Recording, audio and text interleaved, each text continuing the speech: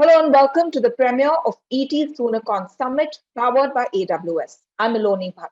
India is among the top three startup ecosystems globally with over 100 unicorns. 19 were just added to this list just in the first half of this year. But that's not the only story. India's Department for Promotion of Industry and Internal Trade recognizes over 66,000 startups spread across 600 Indian districts. And there are many who predict that the number of unicorns will only rise. Now, why are all of these businesses important?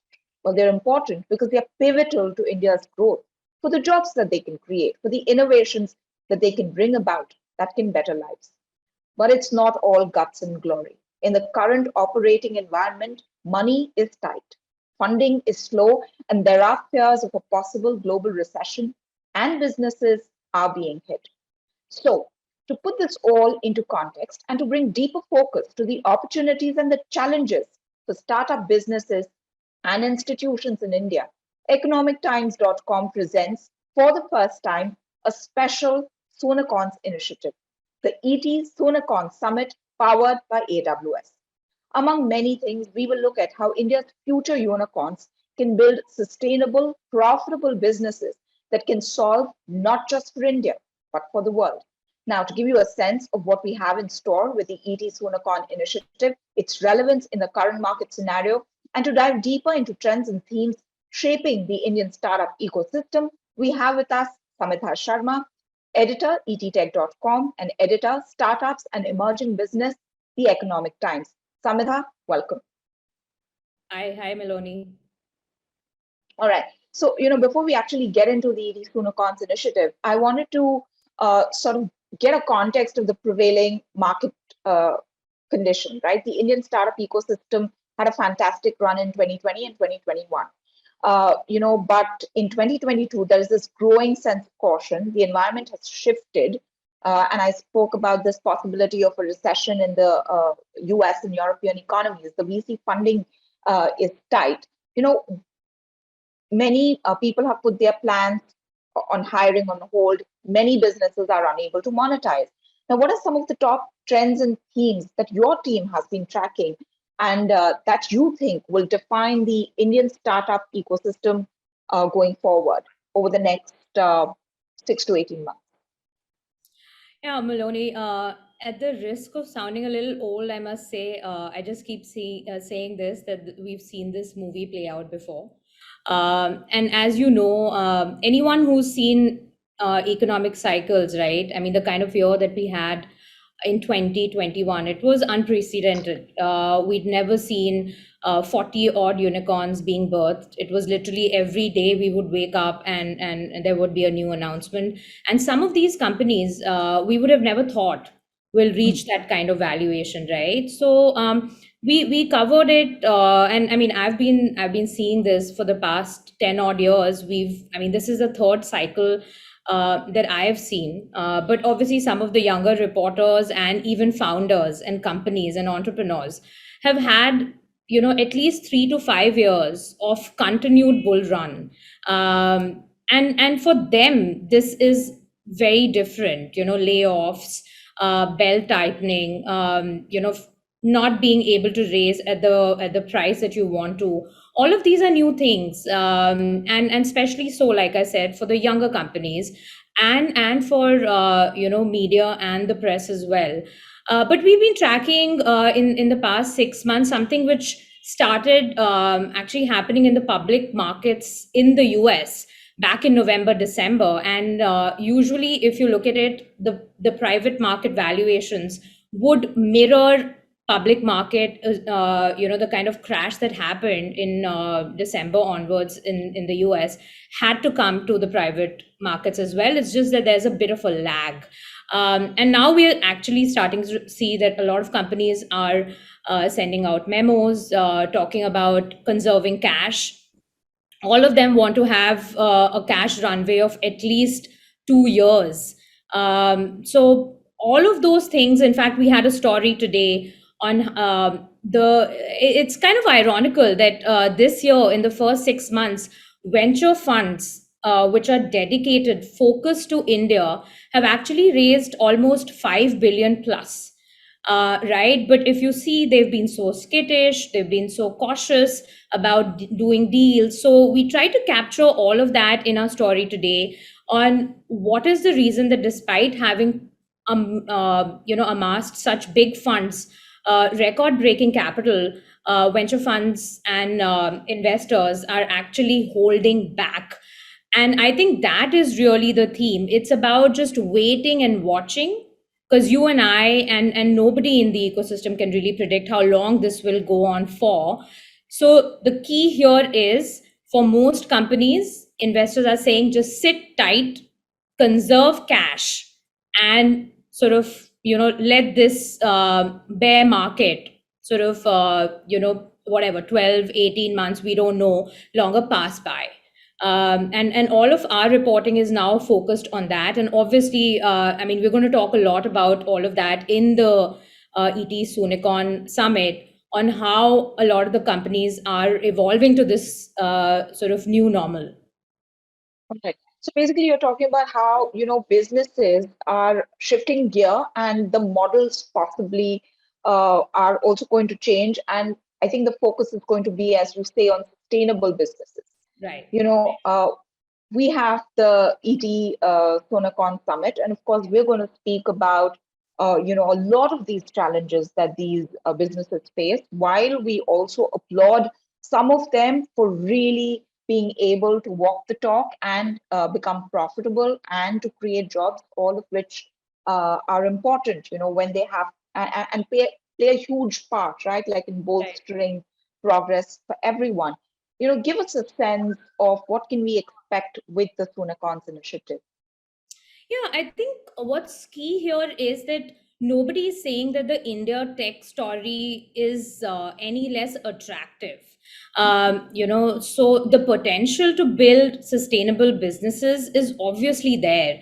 It's just that I think a lot more needs to be done on the profitability part, on the fundamentals of businesses, like how old businesses were done, where you do not depend on vanity metrics of just user growth, MAUs and DAOs, but show us a clear path to profitability, and very early on in your life cycle. And I think we're going to touch upon a lot of these topics through roundtables, and also some of the playbooks which older companies and older unicorns will also share during the summit, on what they did right and what they could have done differently, right? And that can be a good sort of learning for the future generation of unicorns. And we have about 100 of these Soonicorns lined up. Maybe they're going to take longer to get to that 1 billion mark, and I think that's fine. You should not, I mean, I think in the last 2-3 years there were founders who publicly kind of said that they want to turn 30 and be a unicorn. And this entire going overweight on your valuation, I think, is never correct a way of building. And hopefully we're going to shed light on some of those things in our summit, because while valuation is something that gets you into the press, eventually it's your business, right? And if you're not building sustainable business, even if you rack up funds, get to a 5 billion valuation, tomorrow you'll go and list, and how the public markets, it's every day that number changes. It's not like the private market. So Yeah, unforgivable. Yeah. it is, yeah. So I think you can hide that pain in the private markets far more, and that doesn't happen. It's sort of, I mean, we're seeing that with Zomato, right? We saw that with Paytm. So hopefully the next generation will build different, very differently and very early on. Okay. So, I hope I'm Samita, not sounding too somber here, but I'm hoping that companies are learning and learning very quickly. no, learning and learning very quickly, and it's important because there are all of these sectors which will also we'll be also focusing Yeah, on: fintech, health tech, game yeah, tech, Web3, SaaS, agri tech. D2C, right? There'll be investor And actually, I roundtables. mean, if you look at it, Meloni, this year also we've had a bunch of unicorns, which look very markedly different from last year's. And I think we will focus on some of these newer technologies. Whether it's AI, blockchain, we are seeing a bunch of stuff happening on the cross-border SaaS bit, where US is a primary market. So Indian startups, and increasingly I'm hearing this, are not building only for India. They are building for a very global market, and I think you can, for whatever said and done, it will give you the kind of monetization which a developing country like India will take longer to give, right? So if you pull out the list for this year, it will look very different, and I think the next 5 months of the year we will see some of these more B2B enterprise, those kind of companies getting to those kind of valuations, more than the cash guzzling consumer led companies. Right. And of course, when it comes to coverage, the euphoria and the gushing praise perhaps might be slightly muted, and there'll be a more cautious approach to, as you put, building sustainable and profitable companies. Totally. Samita Sharma, thanks so very much for your views and for taking us through what can be expected in the summit, and also, how the next couple of months look, not just for Soonicorns, but also for the readers and the viewers of ettech.com and the Economic Times. Thanks so very much for your views and your time today. Thanks, Meloni. Thanks so much. Thanks a lot, Samita. There you have it, an overview of what we're looking to do with the ET Soonicorns initiative. Now, at the premier event today, we have keynotes by Anil Agrawal, Additional Secretary, DPIIT, Government of India, Dr. Ashwath Narayan CN, Minister of Higher Education, Information and Technology and Biotech, Science and Technology, Government of Karnataka, and by Puneet Chandok, President, AWS India and South Asia, along with Soonicorn Spotlight sessions and Unicorn Playbook sessions.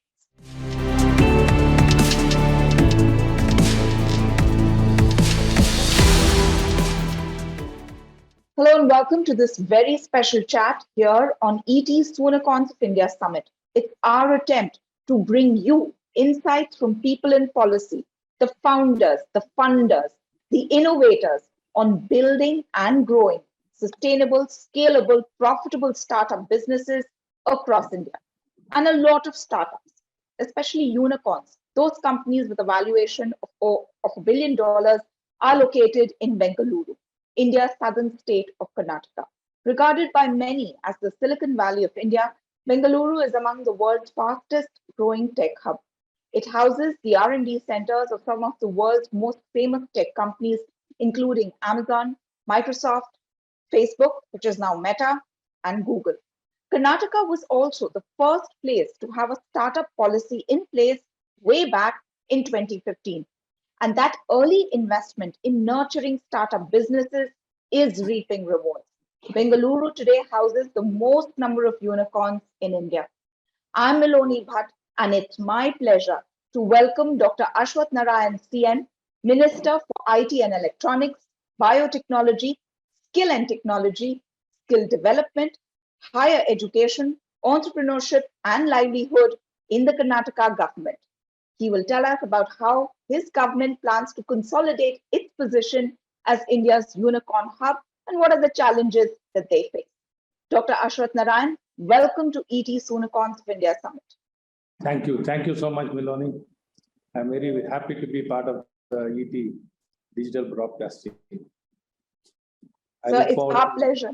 I look forward to interact with ET now. It's our pleasure to have you with us, sir, and thank you very much for your time. Sir, I want to start. India has 103 unicorns with the latest Leap Square. 40 of these unicorns then are now based in Bengaluru. Now, as per a report by Startup Genome, Bengaluru's tech ecosystem is worth $105 billion, which is higher than that of Singapore at $89 billion and Tokyo at $62 billion. So can you tell us, what are the three key drivers that, in your opinion, are consistently able to put Karnataka on the world startup map? Yeah, basically, most important thing, it started with as a science city. The science city grew up to become a software exporting city.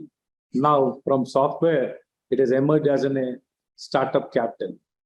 So probably in this direction, the talent what is available in the state of Karnataka, particularly in Bangalore, has made the big difference. Along with this, the entire the ecosystem mainly the venture capitalists, they've been backing in a very big way, and they've been participating in a very big way, and they've been funding the startups in a very big way. That has made the big difference. Along with this, the incubators or the accelerators has been there in a very big way. And basically, everything has fallen in place to enable the growth of the startup ecosystem. So the Prime Minister Narendra Modi reiterated that the country's digital economy will reach the size of $1 trillion by 2025. The Karnataka government has set a target of contributing $300 billion to the country's digital economy. It's the highest among all the states. So what is your plan, and can you lay out the vision in powering this? Definitely in this direction, we are trying to take up all the necessary measures. Probably within next 4 or 5 years, we want to increase. Now at present, we have IT software export around 60 to 70 billion US dollar, which we wanted to increase to 150 billion US dollar only in the software export. Along with this, the electronics field, we are having the highest design, the #1 designing center in the entire country and second in the world.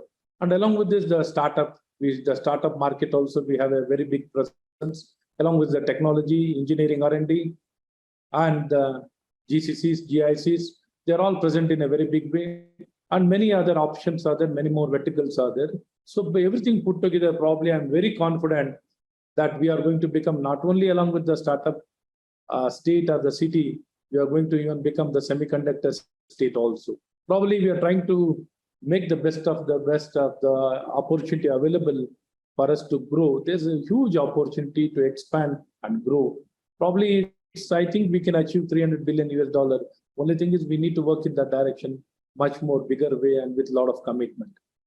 So what are the challenges in, you said that you have to work in a bigger way, and of course there is a lot of commitment which is required. But what are the challenges that you see along with it?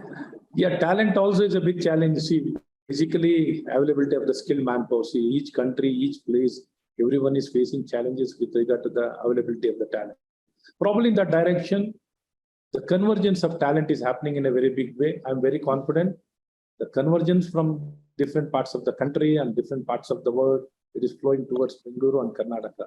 And we are trying to take it beyond Bangalore also. We need to achieve 300 billion US dollar. We need to have the expansion and go beyond Bangalore and get the share in the other cities and the tier 2 or tier 3, we want bigger presence. So along with this, we are trying to increase the talent in the city of Bangalore in a much bigger way in the state of Karnataka through national education policy. We are trying to scale up the talent in a very big way in all the segments. In all the segments, we are going to do it and enable and expand in much bigger ways. See, we need to inculcate this kind of culture in each and every place. In each and every place, wherever there's an opportunity, we need to grab it. We need to grab it and we need to promote. So basically, you're saying that you need to expand just beyond Bengaluru to other parts of Karnataka as well. Are there any particular sectors or sunrise sectors that you're hoping to encourage startups in? Yeah, particularly with regard to software export, IT and IT services is a great opportunity, and the business is expanding in a very big way. Along with the startup also, there's a great opportunity, and along with this electronics and technology and engineering R&D and GCCs and GICs. We are working on the hub and spoke model also. STPI parks have been established across the state of Karnataka. We're trying to, take it beyond now. Post-COVID, it's been very encouraging to take things beyond Bangalore. And things are happening. If you see the response is extremely good and it is very promising to see things happening beyond Bangalore. I think the participation and the involvement and the contribution from other cities also will add up in a very big way. And I think achieving 300 billion US dollar in the 1 trillion market, Even at present, we have the share of more than 40% from the state of Karnataka. With the present IT market or any other sectors, we are having more than 40%. And it's very promising, and we are very confident for that touch. So I wanted to talk to you about KDEM. So you recently launched it. Take us through what it is exactly. What's your goal with it? Especially since you already have the bodies like Startup Karnataka, which are already working in this direction. KDEM is really a very promising organization. It's first of kind. It was established first in Singapore. Later on, we are the second people in the entire world to establish such a kind of organization. Wherein this organization, we are having the participation of more than 51% from the industry, 49% from the government. Here, the industry representative from ASSOCHAM, NASSCOM, ISA, and many other organizations, they'll be part of this organization. They'll be the chairman of the organization.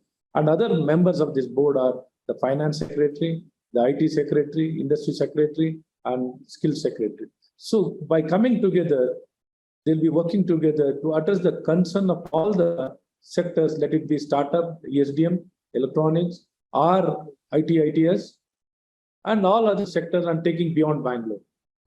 All these aspects, all these vertical will be taken up very strongly to address their concern, how to facilitate and enable further growth without facing any kind of hurdles or obstacles. And this will act as a bridge between the industry and the government, thereby enabling and facilitating the smooth flow of the communication and having a very good relationship between both of us. And as well as with regard to the many policies, whatever is the concern of the industry, it can be very effectively addressed. Because otherwise, normally what happens, they have to wait for some program, some conference, some other summit, or some other meeting where it will be heard by the concerned person. And how it will get recorded, how it will be converted, and how it will be taken forward is a big issue. But with regard to even earlier, it was happening to some extent to further strengthen the relationship between the industry and the government. We have taken this initiative of establishing the KDEM, which we did it. You'll be surprised. We did it within 6 months from the concept to establishment of this organization. We have done it in 6 months. That itself is a very clear message how serious we are. So, and we wish you all the success with it. But there is another challenge also, isn't there? I mean, Delhi is nipping at Bengaluru's heels to become the city with the most startups. Now, according to India's economic survey 21-22 tabled in Parliament, Delhi added more than 5,000 startups to its tally. Bangalore launched a little over 4,500.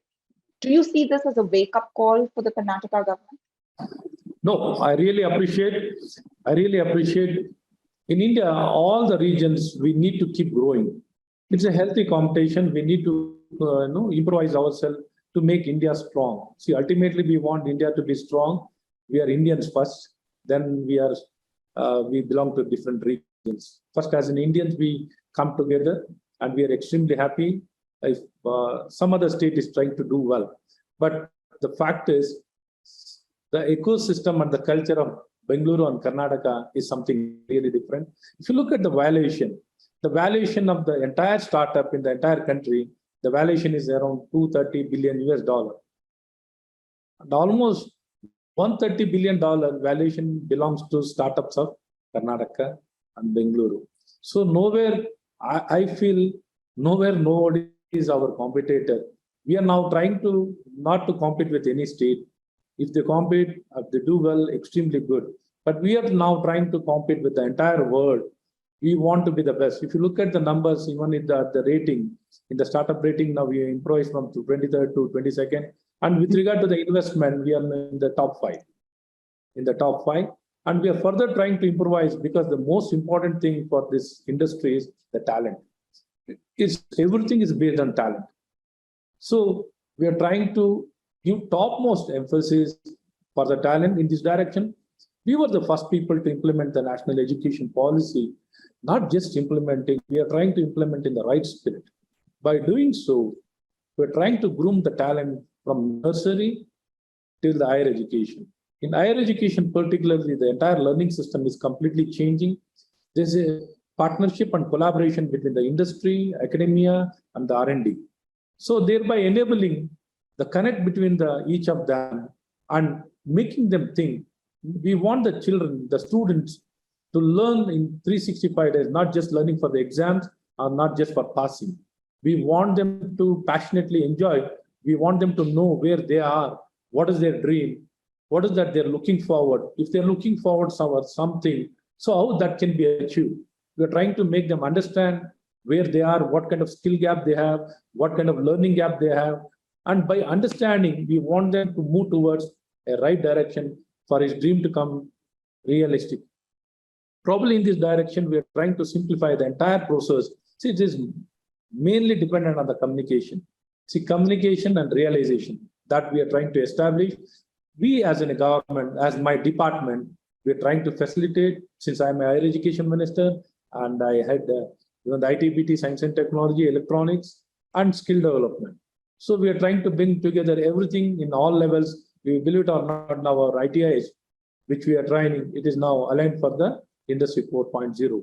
So we are the first people to establish 150 upgraded ITIs in a matter of 1 year.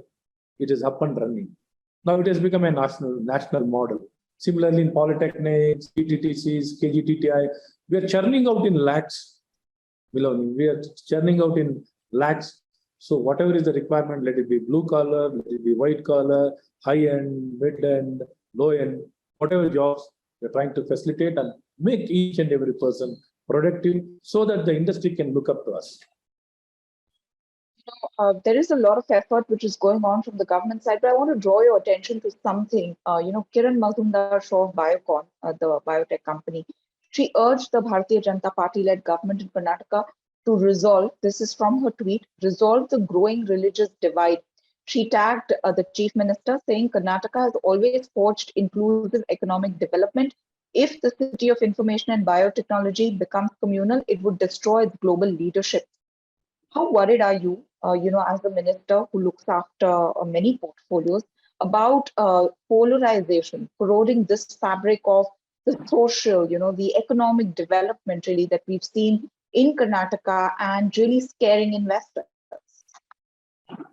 No, see, Karnataka, per se, the culture of Karnataka is very cosmopolitan. If you look at the culture in Karnataka, we have people from different parts of the country and different parts of the world with different culture. If you look at each and every person in Bangalore, they've been practicing all their culture, their religion, their culture, everything has been allowed and enabled. And nobody has got a problem. See, it's more of a political discussion and the narrative been set in. See, particularly what has been prescribed in law, we are trying to stick on to it.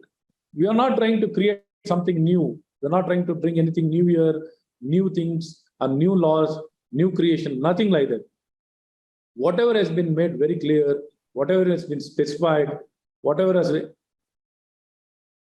mentioned or brought in earlier period during 1990s, 95, whatever is prescribed, we are trying to implement that. We are trying to go ahead. When somebody is asking for clarification, some situation arises with regard to the particular clarification. The situation was clarified and made it very clear what law prescribes, what is the kind of policy we have. As per that, we have been trying to work. We are not trying to, polarize something. We are not trying to go against anybody. We are not against any religion, culture, language, nothing like that. We are very friendly. We are having a very good culture here to accommodate and respect each other's culture. Probably there's more of a political discussion, some kind of apprehension Kiran Mazumdar had expressed. We should not give scope for this kind of things. We really appreciate our concern and we keep in mind as a government, we are always friendly, accommodative, respecting each and every culture. See, in this aspect, we have been very clear. We have been very clear. We are not trying to politicize anything, nor we are trying to go against anybody. Okay. So there's another concern. Ravish Naresh, the co-founder of khatabookandhousing.com, he said in a tweet that startup in Bengaluru, Koramangala and HSR areas were paying billions of dollars in taxes, but they continue to suffer from infrastructure woes like bad roads, unusable footpaths, poor quality of water supply, and daily power cuts. He also said many rural areas now have better basic infra than India's Silicon Valley, though he says that despite all the challenges, he prefers to build in India.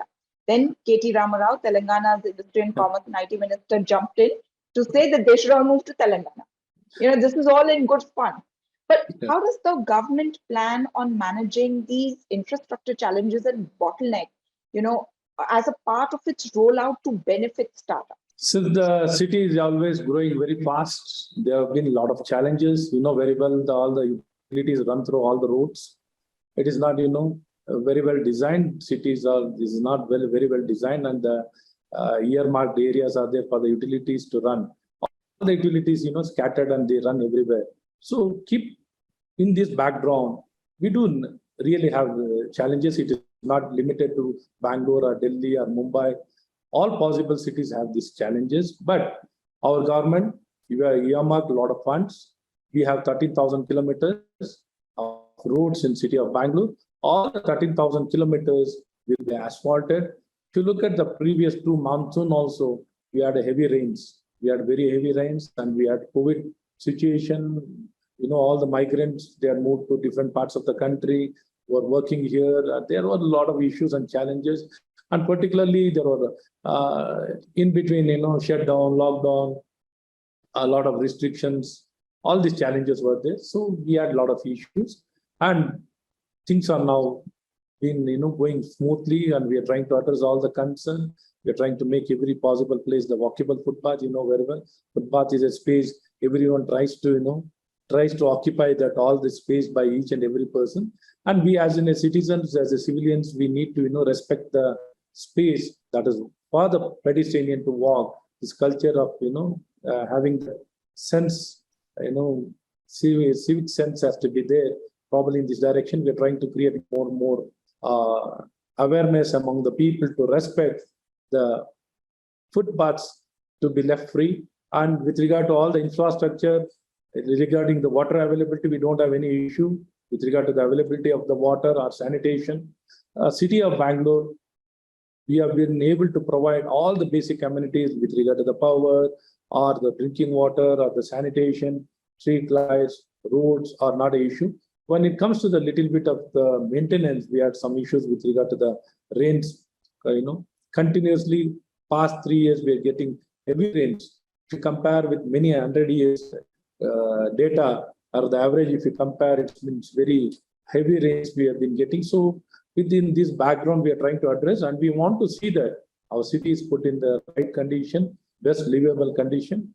So we are trying to address all these concerns very effectively. And whatever, see, it's a free city, not like any other city. If somebody opens a mouth, they'll be questioned. Here it is not like that. We believe in the democracy. Even criticism is very welcome. Criticism is welcome, and we are working constructively. We respect their sentiments, and we'll make our city most livable and most forward-looking city. That you're assuring all the startups, all the businesses, big or small, in Bengaluru and everywhere in Karnataka, that when it comes to infrastructure, they don't have anything to worry about. Infrastructure is a big challenge and ever evolving. And if you look at the density, the road sizes, and the public transportation system, we are trying to scale up the public transportation system. We have metro phase 1, phase 2, phase 3. Totally, we are going to put up more than 250 kilometers metro lines, and we are going to have more than 250 kilometers of suburban railway. And along with this, the public transportation system has been scaled up. We are trying to have one more peripheral road as well as satellite ring roads. And we're trying to continuously address, and we want to strengthen the public transportation system and work and live. And we are trying to build the satellite cities, and we are trying to take things beyond Bangalore.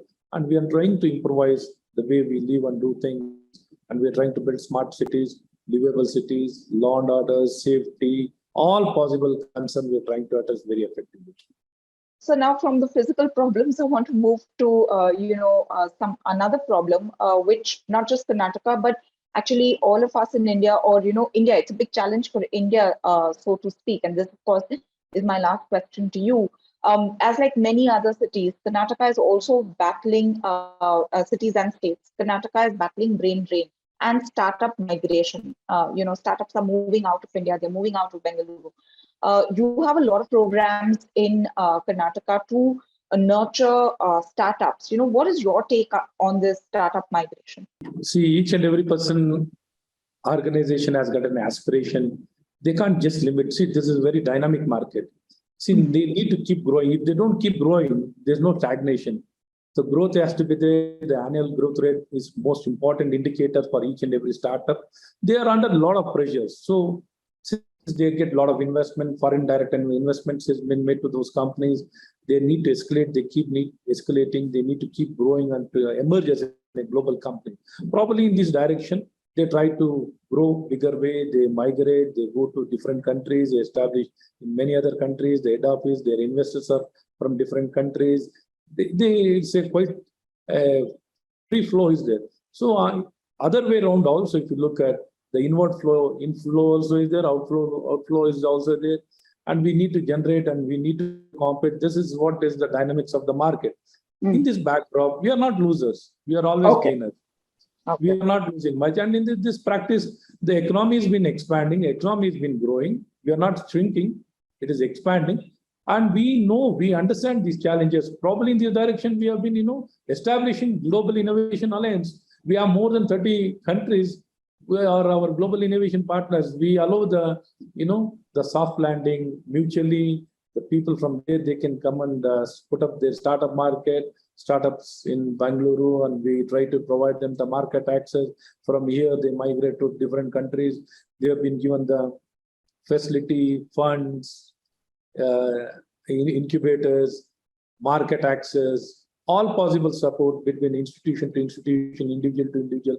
All this possible collaboration has been happening. And along with this, many other countries, they've been permanently put up the office in Bengaluru. So in this dynamic market, we can't try to work in isolation. We welcome competition. We are here to compete, and we need to increase the talent. And our strength of attracting should happen, and our market will become better market. And we want our people to also invest in startups. See, most of the time the investment comes from elsewhere. Internally, we need to mobilize more money, and these kind of challenges, we need to take a lot of risk, and we should have our people to invest more and more in this direction. Even the government in this direction, we are the only government probably providing seed money. We are the only government providing the seed money for many startups. Yearly, not less than 200 startups, we provide the seed money and venture fund and many other things. We try to do many other things to enable and provide a lot of incentives and initiatives to enable them to grow and become bigger. And it is a continuous process. We want to continuously work with the challenges and emerge much stronger under the leadership of our Honorable Prime Minister and our Chief Minister. Always we have been very forward-looking, knowing where we are, what are the challenges. Ashwath Narayan, and for all your efforts, we wish you a great success. And here's hoping that not just Karnataka, but India continues to produce great businesses, small and big, which lead to growth and prosperity for all of us. Dr. Ashwath Narayan CN, thank you so very much for your time and for being today with us on ET Soonicorns of India Summit. Yeah, I would like to champion the cause of the entire India as well as the state of Karnataka with regard to the unicorns and the startups. And we want to emerge as the best place to do business. And in this direction, we are trying to bring in a lot of reforms and ensure that we become the champions of the innovation, startup, technology, engineering, any emerging area. We want to be in the forefront and strengthen our country, and we need to, it is our duty. And as well as the state of Karnataka, we want to strengthen and promote the state of Karnataka. By promoting, it is promotion of our country. So we are here to champion the cause of the startups and the unicorns and Soonicorns. All right, sir. Thank you very much for your encouragement.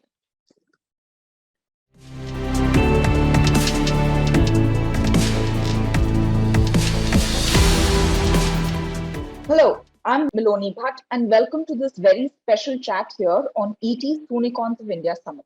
Now, our attempt is to coalesce the learnings and insights from people in policy, founders, funders, the disruptors on building sustainable, scalable, profitable unicorns in India for Bharat. Today, I have a very special guest, and I'm very pleased to welcome Mr. Anil Agrawal, Additional Secretary, Department for Promotion of Industry and Internal Trade. An engineer from BITS Pilani, he went on to become an IPS officer and has had a long and varied career. And then in 2017, he joined the Ministry of Commerce as Joint Secretary. And since then, has played a key role in Startup India and Make in India initiatives of the government. So there is really no one better to tell us about startup policy, regulation, scheme, all in an attempt to unlock innovation to enable growth. Mr. Anil Agrawal, welcome to ET. Thank you. Thank you very much. It's an honor to. And it's a pleasure for us to have you, sir. So you've been a part of Startup India. You've led the scheme in your time here. And right from the blueprint to actually enabling startups on the ground, you've led the charge. So how do you see the expansion of the vision for startups in India? And how do you see the startup ecosystem become the growth engine for India in the long run, even beyond our $5 trillion economy goal? Thank you. Thank you very much for having me here. It's a privilege to be part of this ET Soonicorns Summit. It's been a privilege to be in the right place at the right time. In the last 4 years in DPIT, and I was fortunate to be assigned this particular mission of the government, the Startup India program. When we launched this Startup India initiative in 2016, Honorable Prime Minister launched this in January 2016. And he spoke about the startup vision of this country. Now, that was the time, you may recall, not many understood what a startup was. Government of India, very few people understood what a startup was. And there was nobody, practically nobody, across the state governments, across officers who were administrating different schemes and policies across the country. There was hardly any awareness about what is a startup, what is innovation, although we've had entrepreneurship courses across the country, but the real fillip, nobody understood what it was. We started building the Startup India movement brick by brick. Nobody knew what it takes to build an entire innovation ecosystem, an entrepreneurial ecosystem. Over the last 4 years, what we've done is we've built tremendous capacities across Government of India ministries. Now you see each Government of India ministry, competing with the other to launch one or the other startup hackathon. They are engaging with startups. They are coming up with their own policies for promoting entrepreneurship, innovation across the government, across so many departments. If you look at a wider canvas at the state level, when this initiative was launched at the national level, there were only 2 or 3 state governments who had a stated policies for startup. Today, out of 36 states and UTs, 31 states and UTs have a specific startup policy stated for promoting startups within their jurisdictions. Today, we have startups coming in from each and every state and UT of the country. 647 districts out of about 740 have at least one startup registered. There are 70,000 startups in the country recognized by us, by Government of India in DPIT. Almost, 80 startups are being recognized every day. And if you look at across the economic sectors, they are spread across 56 different industrial sectors. It starts with e-commerce, it starts with fintech, and then it goes down right across agriculture, tourism, and everything. So this is the kind of spread that we have achieved over the last 4 or 5 years. And this has been a result of synergies that have come in, institutionalization of various measures that have been taken step by step. actually brick by brick. One of the measures was the state's ranking framework. We developed a ranking framework from states and said, we are going to rank you if you do well on these particular aspects on supporting policies for startups within your own jurisdictions. Now, have a startup ranking for states. It immediately gives you the political blessings. So every chief minister wants that his state should be higher, because this actually makes a statement about supporting innovation and entrepreneurship for the youth of their state. So it becomes higher in the priority of the political leadership of that particular state. Now, that has been the result why you have 31 states now coming up with specific policies for startups. Then you had this National Startup Awards, first time. Before that, you had some media house coming up with some ET. You had some startup awards. We had so many others having startup awards, but those awards were limited in scope and the dimension.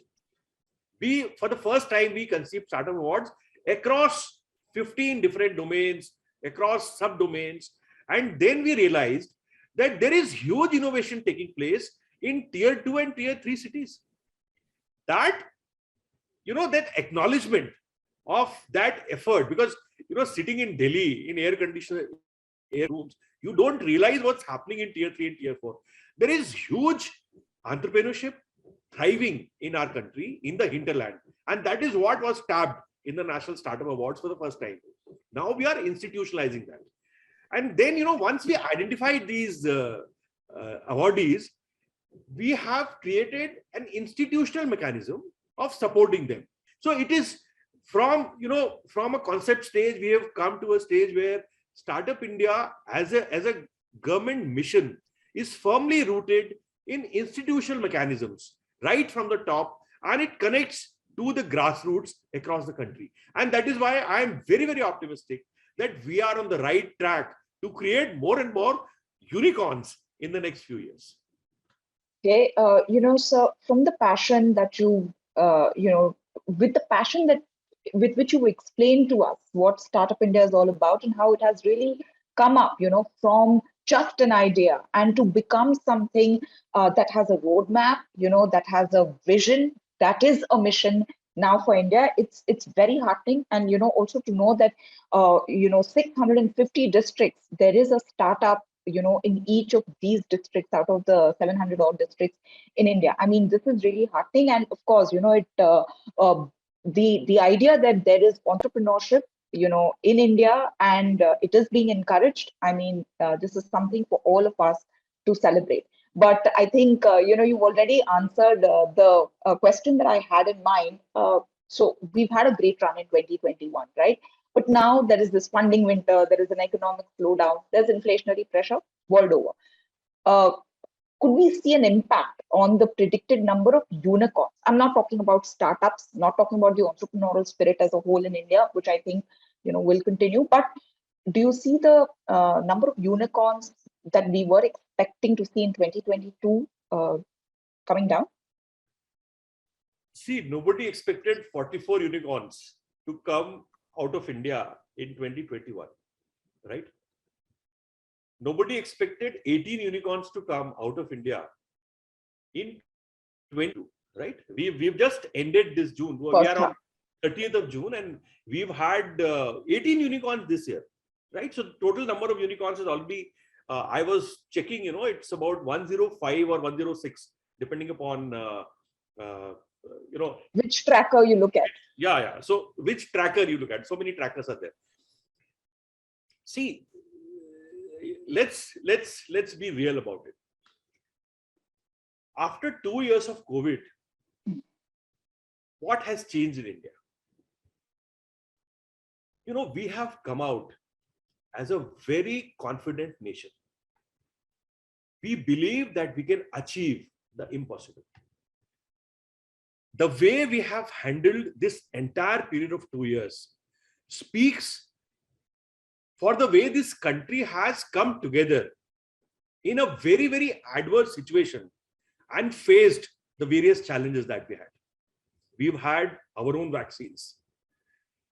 The vaccination program of this country is easily the best anywhere across the globe. Now we are close to 100 crore vaccinations. We are now giving out vaccines to the entire world. Our COVID platform is being given away to many countries for supporting their own efforts. In these two years, the way government and industry have interacted with each other has actually changed the equation between industry and government. We have been proactive in supporting the industry, and industry has been proactive in supporting the government and the society as such. At the end of it, we never thought we will have 44 unicorns in 2021.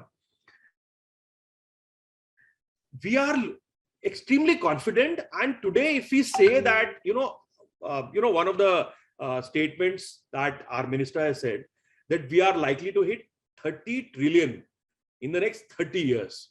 And if you simply take a growth factor of 8 or 9%, you can see that you are able to reach 30 trillion now. Apart from that, please don't forget that we are one of the most digitally penetrated nations. The UPI, the number of digital transactions happening in India are the largest anywhere else, including China and the US, right? Number of transactions. UPI has been a game changer. The number of rural youth using internet and smartphones for their daily requirements of information, education, entertainment is the largest. And these are the growth drivers for the next few years. There is a report in a newspaper today which says that you are going to have more than 100 unicorns in the next 4 years, right? So they have already counted. There is all the line of what they're saying is, some companies becoming unicorns in 2 years. There are some companies becoming unicorns in 4 years.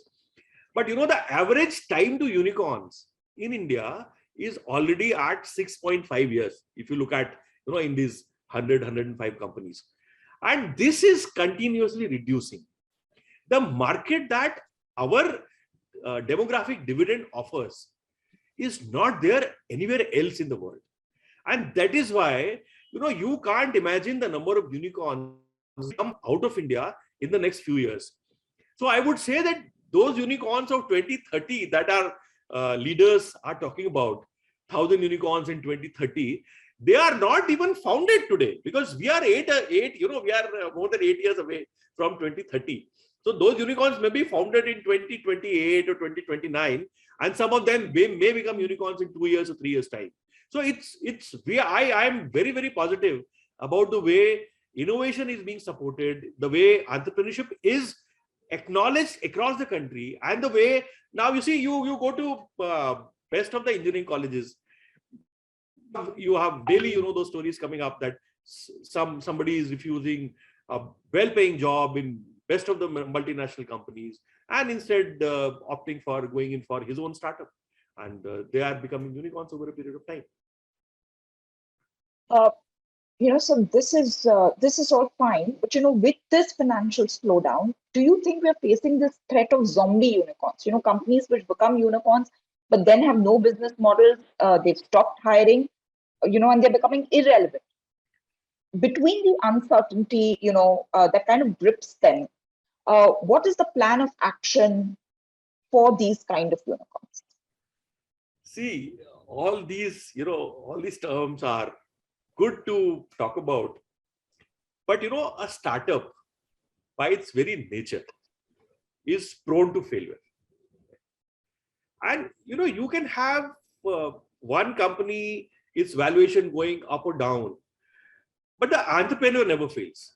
We know this. We've seen this, that you can fail in one venture, but the entrepreneur will never fail he will come up with another. I don't think, we should give a lot of credence to the valuations that are going on, which reflect a particular dynamics, which could be short term in the economic ecosystem for those markets that particular company is serving. It is not across the board or broad phenomena where you could, the zombie unicorn could be a major factor. I don't see, and I don't give much credence to this idea. No, especially because they are thought of as being employment generators, triggering a whole set of disruptions, which can then lead to further employment. And then when some of these shut down and, we face that kind of a backlash, how do we go about managing that? See, if you look at the number of jobs that are created, you're talking about, you may, one or two companies laying off 400 or 500 people creates a huge headline. But, as I told you, when you are having more than 70,000 registered startups in India who are not known to the world. And if you look at the average number of jobs that are created by only the registered startup with DPIT is about 11 per startups, more than 7.7 lakhs startups. Now, this is not reported in the media. Now, what happens is you just catch one headline and then apply it. So you say, as you said, funding winter, or the slowdown, financial slowdown, or zombie unicorns. Now, I don't think, I am much more confident after 2 years of COVID managing this as a nation that, we are looking at a very, very positive economic growth, particularly from innovators in this country going ahead. Okay, so I have one more term now coming at you. So startups play a great role, right, in employment generations, but also 80-90% of them fail in the first 5 years of their inception. Now you say that, all of these entrepreneurs have created multiple startups. One fails, maybe the other will rise. We don't know. But, they've put in their idea, thought, work's gone into it and all of that. They're unable to survive. And then here comes the term, they enter the valley of death. So is there a way for us to bring down this number, reduce the impact, of the loss of employment from this failure? The valley of death is a very, very, celebrated concept. Now, and let me tell you, this is where an entrepreneur has an idea. He starts investing into that idea because he's now spending money on his own. He's investing into it. He's borrowing. He's spending money on his own. He's not getting any revenues. He prepares a product, then he markets it, and till the time he starts getting revenue, he's in the red. So this is the valley of death, right? Now, we have created specific programs for startups to cross this valley of death successfully. Now, let me give you two specific things. One is, what do startups need during the journey when they are traversing the valley of death? They actually need seed funding. It is the time when, their idea is crystallizing into a product and they start generating revenue. That is the time when they are called to be in the valley of death. Now, this is the time when they need seed funding. And we have a number of schemes across Government of India. Now, whole lot of state governments have created schemes for seed funding for startups, which are actually in this zone. And the seed fund, the Startup India Seed Fund scheme of Government of India, which we launched last year in 2021, is one of the most successful schemes where, we already have more than about 100 incubators on board. Whole lot of startups have been funded during that process. And if you look at the design of that particular scheme, it's a beautiful scheme. There is an online application form for incubators and for startups. It is sector agnostic. It runs round the year. There is no, deadline for any application to be for any particular cohort. It's a continuous process. And all other schemes, if you look at many state government schemes, many other So this scheme will be open for 2 months, this will be open for 3 months, and they have very short, short, Window of application. short amount of funding. Now, Startup India Seed Fund has huge amount of funding, and we are funding incubators, and then incubators are funding the startups. So this is actually something that we have taken cognizance of right in the beginning, and we have created already successful programs which are doing reasonably well. So I think we've addressed this issue. Okay, so there is another issue. Some Indian startups are incorporating companies abroad, US, Singapore, increasingly UAE. What are your thoughts on preventing this brain drain and retaining the talent and businesses within India? Yeah, so this issue has been engaging, the top minds in the government for some time. And with this objective that, our companies should incorporate in India, they should list in India. We have done more than 50 regulatory reforms at the topmost level. So Ministry of Finance has done a number of reforms. RBI, Ministry of Corporate Affairs, whole lot of reforms about listing, about incorporating, about exiting. Whole lot of reforms have been made, and they are actually directed at incentivizing companies to stay in India. And let me tell you, we also have a list of items that we need to check for completing that wish list of the startup ecosystem members for companies to invest. And we are continuously working on it. One more thing that you may have seen, in the recent years, we've had some very successful companies who have stayed in India, who have listed in India, who are now unicorns. So out of these 105, I think more than 2/3 are incorporated in India, and they are looking at India as a huge market. Okay, so you spoke of reforms, but do you think when it comes to regulating the startup industry, there has to be a balance between regulation and innovation? I think this is acknowledged, especially in the tech space. Has this been a challenge at a policy level? See, as I said in the beginning, innovation and regulation are always, trying to keep pace with each other. Innovation is always a step ahead of regulation.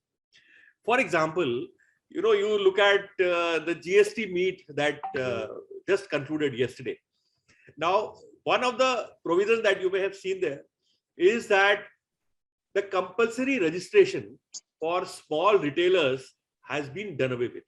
So if a shopkeeper can sell physically, he can also sell on e-commerce platforms. Now, this is a reform that has just been announced yesterday. And let me tell you, this is going to be a huge boost for entire startup ecosystem. We have been wanting this to happen because, when we are now doing that open network for digital commerce, and that is essentially aimed at small retailers. Because small retailers are not able to come onto e-commerce platforms because of this requirement of GST registration. So if you are doing physically, you don't need a GST registration till your turnover crosses 40 lakhs. But if you want to do e-commerce, you need to come on GST. So that requirement has been taken away. Now, these are the kind of reforms, these are far-reaching reforms. Now, this single reform enables, crores of small traders, MSMEs to take advantage of this. And who will enable them? They will not do it. It is the young innovators who will come out of colleges and entrepreneurs who will take benefit of this reform, create their own buyer apps and seller apps, and create businesses, successful businesses out of this single reform. So this is government. We are actually, we have a very, I would say, close interaction with industry. And what Startup Advisory Council has done is, and what we've done over the last 4 years is broken the silos of the startup ecosystem across the country. So you had an investor community speaking in a different language. You had incubators speaking in different language. You had startups speaking in different language. You had regulators speaking in different language. What we've done is broken the silos, brought them all together for, comprehensive policy making at one platform, resolve your differences of opinion, build trust with the government, and then move ahead. That is the kind of approach that has taken now, and that is why I am extremely positive about the way ahead. So you just spoke about the GST reform, and you said that this was something that you guys wanted and have been pushing for some time. Can you give us a little bit more insight into, how do you see this as really being the fillip? See, now today, as per the GST Act, if one trader wants to sell through an e-commerce platform, it's to have a registration with GST. It's compulsory. If you have if you want to do sales through e-commerce. If you have a physical shop, you don't need a GST registration till a threshold, let's say, which is about 40 lakhs for goods.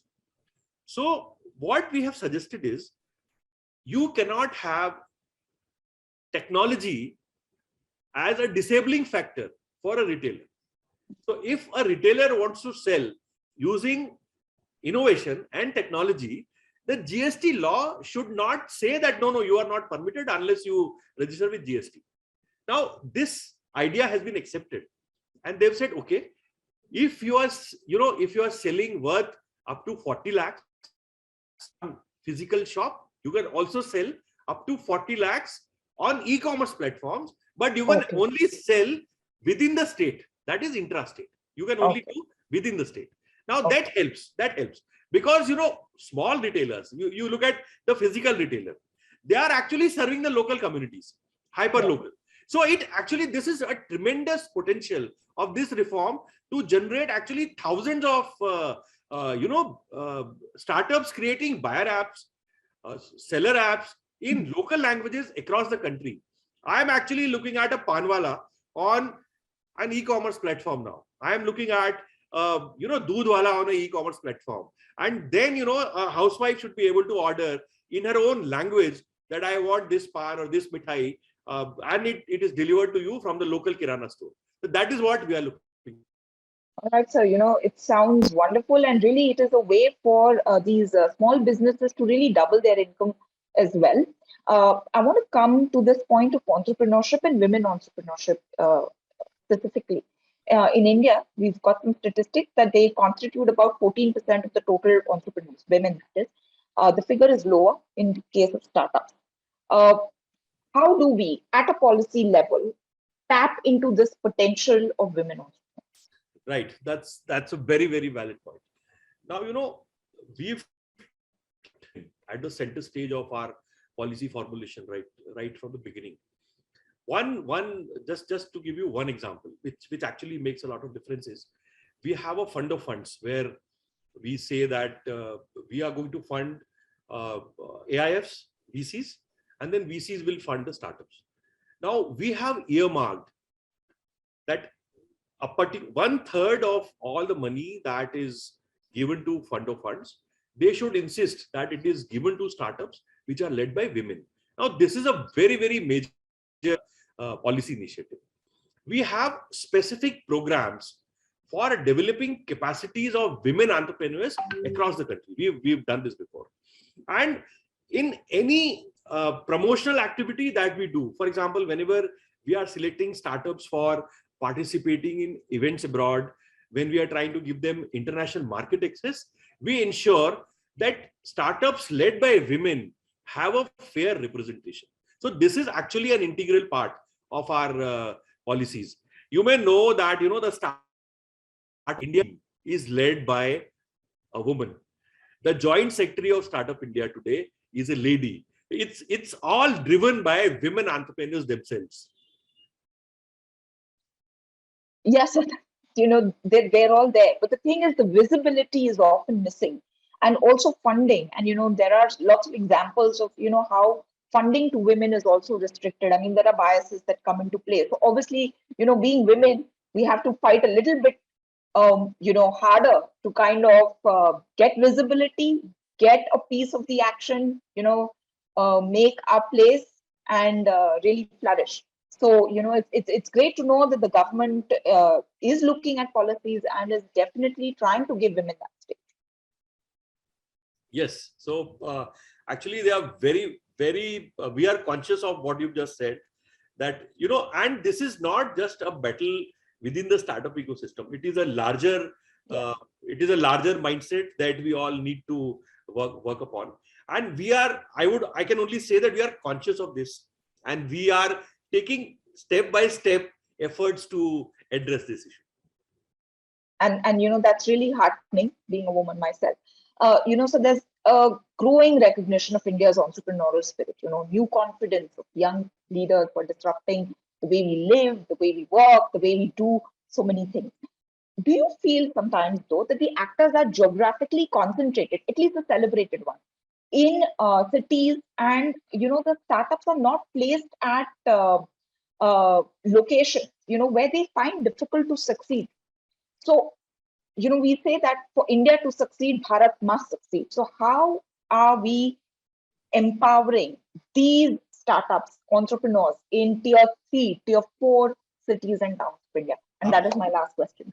Absolutely. You are absolutely right when you're saying, and let me remind you that we have now startups coming in from 640.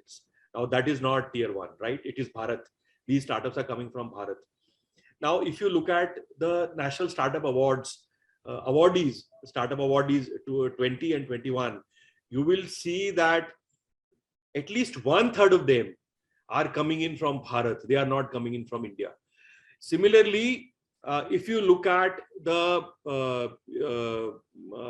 incubators that we are supporting, they are not just situated in metros, or they are not situated in the so-called Silicon called startup cities of India. Now that concept has changed, and that is one of the successes, I would say, of the Startup India mission over the last 6 years. We are actually going down and creating programs for including Bharat in this entire exercise.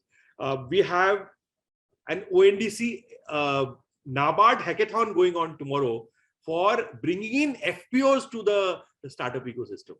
We are continuously working with whole lot of ministries are now looking at rural entrepreneurship and trying to spread across the country. So this is actually one of the major focus areas of the government, where institutionally we are making efforts to have inclusive.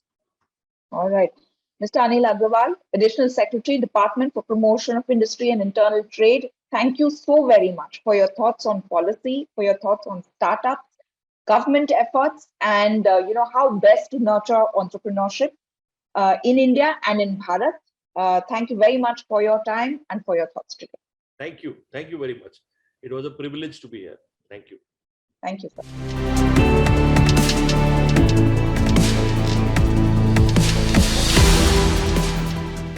Folks, I'm absolutely thrilled to be here with all of you today at ET Soonicorns.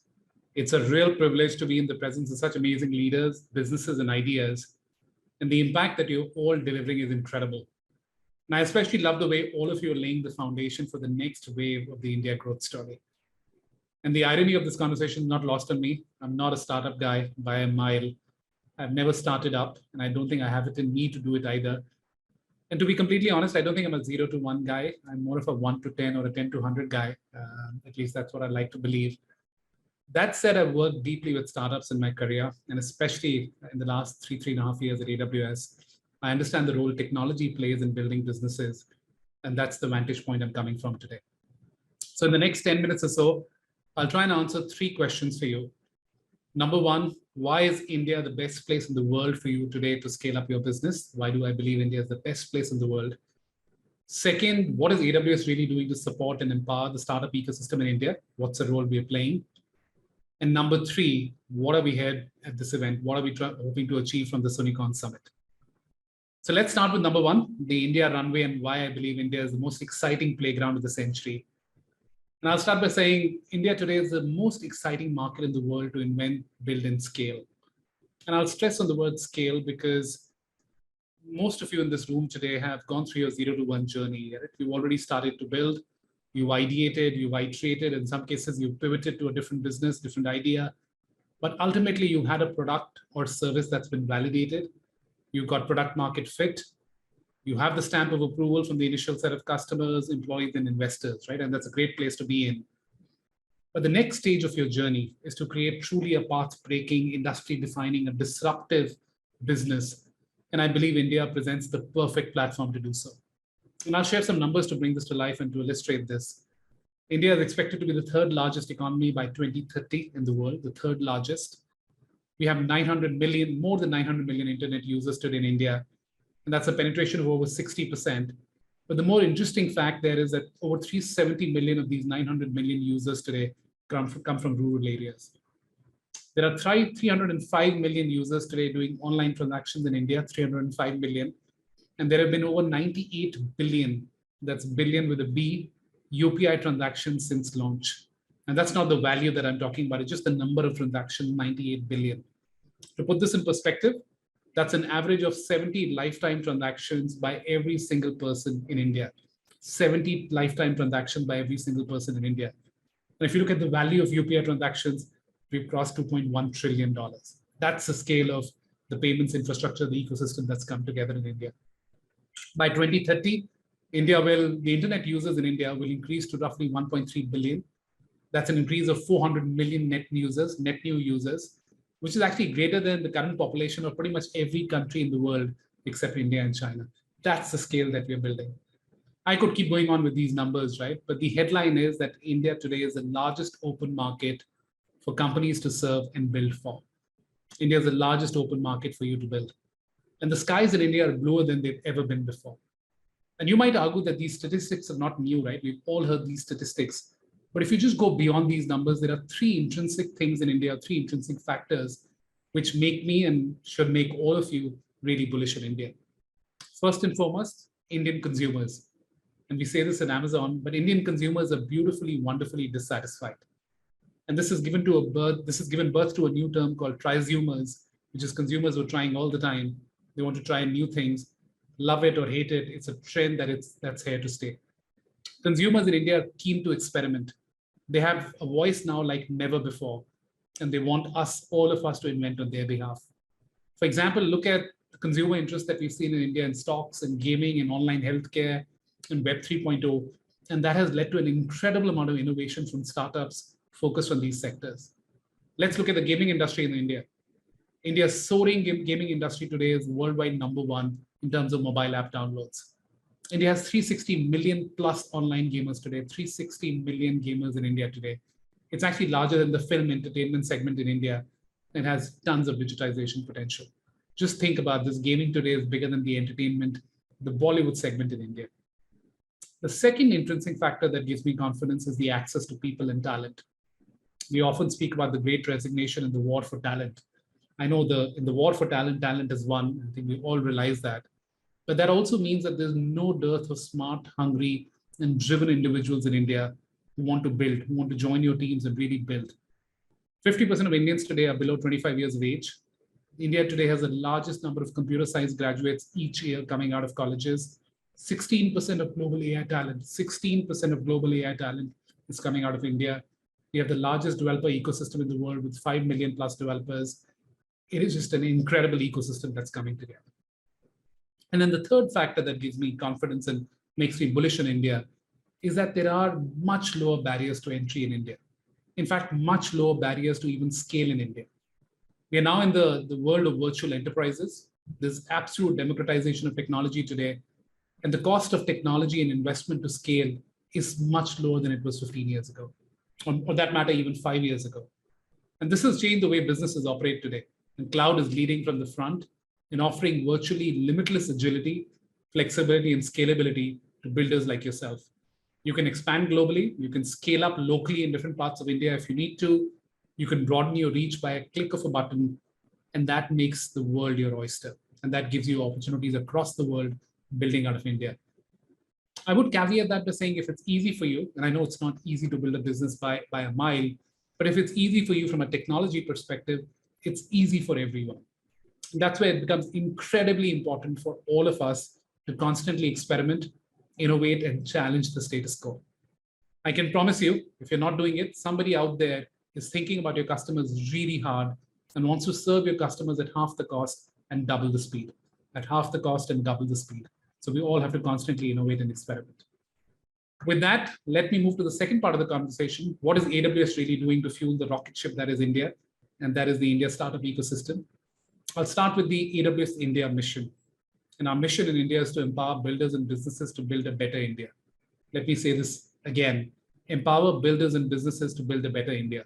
We're truly building a force that moves the country forward. And this is what me and my entire team, all of us are constantly working on. And this goes beyond bringing the best of AWS services and investments. We truly want to be a force that moves the country forward. For example, we've trained 2 million people in India in the last 5 years on cloud skills. 2 million people, many more to do, but that's the scale of what we're building. We've been investing in building in India for many, many years. Our AWS infrastructure and business footprint today is spread across the length and breadth of Bharat, including our Asia Pacific Mumbai region and the new region that we're building in Hyderabad, which will consist of 3 availability zones at launch. Talking specifically about what we're doing for startups in India and globally, AWS today has multiple programs and initiatives via which we engage with startups and the ecosystem partners. For example, Activate, which is our free program specifically designed for startups and early stage entrepreneurs, offers resources needed for you to get started in AWS today. As part of AWS Activate, Amazon has provided more than $2 billion in AWS credits to startups across the world. More than $2 billion in AWS credits for startups to get started. We also work closely with the ecosystem partners like venture capital firms, accelerators, incubators, co-working spaces to educate startups on the best practices and AWS services. And as the startup ecosystem is evolving and building specializations, we've launched specialized programs like the APN Network, Launchpad, events like the FinTech Forum, our vertical specific accelerator cohorts like the SaaS Central, ML Elevate, and all of these are designed to meet the needs of startups. We're also conducting innovation days regularly to help connect startups with potential customers, because I know as a startup, having the initial set of anchor customers is more important than anything else. We're running mentorship sessions to connect entrepreneurs with startup leaders and AWS experts, again, across the ecosystem, trying to bring the ecosystem together, trying to bring the technical, the business, and the opportunities that are out there together for startup entrepreneurs to build and scale. Let me move to the final part of the conversation on what we want to achieve through this ET Soonicorns Summit. The Soonicorns Summit will be the center stage, for the most respected names in the Indian startup and ecosystem to come together. The intent is to have an open dialogue at this summit, at this event, with policymakers, with investors, with corporates, with technologists. Have a really open dialogue.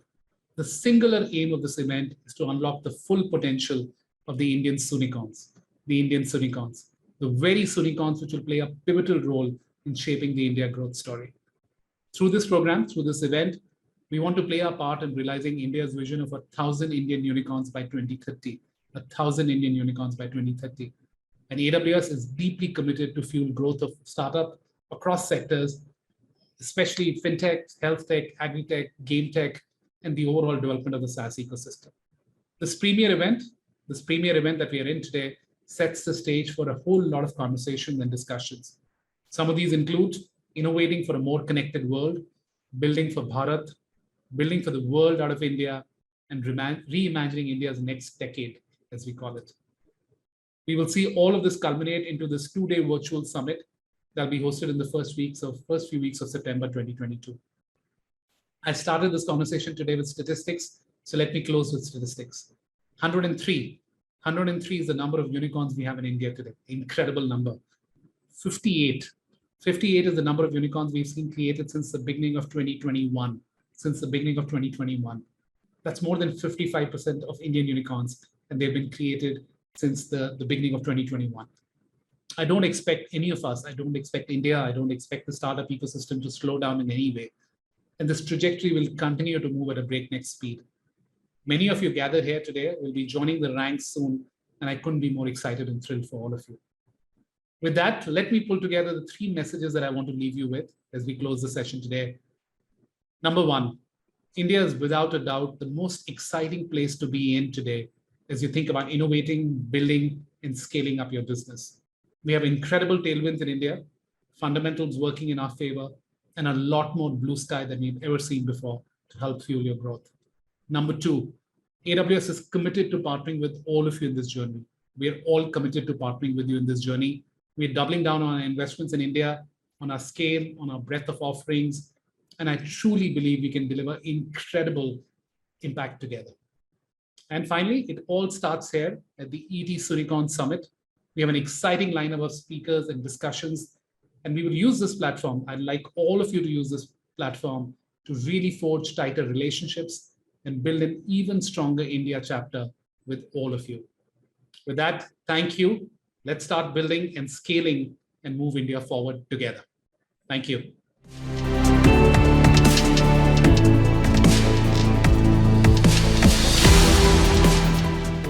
Hello and welcome to the Soonicorns Spotlight Track, a series of conversations with high-growth startups building global brands of the future and reshaping the way things are done.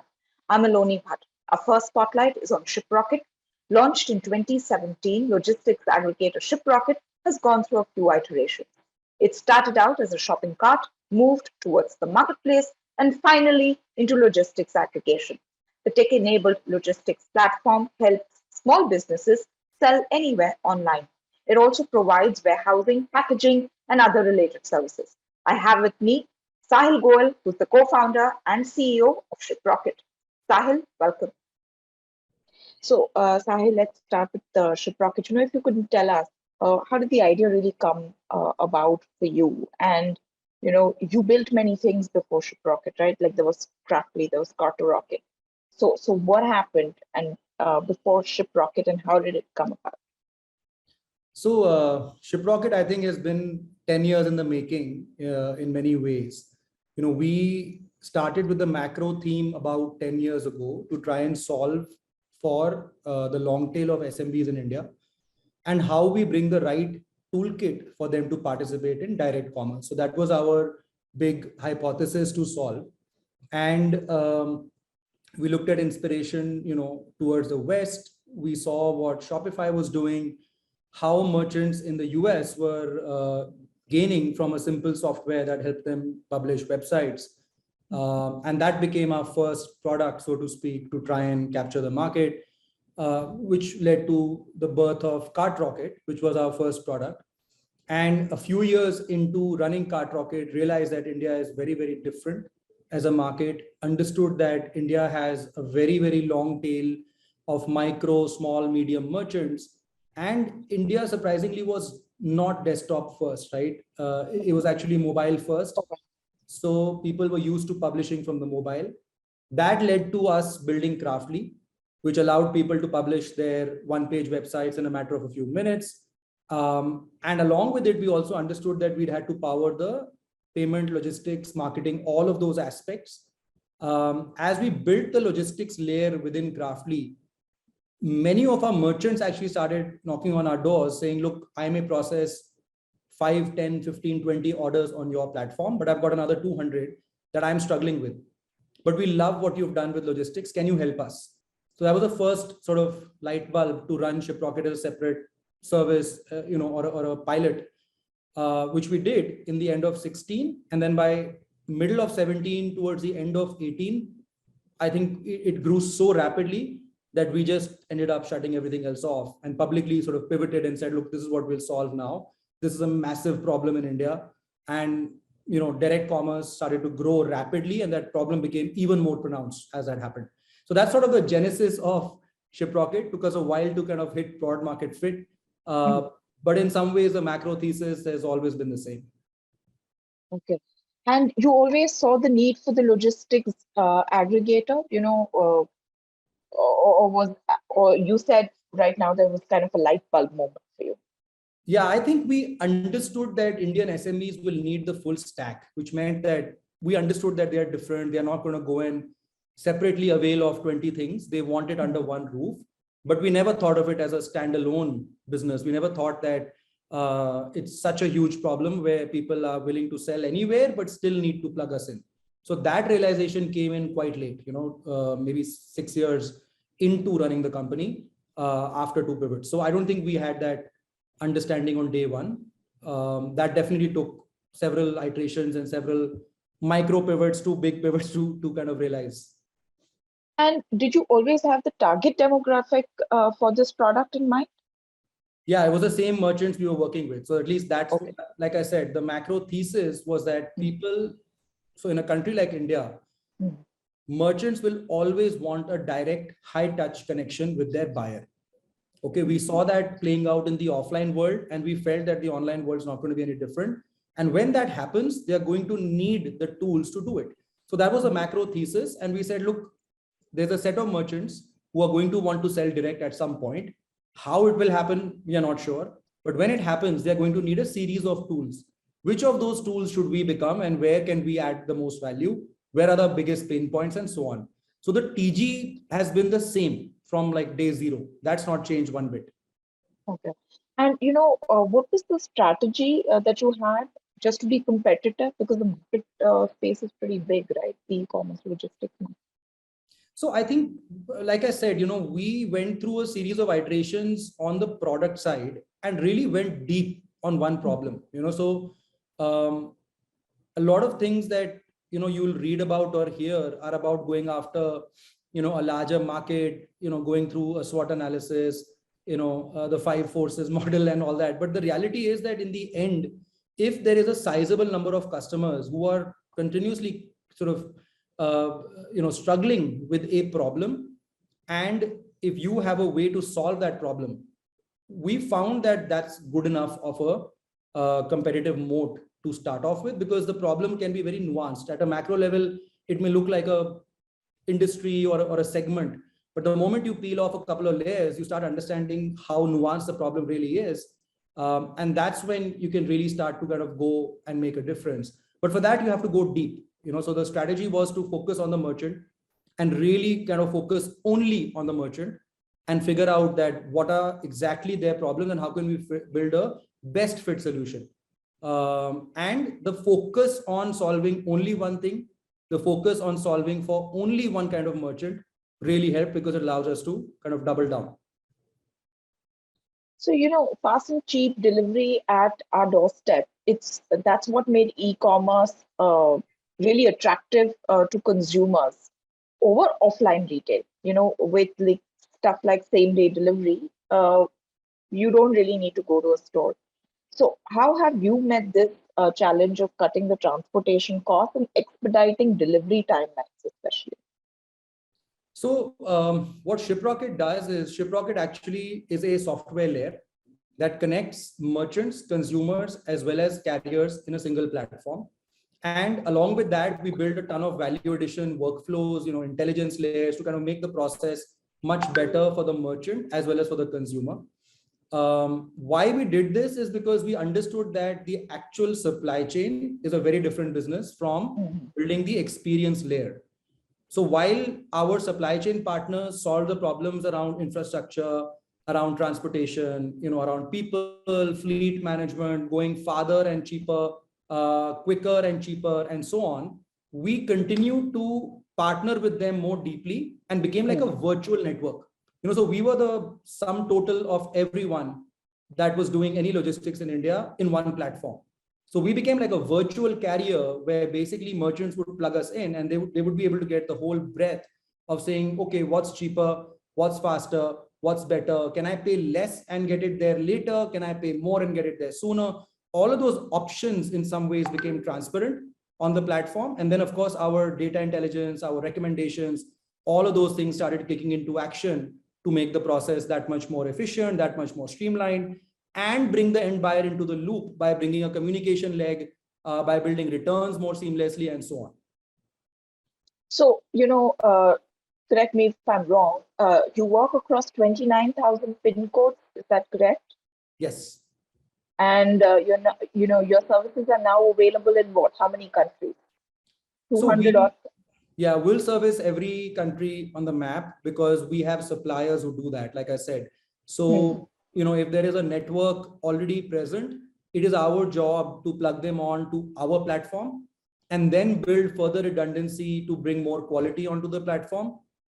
And that's why, we stay modular. Like for us, it's about bringing in as many suppliers with as varied as services as possible, to the platform to be able to give the best option to the merchant. So they can actually today send things hyper-local, within city, national, international. They can store goods with us for doing next day delivery, same day delivery.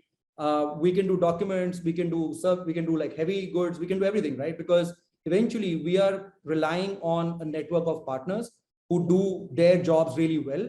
And we are able to plug them in, build a great sort of partnership, build a great workflow, and then make this available to any and every retailer, whether they're doing a single order a month or a single order a minute, and give them the right set of tools to manage this.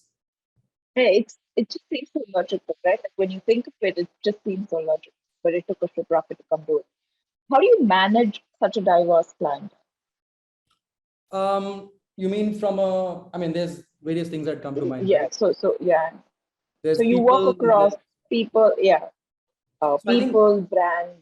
Yeah, I think I break it down to enterprise. business overall, people, and then product, let's call it. And product doesn't mean tech product, but the offering itself, right? Let me come to the product first, and then maybe backtrack into the other aspects. So I think on the product side, for us, it's extremely important to make sure that we are solving things on a first principle basis. We made the mistake of looking at others and then trying to apply that to the Indian market, to our segment, and so on, with tweaks, of course. But we found that that didn't sustain for us very long. What we had to go back on the drawing board for was to really list down problems, like heavy problems, and then basically find solutions that were not yet built or proven, that people thought we were crazy, because we felt that that was a way to solve, that was the only potential way to solve it in terms of what our means allowed us to do. Right. So that was the only sort of limitation on us, saying that, okay, well, this is what we can do with the cash we have, with the people we have, and so on. So I think that first principle thinking was almost a pivot in our minds, when we came halfway through our journey, that look, we need to solve it for what it is. It's a hard problem, no doubt, but it's not getting easier, So if we want to do it, then we got to go all in and solve this come what may. And then, of course, our guardrails around saying what we won't do, which I think was critical in terms of saying, look, we will not get into the ground supply chain at all, or we will not do this thing at all, because it just goes against our overall philosophy or our overall product thinking and so on. So I think those 2 or 3 things really help guide the product. And I think the ability to say no to new business, if your product is not fitting well with a certain merchant and they come with a check of 10 lakhs, do you say no when you're struggling startup? Most people won't. And we made the mistake too, right? But we learned quite quickly that it's probably a bad idea to take sort of a big enterprise client when your platform isn't ready for them, because all your resource will go towards that. So kind of having that longer term view helped us. On the people side, I think it was the hardest, especially for, I'm not going to call myself young anymore, but let's say for inexperienced founders as ourselves, because we had to kind of build it along the way, learn about this. We ended up hiring so many senior folks, people who are much better than us. How do we get them to sort of, align with us? And I think a large part of that happened because we were so clear and so honest to the mission, right? Our mission was very powerful, continues to be very powerful, is my belief, that sort of helping the merchant kind of do well for their own business, I think is very powerful. It's a bigger than money mission. And that has, in many ways, helped us align folks along the way, even as we went through multiple pivots. We've had people who've been here for 8 years, 9 years, 7 years, and the company is about 10 years old. And I think that alignment towards a common mission, kind of the feeling of being able to change how merchants would interact with their consumers, or how consumers would interact with the merchant, and so on, that I think is very powerful to align people. And then, of course, over the years, we went through sort of an OKR transformation that really helped us kind of drill things down. Today we are nearly 1,000 people organization. So from 4 people who launched this 10 years ago, it's definitely been a challenging journey, and it continues to be very honest. One has to be constantly open to learning laterally, bottoms up, top down, all kinds of learning is available around us. And we have to be very, very conscious about, absorbing that learning. On the business side, I think it's been, like I said, falling down a couple of times, almost running out of money, teaches you a few things in life. It taught us to trust our gut, number one. It taught us to, again, think about long term. One of the things we've started verbalizing now, I think we've always thought it, but we now started verbalizing it, is that, we want to build this for 20, 30 years. The moment you start believing that statement, one of your top leadership team starts believing that statement, you start thinking long term, right? You start making decisions which are long term. Then a quarter or two seems like a blip. So there's no need to build numbers which are only for the short run or that look optically good on an Excel sheet. Instead, you want to create real value. You want to create something that will last. You want to create an organization, not just a business, and so on. So a lot of those decisions, I think, flow when you kind of internalize and socialize that, look, we're doing this forever, basically. Now, would you make this decision or not? And I think that really changes the perspective of how one needs to think about their business. And the second aspect, I think, which is the holy grail of any business, is it needs to make money. End of the day, if your business is architecturally not making money, and this is our personal belief, no offense to anybody else, but we, as the DNA that we possess as founders, for us, it was very, very important that whatever we pick up as a business line needs to make money in the near horizon, not in the far horizon. And that's at least been our yardstick about what we do and what we don't do. So I think those would be a summation of, how we manage this ship, so to speak, amongst all three vectors. And rocketing to success. But Sahil, I'm interested to know that you spoke about challenges, but there have been transformations even within the digital space, especially in India. So what in your entire journey, say from Rocket to now, could you sort of tell us some of the biggest changes that you've seen take place, and how have you had to incorporate them onto Shiprocket? See, I think we think a lot about digital, right? Because we have always been a software first company. We continue to be, now I call ourselves an intelligence first company, because that's one big mental transformation that's happened in the way we approach problems. But I think, what started out as a workflow, there was a period when India was all about workflow. You could basically plug something in and it would do a job, and that became, that was what software meant. Then that started converting into a bit of SaaS, where you said, okay, it comes as a service where we'll bundle something else and you can pay for it on a monthly basis. You can rent this software. You don't have to buy it, and so on. And I think now we are on that transformation of, kind of bundling intelligence along with the software, which I think makes for a truly powerful combination. Consumer companies have actually done this before, B2B SaaS companies, where they have been, companies like Amazon or Facebook have been doing it for much, much longer. It's in some ways their holy grail of how they operate. And I think from a B2B perspective is where it's happening today, where, the software needs to be coupled with intelligent actions that a user can take, or it needs to come up with really insightful, recommendations saying, if you had done this, then this would have happened. Let me show you how, and let me do it for you, for example, right? So those are some of the transformations in thinking that we are finding that software is now capable of doing, thanks to the ability of processing data now at scale for cheap, and having the right kind of talent available around to do this. So I think broadly speaking, that's how I see the transformation. The mobile transformation is a very obvious one, so I'm sort of keeping it out. But I think India went through the sort of journey. There was a pre-Geo, post-Geo world. I think distribution in so many ways changed after Geo, because suddenly there were like 300-400 million more users. Data was now available. You could think about, I remember a time when the entire struggle with the app development team was around how big the app needs to be. It can't be more than X MB or people won't download it. Why? Because they have no space on their phone. Or how you built an app that would work offline or would work on edge connections. So I think it's a struggle when you think about that time to now. It's all about experience. Like, this is not even a question anymore in anyone's minds. So thanks to smartphones, thanks to cheap data, I think that's completely changed distribution, experience, hyper localization, and so on. But yeah, if you talk about technology at large, at least in my lens, that's what I see changing, where it's less of workflow, more of intelligence, more of platformization, more of personalization at every level. I think those are some big transformations that are happening in digital.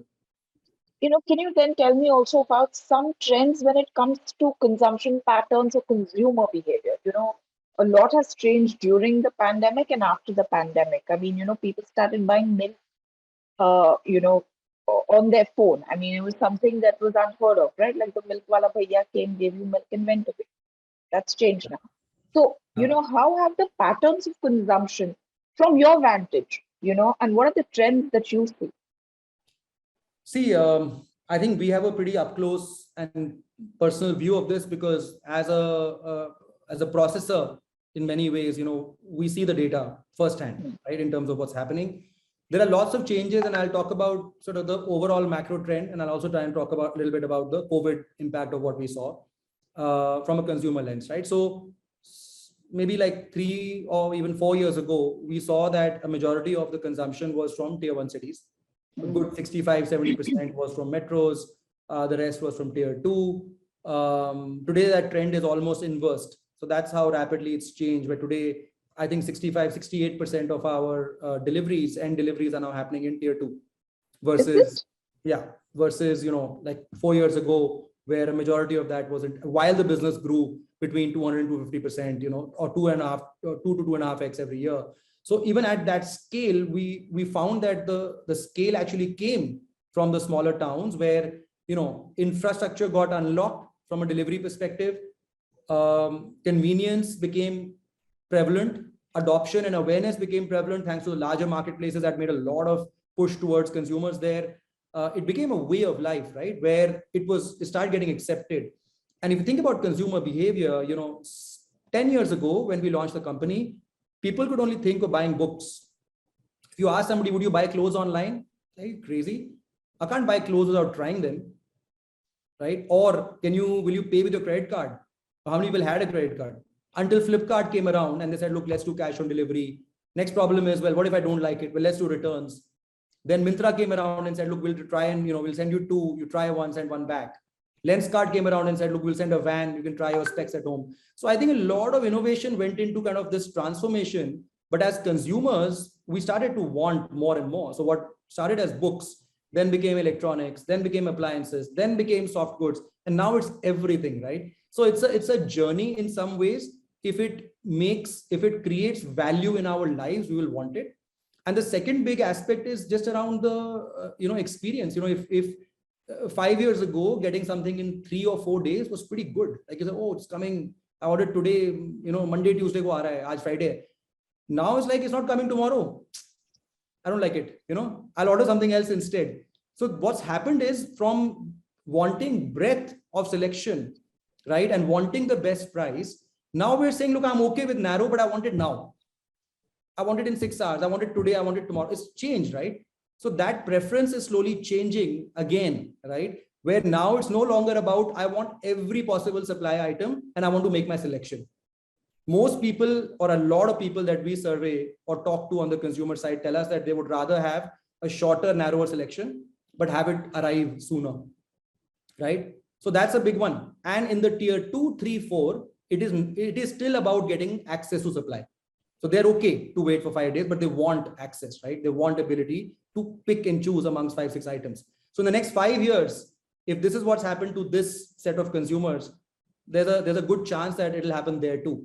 So I mean, those are just some trends at least that we've picked up. And then of course, on the category side, personal care, home gymming, a lot of these things change in COVID. We saw massive adoption from the SMB side in COVID, where a lot of folks who were running offline shops or retail started to look at online as not a marketing medium anymore, but a real way to sell. Like it became a sales channel in their minds, which I think was a transformation that would have taken, maybe 7-8 years in India. So definitely big adoption, both on the retailer side, as well as obviously on the consumer side, because a lot of people got forced into trying things.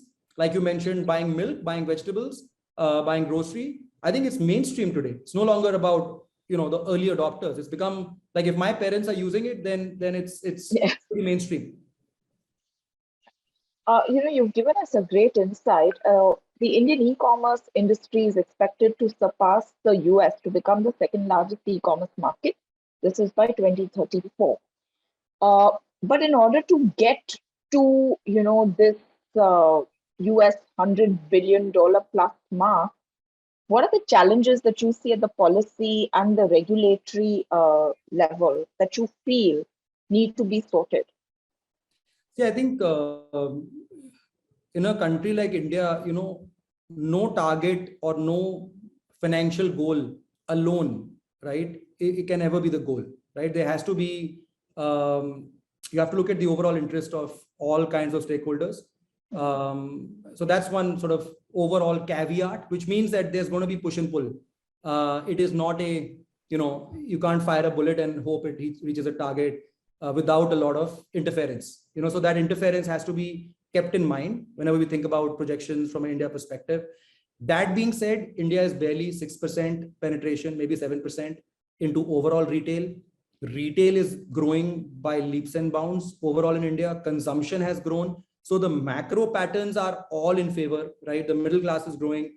And all of these factors have led to in the past much, much higher consumption overall. So as retail grows overall to a massive number, the tailwind here is adoption of technology within retail, right? And I think we stand a great chance, just by sheer access, because we've got 1.5 billion people, right? All of them are getting wired on. They are on their own cohorts of maturity and so on. But when we talk about the next 10 years, there's a lot of promise in sort of bringing everyone online. That's one. I think from a policy perspective, the fact that there are now stacks like UPI available really kind of make it possible to do a lot more than was possible earlier. I think the government just announced sort of a GST relief for small traders who want to sell pan-India. It's been something we have been waiting for a long time, given that we work with a lot of micro merchants. So great move there just to kind of encourage more people to come and sell their wares online and so on. So we think that the movement towards this is supportive from all directions, whether it is, the finance minister's logistics program, to kind of make the nation more connected, which helps our carrier partners get things there faster, cheaper, whether it's GST overall to kind of reduce the delays on the borders and so on.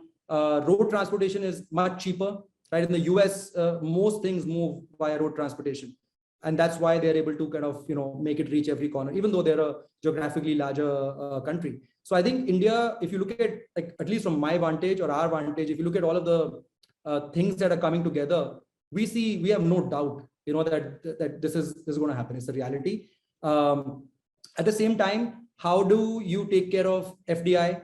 How do you take care of market polarization?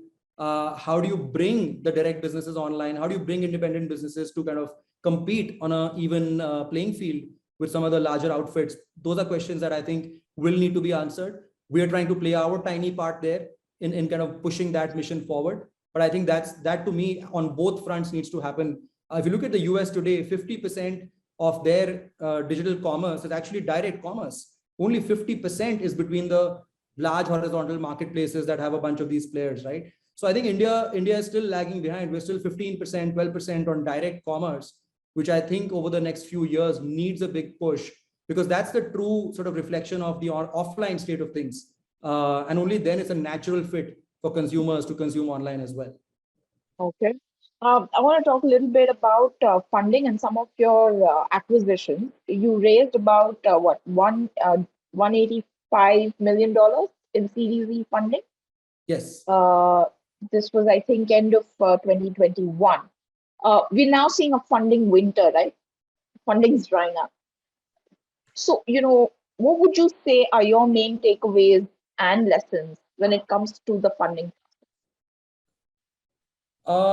So I guess it's a broad question. I mean, is there a funding winter? For sure. But I still think that good companies will continue to attract capital, because it's as psychological as it is, financial when it comes to capital winters, so to speak. There are a bunch of private funds whose mandate it is to invest in private companies. So it's not like the capital's gone away.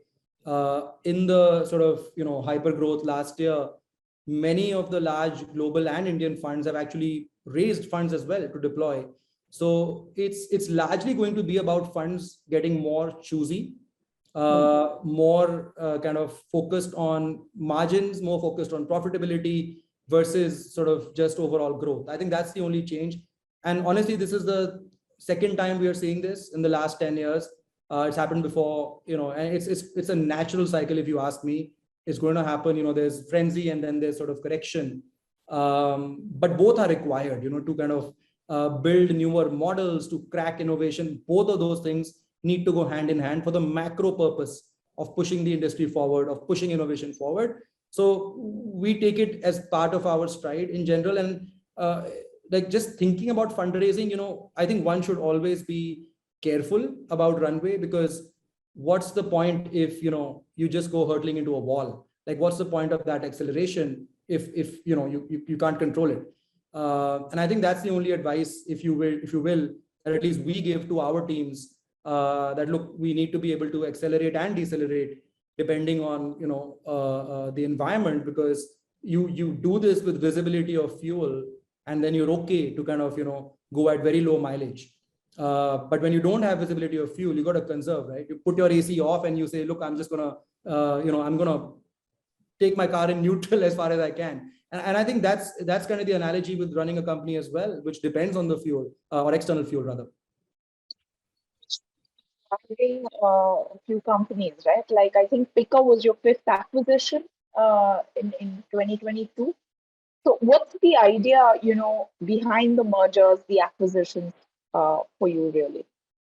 See, I think we're on a very clear roadmap of building the entire stack for software for retailers, starting from the checkout onwards, which means that when you're shopping online as a buyer, you see a product, see an ad, and then kind of land on the product page, and then you want to buy, and then you place the buy button and you kind of check out, put your address, and you're done. That's what you see as a buyer. But the reality is, when you think about players like Amazon or Flipkart, there's a ton of machinery, both software, intelligence, that are, and of course, supply chain, that are running behind the scenes, that are trying to figure out your score as a buyer, that are trying to figure out where this item is lying. Is it in the merchant premise? How likely is this item to get fulfilled? Which carrier should be assigned when? Is it now, once it's picked up, is it doing good on time? What should I be informing the consumer? How soon can I process a return? Should I process a return? Right? How can I refund to this consumer? How do I keep their loyalty, and so on? So there's a ton of systems, that are coming together to make this happen, which for the buyer is just one tap. That's the beauty, right? But when you talk about direct commerce and any retailer who is selling directly from their website to the buyer, this entire plumbing is not there in India, right? And it's a complex bit of plumbing, because it's a mixture of bits and atoms. You need to be able to talk to supply chain and be able to kind of surface this information back to the stakeholders in the transaction. So as you think about this stack, we are somewhere midway in terms of what we've built, and we have a long roadmap in terms of what we want to achieve. As part of this journey, if there are opportunities for us to accelerate this stack, that is where, yes, if it allows us to build something in 3 months versus 2 years, then that's a great use of our capital. Because as a company, we stay around profitability. The funding for us doesn't necessarily need, the company doesn't necessarily need external funding to kind of sustain what we've built, right? So we are a profitable company. We turned net EBITDA in May 19, and we continue to hover around that position, right? So for us, it largely is opportunistic capital to say, look, can I accelerate this? Can we hit our mission sooner? So it is a very active part of, and a deliberate part of how we've chosen to grow or chosen to build our stack, right? And then there are obviously synergies, because if we work with 100,000 merchants and today we are able to offer them 2 out of these 10 things they need, with the same merchant base, if we can offer them 4 out of 10 things they need, it's an obvious synergy, right? So I think those are really the 2-3 things that we think about when we think about M&A. So any more M&As coming this year? Nothing planned at the moment. Nothing planned. Okay, fine. So I wanted to ask you a very quick question on quick commerce. There is a lot of consolidation and correction in the quick commerce space. What's your view on it? And do you see this as a potential business segment? See, I think from a grocery perspective, there is a high potential. And I kind of described earlier on in the interview the reasons for the same, because it's about consumer behavior, and the unit economics have a way of working out if the density and the clustering of consumers increase, because then there's just more ordering, faster turn times for the delivery agent, and the economics look different from what they might look like today. From a consolidation perspective, I don't know if it's a trend, because there's really been only one between Zomato and Blinkit, which I think in many ways is synergistic at a different level. But I'm not sure whether Q-commerce will move towards consolidation in general, and I do think it is a logistics first kind of a business. And of course, I think there's a good reason why certain people are able to do it versus others. And I think that will continue for some time, because the folks who are doing it already have consumer bases, right? Some of them are able to innovate on product, some are able to innovate on service, right? And others are able to leverage what they have in terms of consumers. So I think there's strengths that everyone's playing to. And I do think that it does, the model definitely has legs, because consumer preference is going to be around that. And in certain categories, it's going to make a lot of sense to kind of, do this. Does it make sense for you as a business? It doesn't, because, so while I believe that same day deliveries are extremely important when it comes to sort of soft goods retail, digital retail, I don't think quick commerce, like 10-minute, 15-minute, 30-minute for non-grocery items doesn't make a lot of sense. Is it possible for the quick commerce outfits to also sell some of the non-grocery stuff? Yes. But does it make sense for a direct commerce enabler, to kind of get into quick commerce? Probably no, right? But I think that for us, what our sort of North Star 4 years ago was getting like the 3-day, 4-day delivery 80-90% of the time. Then that became 2-day. Then that's become same day. So there is a movement, but I think it's a finite kind of expectation from the end buyer, because there's also within the wheel. Yes. Well, there's also expectations, right? I mean, do consumers even want it beyond a point of time? Do you want your loaf of bread in 10 minutes because you forgot to order it? Yes. But do you want your, headphones in 10 minutes? Probably not, right? I mean, you'll take it, but you won't pay for it. So I don't think for soft goods and for accessories or personal care, some of them have legs, but I don't think it's, at least not at the moment, is not something that we're going after. Okay. All right. Sahil, this is my last question to you. What does it mean to you to be one of the future unicorns of India? See, I'll be very honest. I think for us, it's always been about making an impact, right? And the whole, Soonicorn, unicorn, decacorn, it's a milestone to some extent in the journey. But we try and benchmark against our own milestones. We have our own aspirations. I'd be much happier saying, look, I'm powering 500,000 merchants today in 3 years, let's say, or 2 years. To me, that's much more of an achievement where, we've kind of realized our dream, from that whiteboard to now kind of being used across India. That to us is true achievement, if you ask me, because we've kind of in some ways moved forward on our mission. At the same time, I do think that it forces us to think about things more responsibly, right? It does kind of, it gives you immense pride as well to be in, those select few companies who've made it so far. But yeah, like I said, it's to me a marker in the journey. In no way does it, if anything else, it only pushes us forward, because it's validation to say, look, you made it this far, but you need to keep plowing on. There's such a long distance to cover in terms of where we want to go. All right. And Sahil, we wish you and your team all the very best. May you go the distance. Thank you so much, Meloni, and pleasure talking to you. Thanks for having me.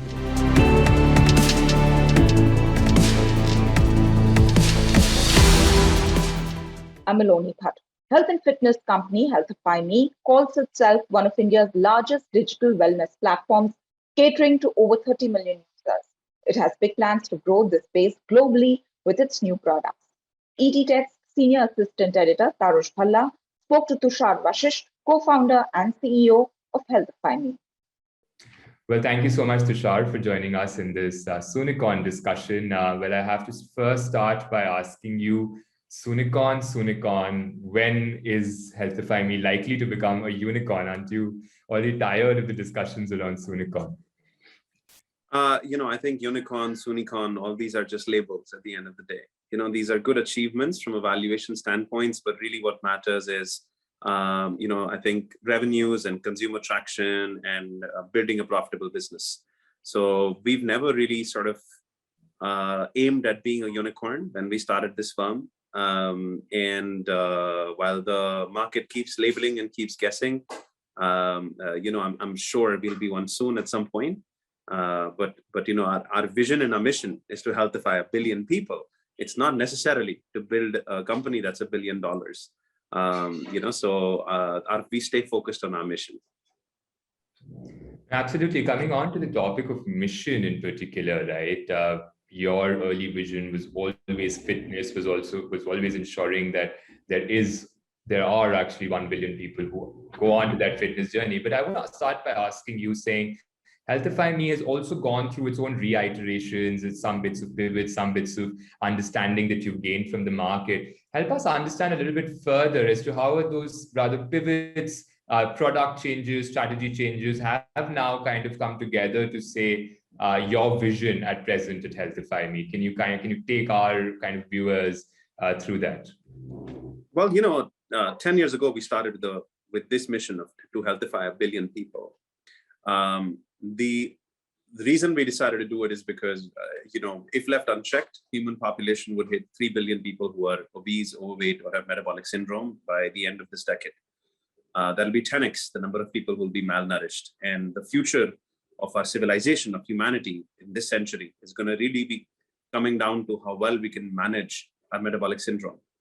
Do we end up being a species that lives long and lives healthier and have a productive life, or one that succumbs to diabetes, hypertension, cholesterol, PCOS, and thyroid at our most productive ages?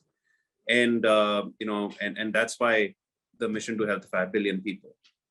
Now, of course, we've gone through our own journey, or rather evolution in that process. We were the first ones to create a calorie counter, a nutrition tracker 10 years ago. And that was our first step in creating behavior change, because we realized that to healthify, you need to, first of all, drive better behavior, a better relationship with food and fitness, and calorie counting, nutrition tracking allowed people to do that as a first step.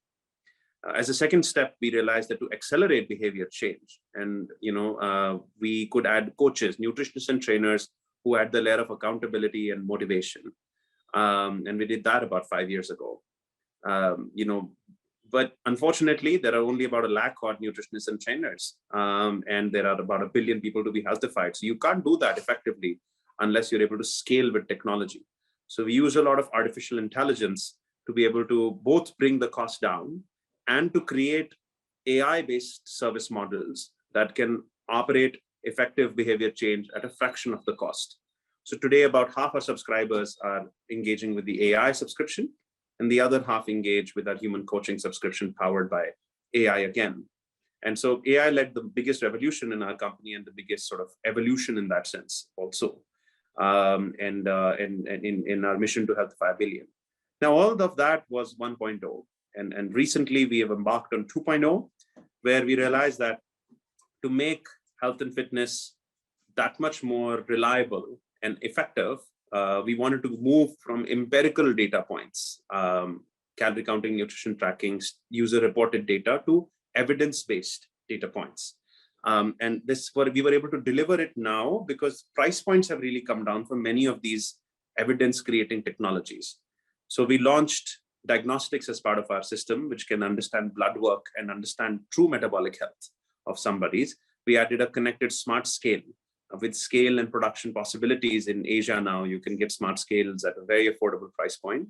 And we added a CGM, a continuous glucose monitor, which can also create an understanding of how your body's reacting to these substances much better.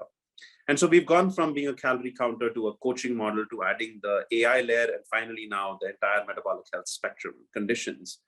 But all of these are just steps in the same vision, in the same mission, and all of them naturally build on top of each other. So I wouldn't call it as much as pivots, but really layering or evolution. So, now you can understand with your glucose monitor how your glucose levels are. You can look at your nutrition tracked, and you can understand what foods gave you what macros and micros. You can understand from the smart scale how your weight is moving, and a coach who's always there to motivate you. And I think our core USP has been that we've always used AI to create offerings at a disruptive price point, whether it is hardware today or it was human coaching earlier. That's been our journey. No, absolutely. But, as you kind of scale on, right? Now, since you've said that you've added another layer of product to it, where does it go from here? Right? I mean, then that's the question I think that everyone's asking.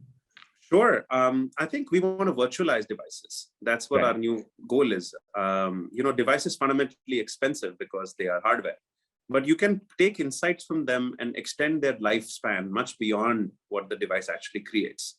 So I'll give you the CGM as an example. A continuous glucose monitor costs about 5,000 rupees and lasts only 2 weeks. But if we can understand how the CGM, how your body is reacting to various foods during that time, to various carbs, fats, protein, etc., to different kinds of foods and variations.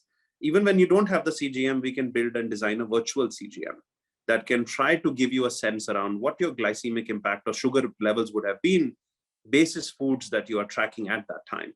So you can just continue to take your photos and we can still be able to plot your glucose curve that our AI is able to do so even when you don't have a CGM. So the future as we see it is that AI is able to provide health and fitness at scale for 1 billion people at $1 a month, which has the power of glucose monitorings, coachings, smart scales, blood panels, etc., all coming. Some coming because you have devices and sort of very accurate, or you have actual human coaches if you can afford them. But even if you can't, then we can have virtual coaches and virtual devices that assist you in your journey. Absolutely. I also wanted to kind of get in a sense now, offline seems to be the buzzword in the startup ecosystem. That's the new battleground. There is always the learnings of online that you can bring offline, and then there's disruptive pricing that you're kind of talking about through AI. So help me understand, where are your plans now in terms of offline? We hear HealthifyMe stores kind of also in the offing somewhere. So tell us into what are the plans that you're charting for offline, and why offline in particular that you see is also a growth strategy that you might be adopting? So in terms of our programs, we do expect those to remain online and digital. While offline certainly is, people are going out more, people are definitely shopping more, traveling more, and working out more and doing things that are more offline. I don't think the reason people don't work out is not that there's no spaces to work out. I mean, spaces exist, right? In your house, below your house, at the park, and at the gym nearby. So I don't think spaces are the constraints. I think the constraint is human motivation.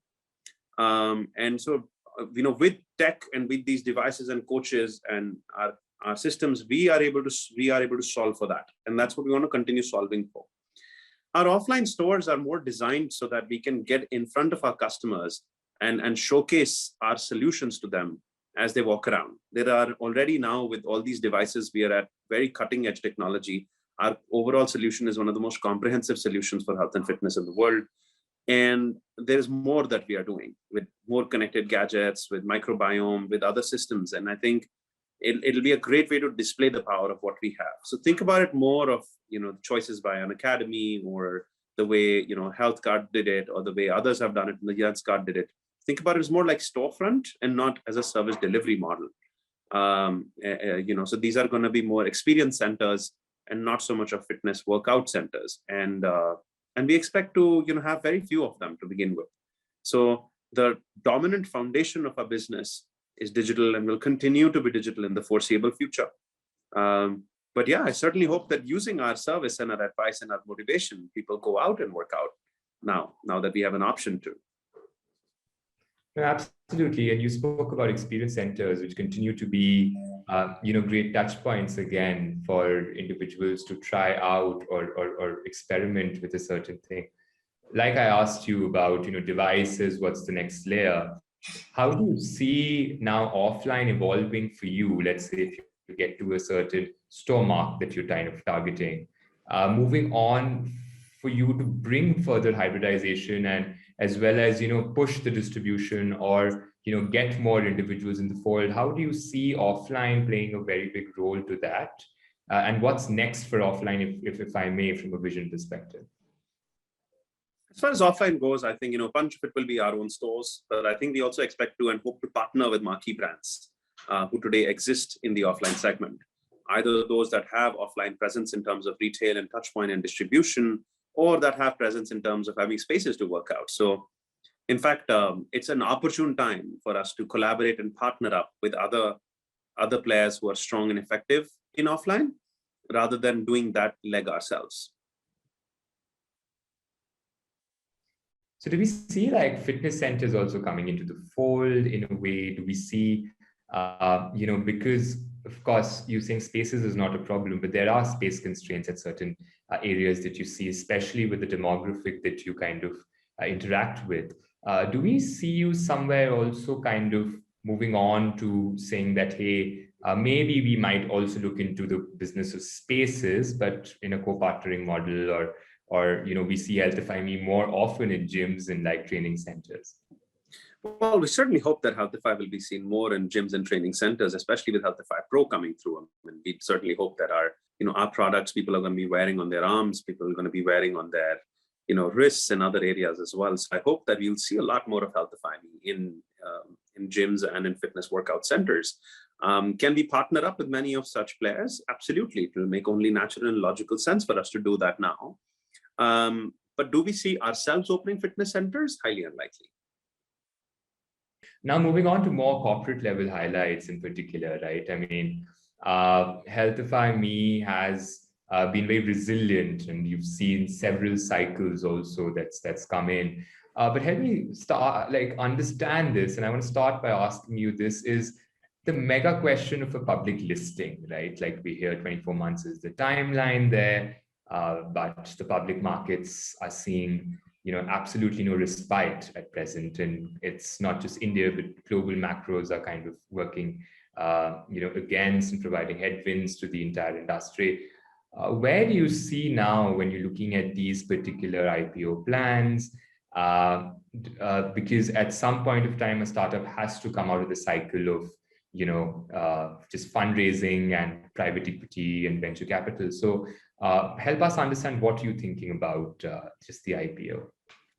Look, I think in about 18 months or so, we'll be well above the $100 million mark, and at least the India businesses will be profitable as well. So, at that scale, when you've got in India is the dominant 80% of our business, and if you've got sort of, a good 80% business that's running profitable, that's running in triple-digit million run rate, one has the ability to have a strong public company, in my opinion, certainly in India.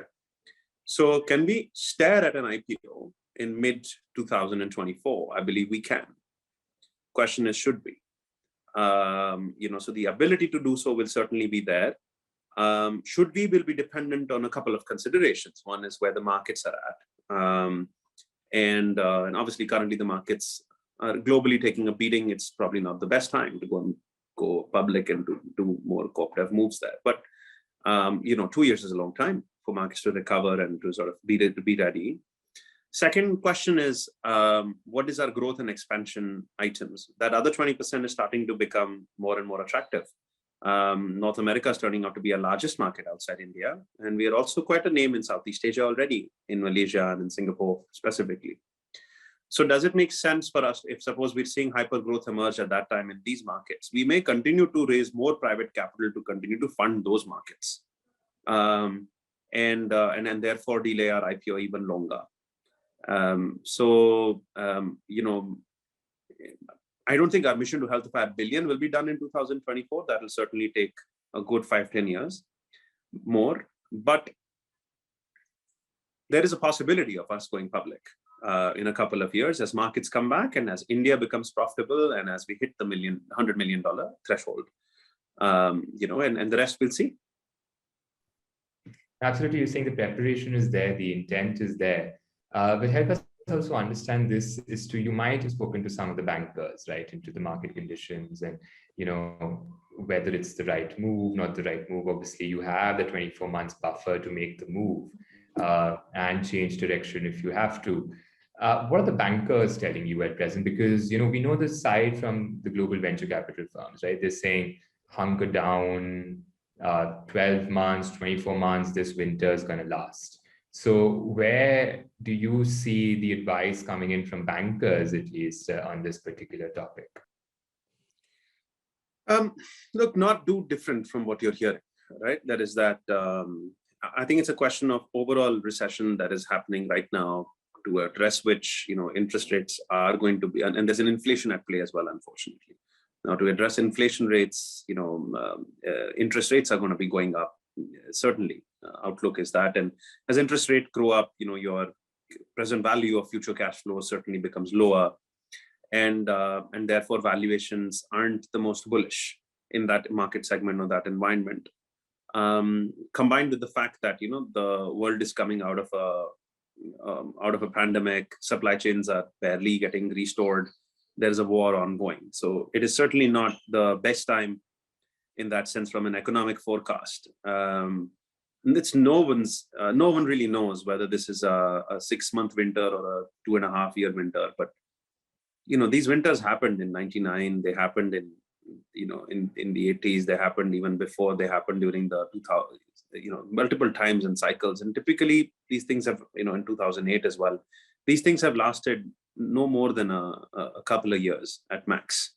So I don't personally see that things are going to bounce back, in my opinion, in the next 12 to 24 months, particularly in markets like India that have lower leverage overall, lower debt than some of the other Western counterparts, and where I think the valuations weren't that absurd as they were in the Western counterparts.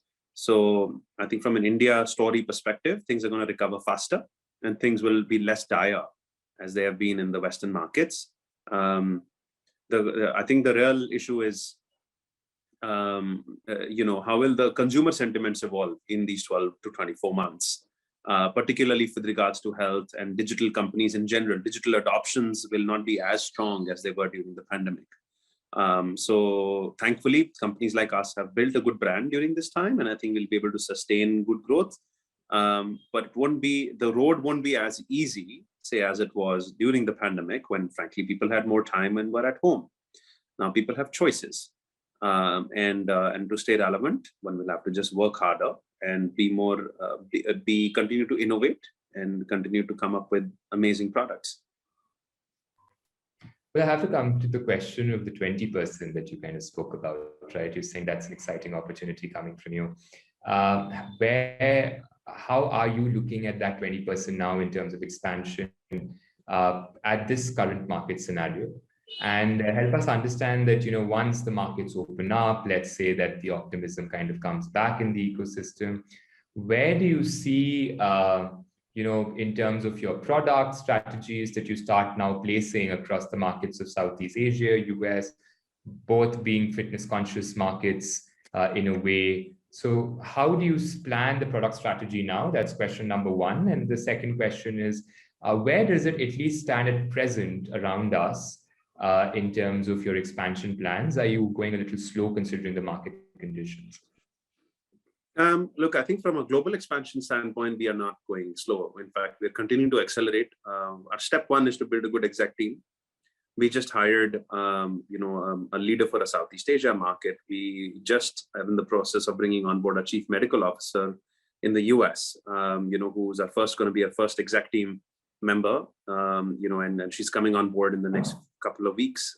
She's the current head of metabolic psychiatry at Stanford in the West Coast. And we are, in fact, recruiting very heavily for a strong exec team to be built out there. So I think step one is to have a strong exec team. Step two is to do local pilots and product launches. I'm actually very confident and very excited about what Pro can deliver in these markets, because with the CGM, Smart Scale, metabolic health, coaches, and nutrition tracking, this comprehensive solution simply doesn't exist in the world. And it does not exist at the price point that we are at. So, for us, we're able to offer this entire gamut of products and services combined at a cost that is, between $50 and $60 a month in India, and certainly less than $100 even in the US.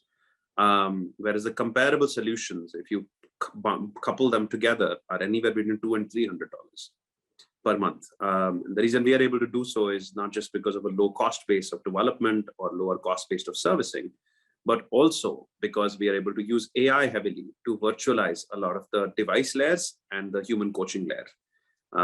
So just to give you perspective, like this is a CGM that I'm wearing. This is ours right now. And this, I said, costs about 5,000 rupees for 2 weeks. But if you utilize that, the power of that for 10 weeks after that, you can amortize that cost over 12 weeks and offer it at a very competitive price point. Similarly, human coaching is otherwise expensive. Even in the US, it will cost $50 a month or $80 a month at the very least, or $100 a month if you want high quality. But when you can use AI such that each coach can handle 500 clients, you're suddenly able to offer it at a tenth of the price point. So with AI and some of our capabilities, we have the most advanced technology available at the most disruptive price point. And we can't wait to launch in those markets. And we have sufficient capital to be able to do pilots, and to be able to showcase growth and to be able to showcase success. It is a bet, but it's a bet that if it plays out, will allow us to raise a significantly greater private capital and grow in those markets. And for whatever reason, if you're not able to crack it, then India is, of course, a strong home base that we'll continue to invest in. No, absolutely. But I also was thinking while you were talking was that, some of these markets are quite advanced in terms of their thinking towards fitness and also the competition that's there, right?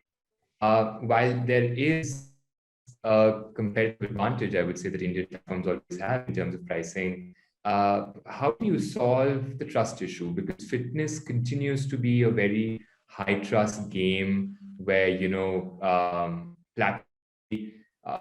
individuals don't rely on 500 platforms. They rely on one platform to give them everything. So where do you and how do you solve for trust, especially in the newer markets that you're entering? Look, I think in the world of online and digital, I think trust is really tested by the quality of your product and your service. As long as we can continue to deliver a product that's relevant and exciting, that trust continues to gain.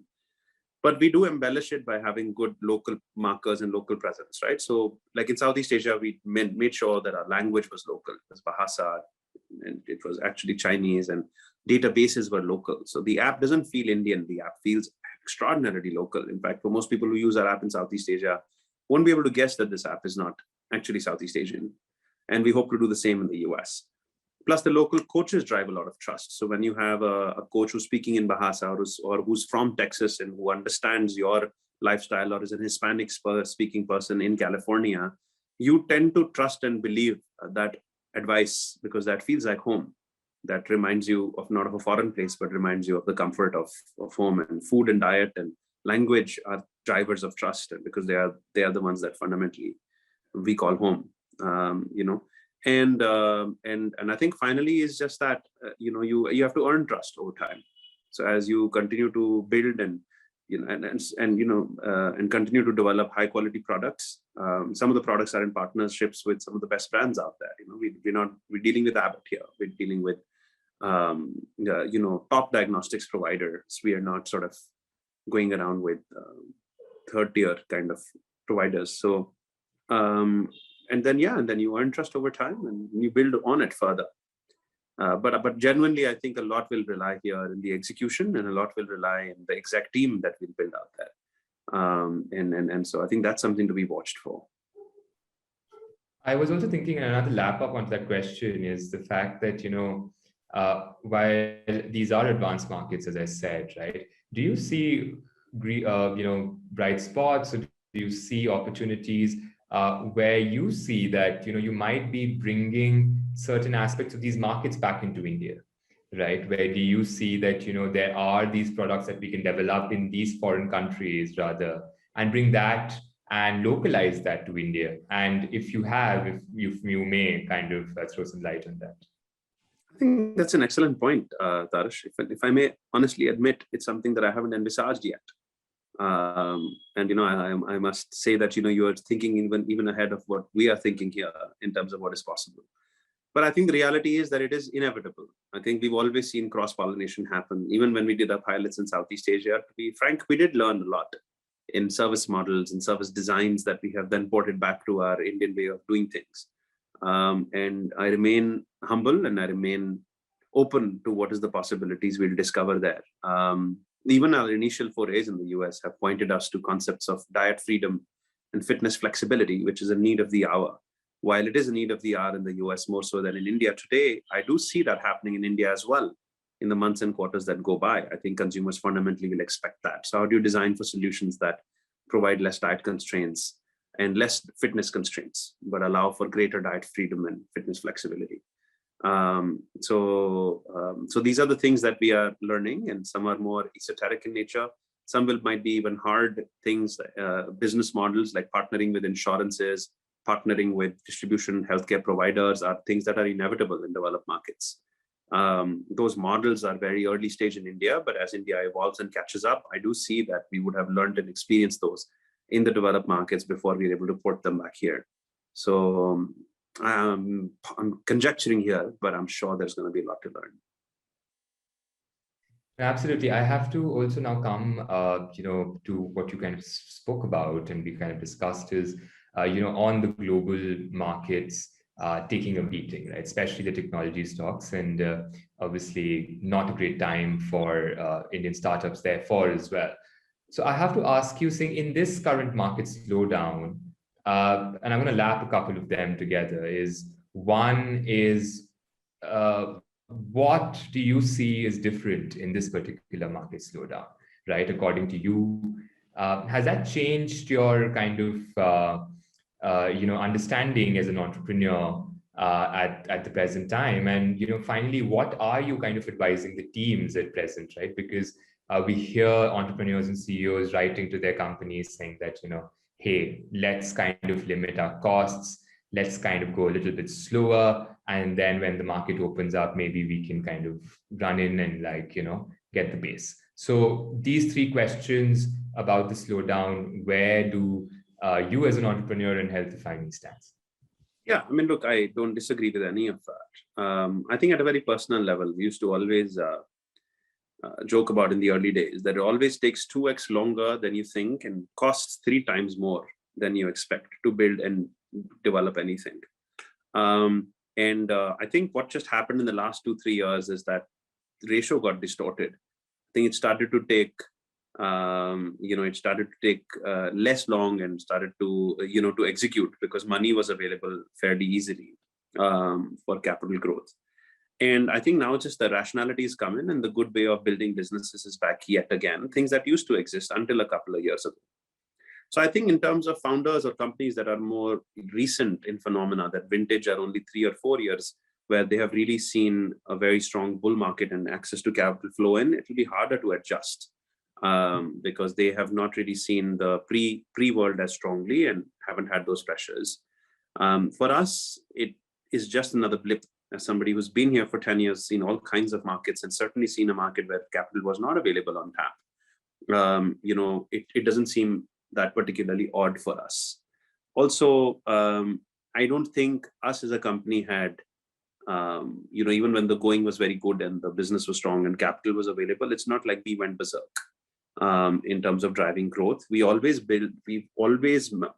focused on building a good sustainable model business. Now, granted, we probably accelerated faster than we probably would have in today's market. Last year we grew 120% year on year, for example, between last year to this year, and Q1 to Q1. And I don't think that is necessarily a sustainable outcome. I think even a 60% growth is a very respectable growth at this scale.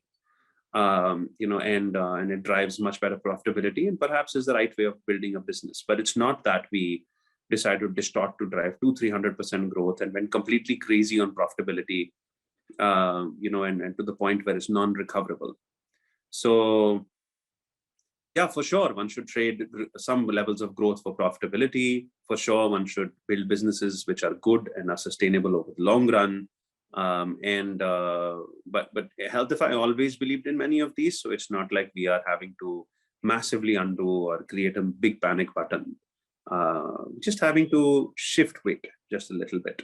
And that's a good thing to do. I'm glad that we are doing it. I'm glad everybody else is doing it. In fact, I think that companies like us that have the experience of doing it and that have built better foundations and fundamentals on margins are well positioned to emerge as strong leaders in this winter.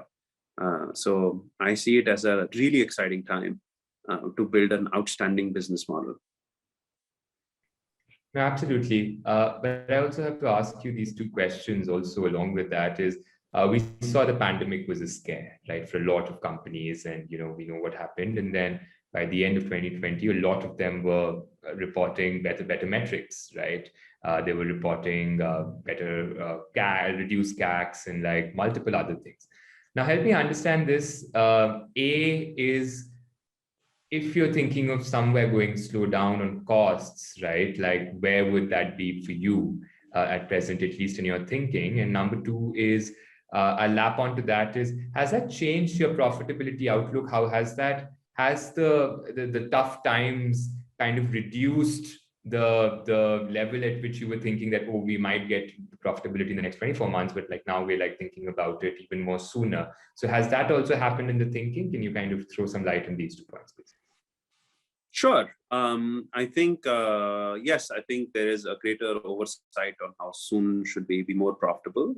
We are trying to be, for example, I think in the earlier world, we could have sustained negative contribution margins for longer to trade for growth. But now, we're basically going contribution margin positive, this quarter itself.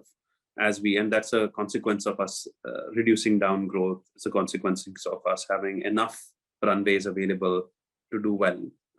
Thankfully, we are well capitalized. Not only the last round was large, we ended up taking some undisclosed capital even after that. So we're doing quite good.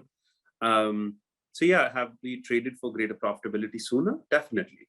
But it's not a dramatic shift. It's a subtle move for us. So it's not that, hey, shut down everything, hunker down. This is all really difficult and we have to make a lot of changes and lay off half the firm. That's not the position that either we are in or that we want to be.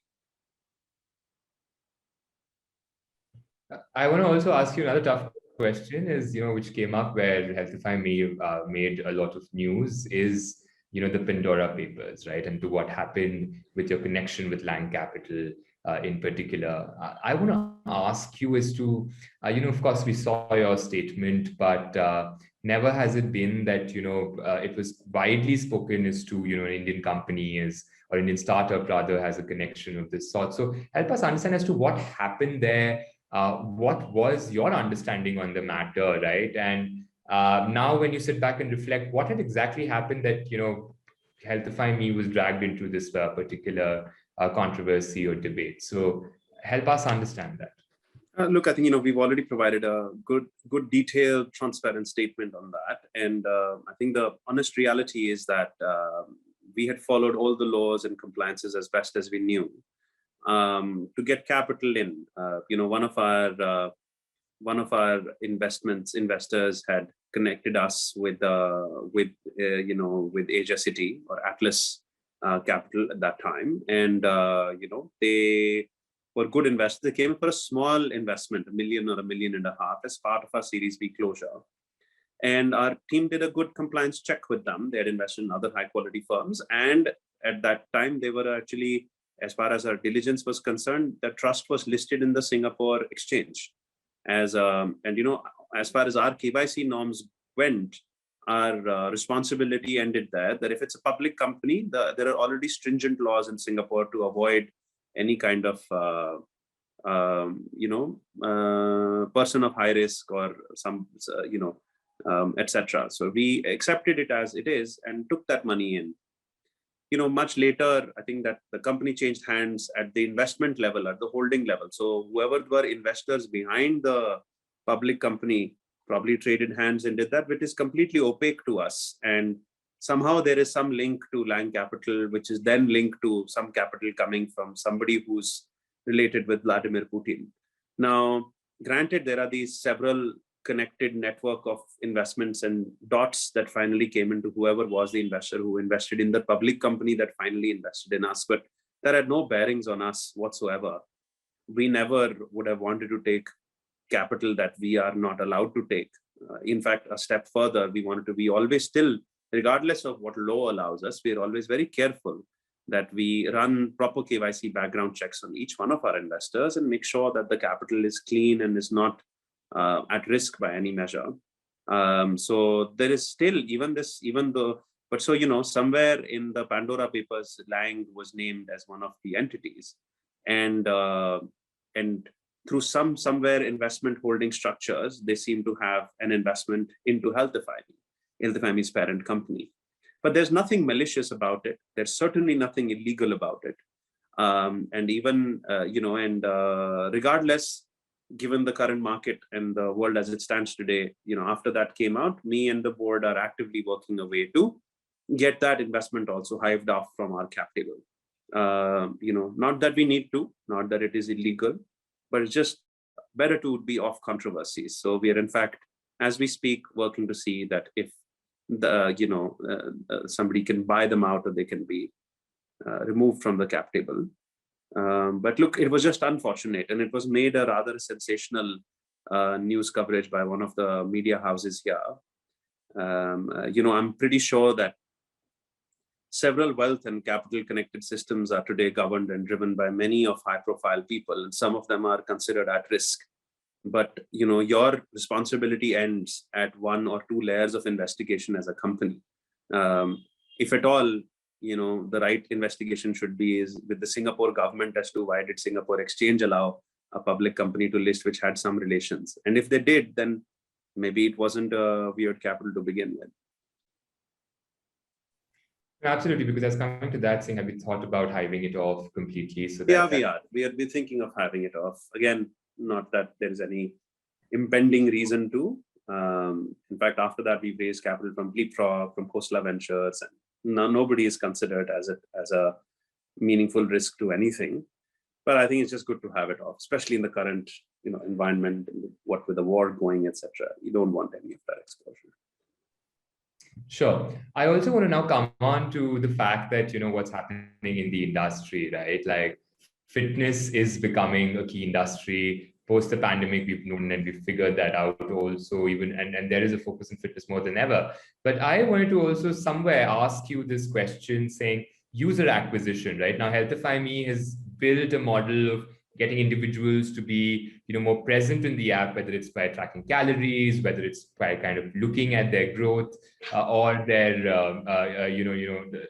their fitness journey improving. So help me understand as to how has user acquisition kind of changed for you? How do you see that now changing with the international markets also, right? Where do you see, because every market is different as to how you acquire a user, right? So what are the learnings of India that you took abroad, and how is the user acquisition funnel now working? Look, I think our acquisition funnel has been largely digital. So, we've significant is word of mouth and organic, and the rest is through Facebook and Google-led marketing. Incidentally, our business model really is about us having a freemium model, right? So we have a free app, and then our further premium user acquisition happens from the app.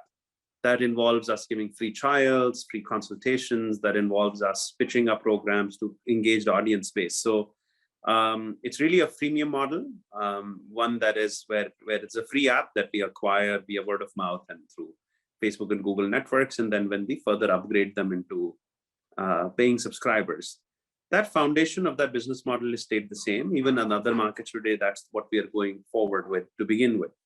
Now, in India, we'll diversify that through some of the offline conversations we had, through experience centers or through partnerships with other companies and channels, etc.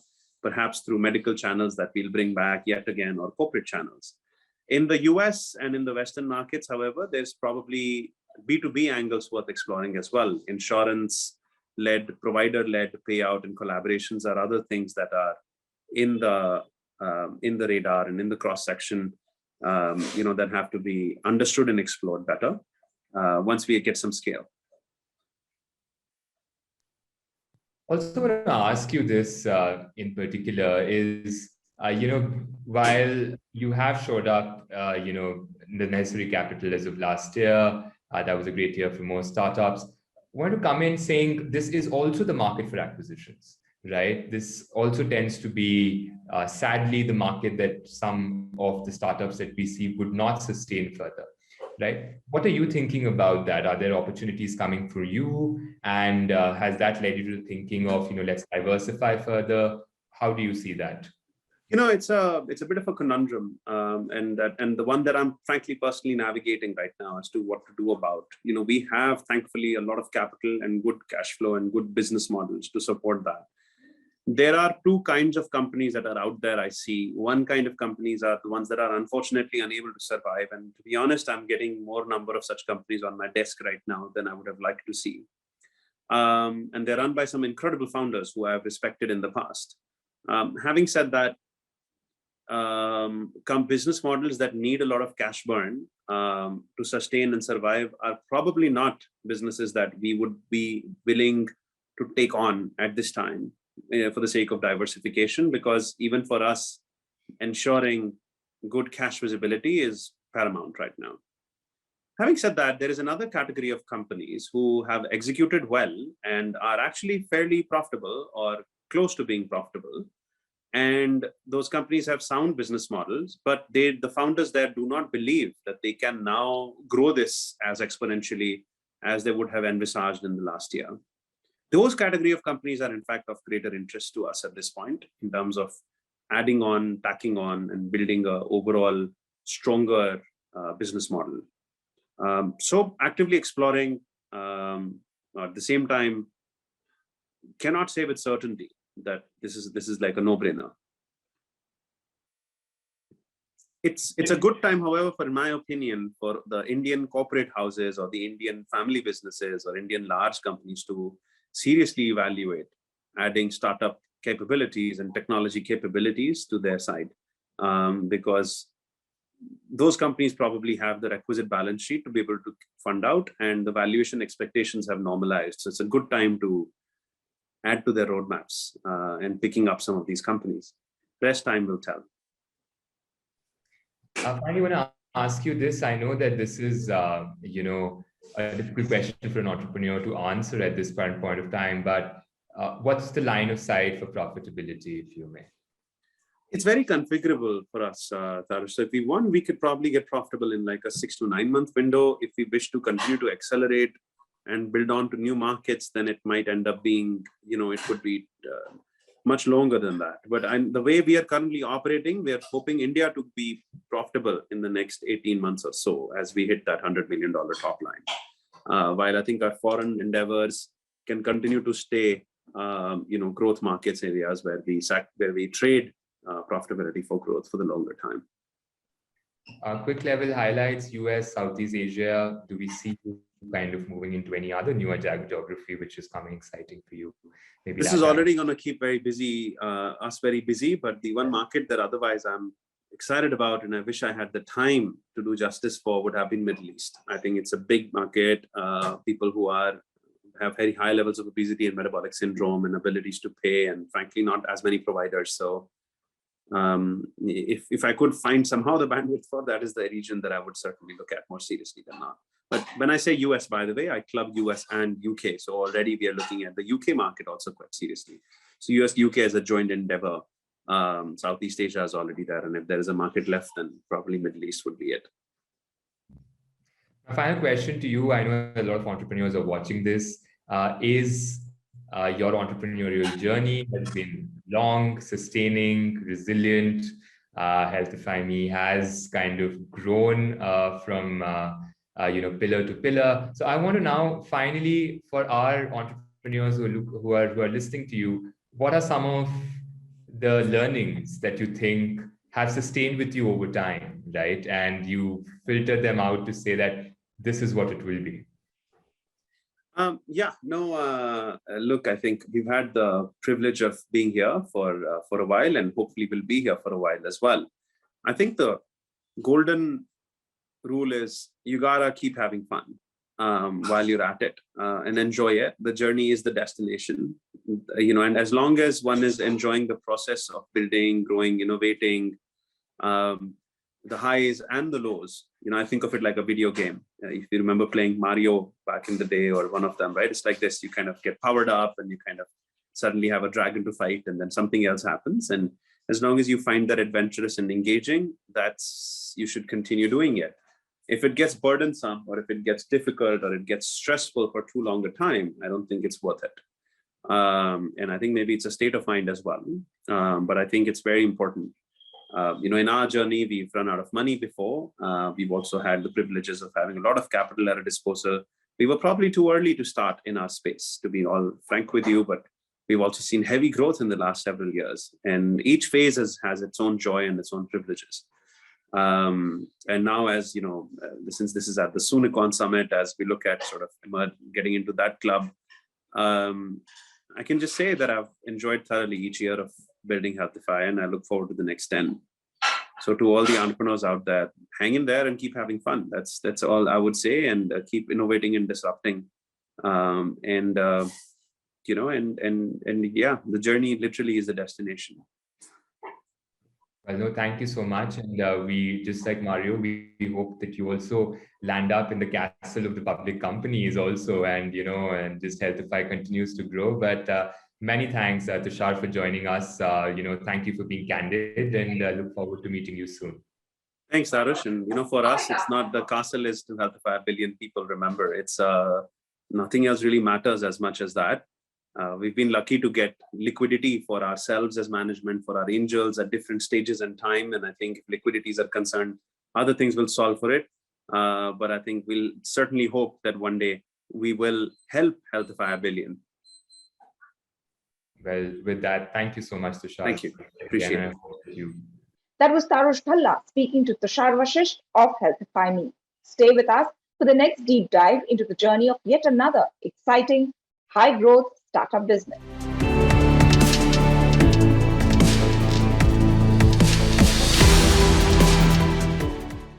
Hi, you're watching the Soonicorns Spotlight track. I'm Maloni Bhatt. Business teams across generate tons of data. Now, often all of it is hidden and invisible to other team members, where it could possibly be critical and even contribute to the growth of the company. Atlan, a SaaS company, claims to sort that problem out by allowing data teams to collaborate and to be more effective. I'm pleased to have with me Prakalpa Shankar, co-founder of Atlan, who joins us from the US. Prakalpa, welcome. Can you tell us a little bit about how and when you hit upon the idea for Atlan, and what is the problem that you want to solve? Sure. So my co-founder Varun and I, prior to this, we were running a company called Social Corps, which did a lot of work in the data science for social good space. So among other things, we built India's national data platform, which the Prime Minister himself uses. We work with the United Nations on the global SDG agenda and how to incorporate data science into that, which all on the outside seems like really cool and large-scale projects. And I guess at some level they were. At one point, we were processing data for 500 million Indian citizens and billions of pixels of satellite imagery a day. But the day-to-day was not cool or fun at all. It was a nightmare. It was a lot of chaos. I feel like as a data leader, I might have gone through every fire drill that has existed. There was this one time where a cabinet minister of India called me at 8 in the morning and said, Prakalpa, the number on this dashboard doesn't look right. And I opened up my laptop and I realized there's a 2x spike in the data, but there was nothing I could do. I had no idea why it was wrong. So I said, sir, I'll call you back. And then I called my project manager, who called my analyst, who called my engineer. It took us 4 people, 8 hours to figure out what went wrong. And obviously, in that moment, our team lost agility, right? But most importantly, at that moment, trust broke. The trust that I'd earned with my stakeholder over years, in that moment, because I didn't know why something went wrong, that trust started breaking, right? And at some level, even my trust with my data engineer started breaking a little bit, because I was like, did something really fail, or is my data engineer not doing his job, right? And that was not a one-off incident. This was like the story of our life. 50-60% of our time was spent dealing with these kinds of issues. Today, I think the stat on data projects being successful is something like 27% data projects are successful. Only 20% data projects are actually successful, right? Like that means 73% are failing. And a lot of that can be attributed to incidents that I just talked about. If like making data work inside organizations, it's almost like chaos. And the reason for that chaos is because of the diversity of a team. Unlike most other teams in the world, to make a data project successful, you need an analyst skill set, you need a data engineer skill set, you need a business skill set to come in and give you context about the actual business problem. 22 different kinds of personas that need to come together and collaborate. And each of these kinds of people have their own skill sets, their DNA, their own limitations in the way that they work. Back then, in our time as a data team ourselves, we said we can't scale like this anymore. And so we actually started an internal project to make our team more agile and effective. We spent over 2 years building tooling for our team. In that time, our team became 6 times more agile and effective. And so we realized that we'd built tooling that was more powerful than we had earlier intended. And we said, hey, is there a way we can help data teams around the world with this? That's basically how Atlan was born. At Atlan, we see ourselves as the collaboration layer for a data team. Every time there's a new function inside an organization, they always have this one space they go collaborate on, right? Sales teams have a Salesforce, engineering teams have a GitHub. Our goal is to be that collaborative layer for the data function inside organizations. Can you tell us a little bit about how this works? How do users use this platform? Sure. So what we do is Atlan basically sits as a metadata layer. We bring together metadata as data about data. So if you think about your data inside an organization, right? It's your tables and your schemas and your databases, but it's also your dashboards that are in your business intelligence tool. It's also your reports. So Atlan basically collates a context layer on top of all of these metadata assets. We create a single search bar kind of experience. So think almost like what a Google search is for all of your information in the world, right? Think of like a similar Google search bar across all of your data assets inside your org. And then what we do is we create what we call as a data asset profile for every data asset. So the best analogy of this is think of when you onboard a engineer in the team, you share a link to a GitHub repo. It has your code, your documentation, your revisions, everything in the same space. Same for Salesforce as well. When you onboard a new salesperson, you share a link to the account ID. It has all the history of all the conversations, everything in the same space, right? So we create a similar kind of ecosystem for data. So with every data asset profile, you'll have where does this data come from? Who else is using this? Can I trust this? What do the column descriptions actually mean? All of that context that we stitch together so that everyone can basically find their data and understand their data without needing any human intervention, without needing to speak to someone else in the org. And then finally, we help take this back into collaborative workflows of teams. So we integrate this back. So when you're in a business intelligence dashboard and you say, can I trust this data? Or can I trust this dashboard? You don't need to actually even come into Atlan. We just take that context back saying, yes, the pipeline connected to this dashboard has been updated. It's a checkmark verified green dashboard.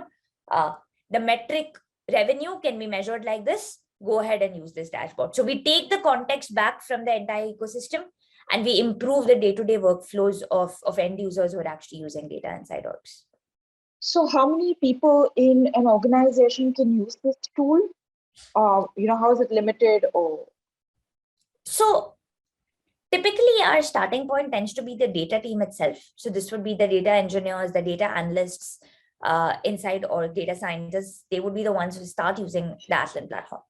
But as we scale inside orgs, we typically see that everyone who touches data starts interacting with the Atlan product, right? So anyone who's actually using data for their day-to-day decision-making, they start leveraging Atlan, whether they do it via the Atlan product or whether they're doing it via the Atlan APIs. Sometimes they might not even know that Atlan is powering that experience behind them. But everyone who, like, our goal is that how do you help a data-driven team, right? How do you help everyone who touches data inside an org? How do we help them do their lives' best work? Okay.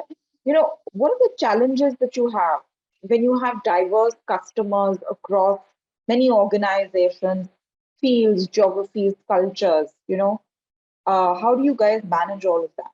I mean, I think that's the challenge of every company, right? Like the reality is that, Atlan is a truly global company. 70% of our customers are in North America, but the rest are sort of split pretty much everywhere, right? Like we have customers in Latin America, we have customers in Southeast Asia, we have customers in Australia, in Europe.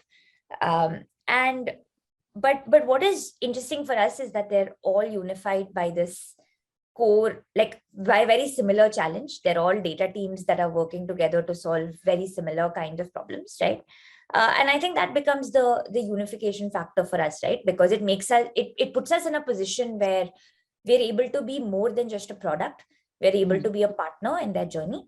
And we're able to share best case practices, saying, hey, this is a team that's doing something amazing in this country or in this geography that you would never know of. And use that as a way to create like sort of a shared community of sorts. It does mean that we've had to invest in things like 24/7 global support from day zero, right? We've had to invest in just having teams present across every part of the world to be able to support these customers, right? But in fact, like that to me, more than the challenge, I think it's actually something that we're so proud of, and it's something that it gives us so much excitement and energy, right? Because you're able to enable people just about anywhere in the world with software. And what are the learnings from your customers? Any key learning that you would like to share with us? I think, of course, a lot of, deep things around like, how to think about the future of data inside your orgs and things like that. But I won't go into the deep technical, here's how you should build your data platform, right?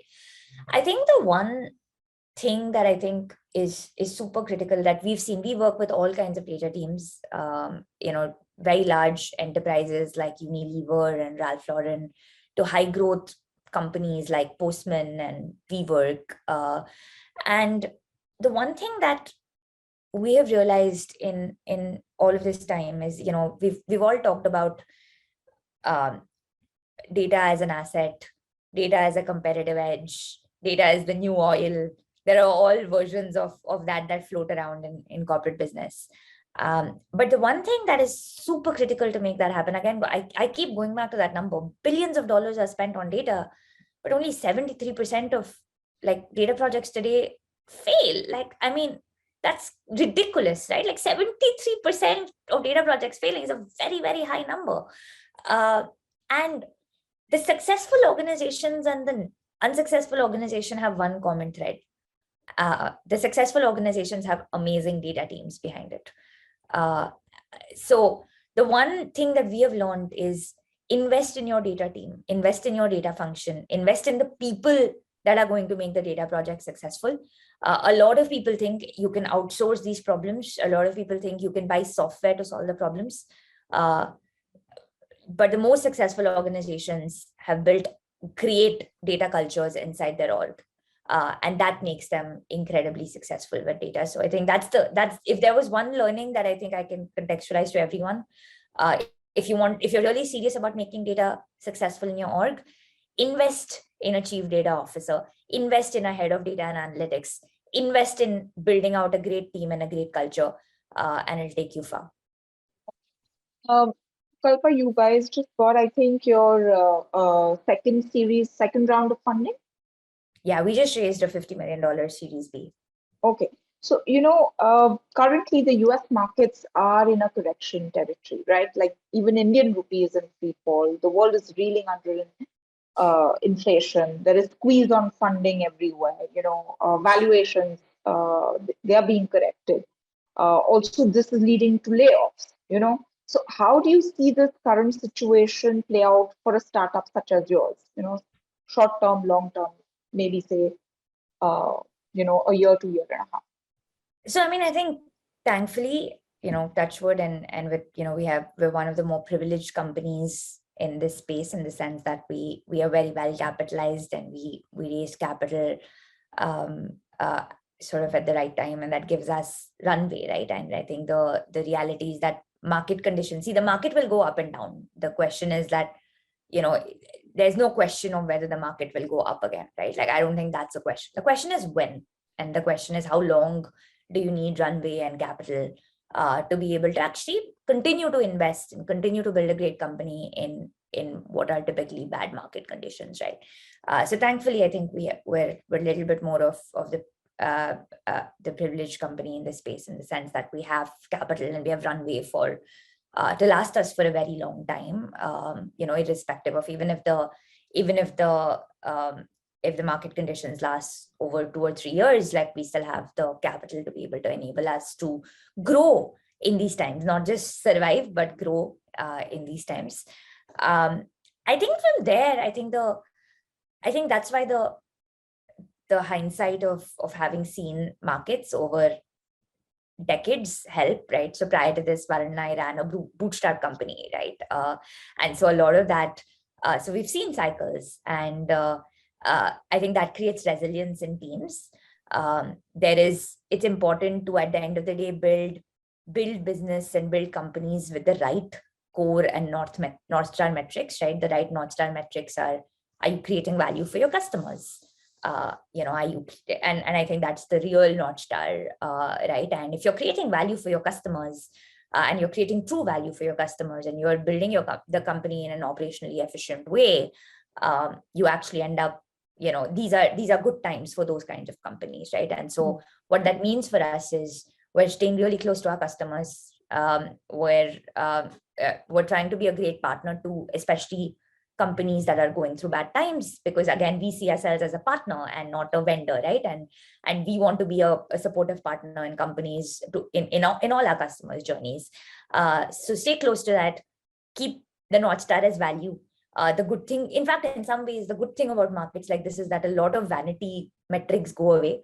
So the only thing that remains is what is most important, which is how do you build a durable business and a durable company? And to build a durable company, you need to create value for your customers. It's as simple as that. If you're creating value for your customers, they're not going to be like, I don't want to use this product anymore, right? Like, I mean, they're going to say, I really want, like, this is making my life better. This is helping our business. We're going to move forward, right? And so I think it creates the right North Stars. And there are, if you go back in history, you'll see a lot of the amazing companies, the legacy creating companies in history have actually been created in times like this. And so that's the way we see this, right? We see this as an opportunity to actually build a legacy creating company and just staying true to what is most important as you build companies. Can you share, your short-term plans? Maybe 6 months to a year. Sure. So we're in a space that is growing incredibly fast, right? So Atlan basically sits on top of a cloud data lake or a cloud data warehouse. So something like a Snowflake or a Databricks or an AWS data lake or a BigQuery. And this space is growing rapidly, right? I mean, if you think about just about in 2018, Snowflake had 800 customers. Today, they have 6,000 customers. And so if you think about this rapid expansion or the pace of growth in our market, we're in a space where we're at the right time with the right product, which can add value in a market that's growing incredibly fast. And what that means for us is we have this opportunity to build a category defining company in just a massive space, right? Like, I mean, the way I see, if you think about why you build startups, or, like, for example, for us at Atlan, we've always been a very mission driven kind of company, right? Like, as we think about we're doing this because we want to help, like, our North Star is we want to be the icon on the desktop behind every amazing data team in the world. So the data team that makes sure that man ends up on Mars, or the data team that cures cancer, or the data team that solves the self-driving car problem, or, like, we believe that all the most amazing things in the world will have an amazing data team behind it all. And so we want to be the icon on the desktop for those teams, right? And to do that, you can, and that's an opportunity to build a generational company, right? Like a company that lasts beyond your time and your lifetime and all of those. And I think from there you work backwards and you say, okay, that's great, but can the market support that company? Because timing in market matters, market size matters, market growth matters, right? And we've sort of ended up and stumbled on this opportunity where we're at the right time with the right place, where the market and the tailwinds of the market are also enabling us to grow as quickly as possible. And that's something we don't take lightly at all. It's very hard to be in that moment. I think that defines short-term, long-term plans, right? I mean, we're investing aggressively in growth. We are staying extremely close to customers, and we are building a category-defining company, and that doesn't change for us despite the changes in the market. But there is competition. There are big players. We're seeing mergers and acquisitions. There's market consolidation across segments, right? How much of this weighs on you? It doesn't at all, right? I mean, at Atlan, we didn't build Atlan because we sat in a room and said we want to do a startup. We built Atlan even back in the day because we were a data team ourselves and we needed something to solve our problems. We actually tried to buy a solution. I failed. I 3 times tried to buy a solution. We really did. Like, who wants to put engineering and product? It's a hard problem to solve. You don't want to just start building products, right? We tried to buy a solution. We failed at buying a solution 3 times. And so we were forced to build. Right? And we built Atlan truly for ourselves to solve a real core problem. And so if the problem was to be solved so in our space, for example, there's some legacy incumbent kind of companies, which happens, every space has them. If they were going to solve the problem, they would have solved the problem. We wouldn't exist. And we would be very happy to not exist. We just wanted the problem to be solved, right?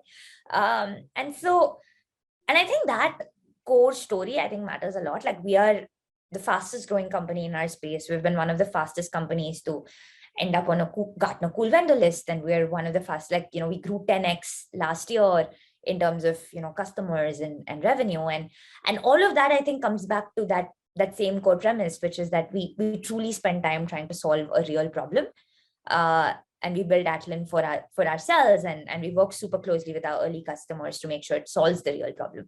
And I think that from there, because your fundamentals are strong, you can sort of, scale from there. So I think the other stuff, the market, legacy companies, big companies, not small companies, competition, yeah, it has to happen. In fact, the space that Atlan operates, and I tell everyone this in the team, we have an opportunity to be a category defining generational company.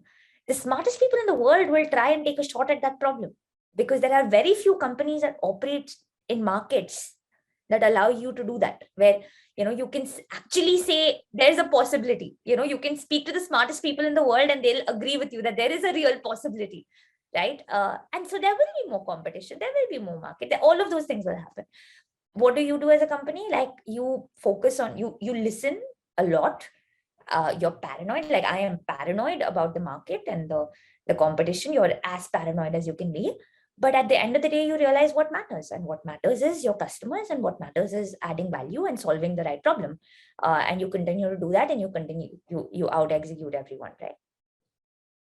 How important are pivots to you? How important are pivots to?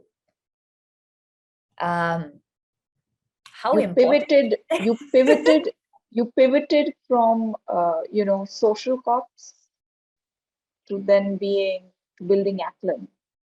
Yeah. What is the importance of, and we don't know what will come out of Atlan, right? You're building Atlan right now, but hey, there could be a pivot. Yeah. Well, I mean, to be fair, actually, social cups to Atlan, we didn't actually pivot in the true sense of the word, because a pivot is where you do something that's sort of adjacent to what you were doing.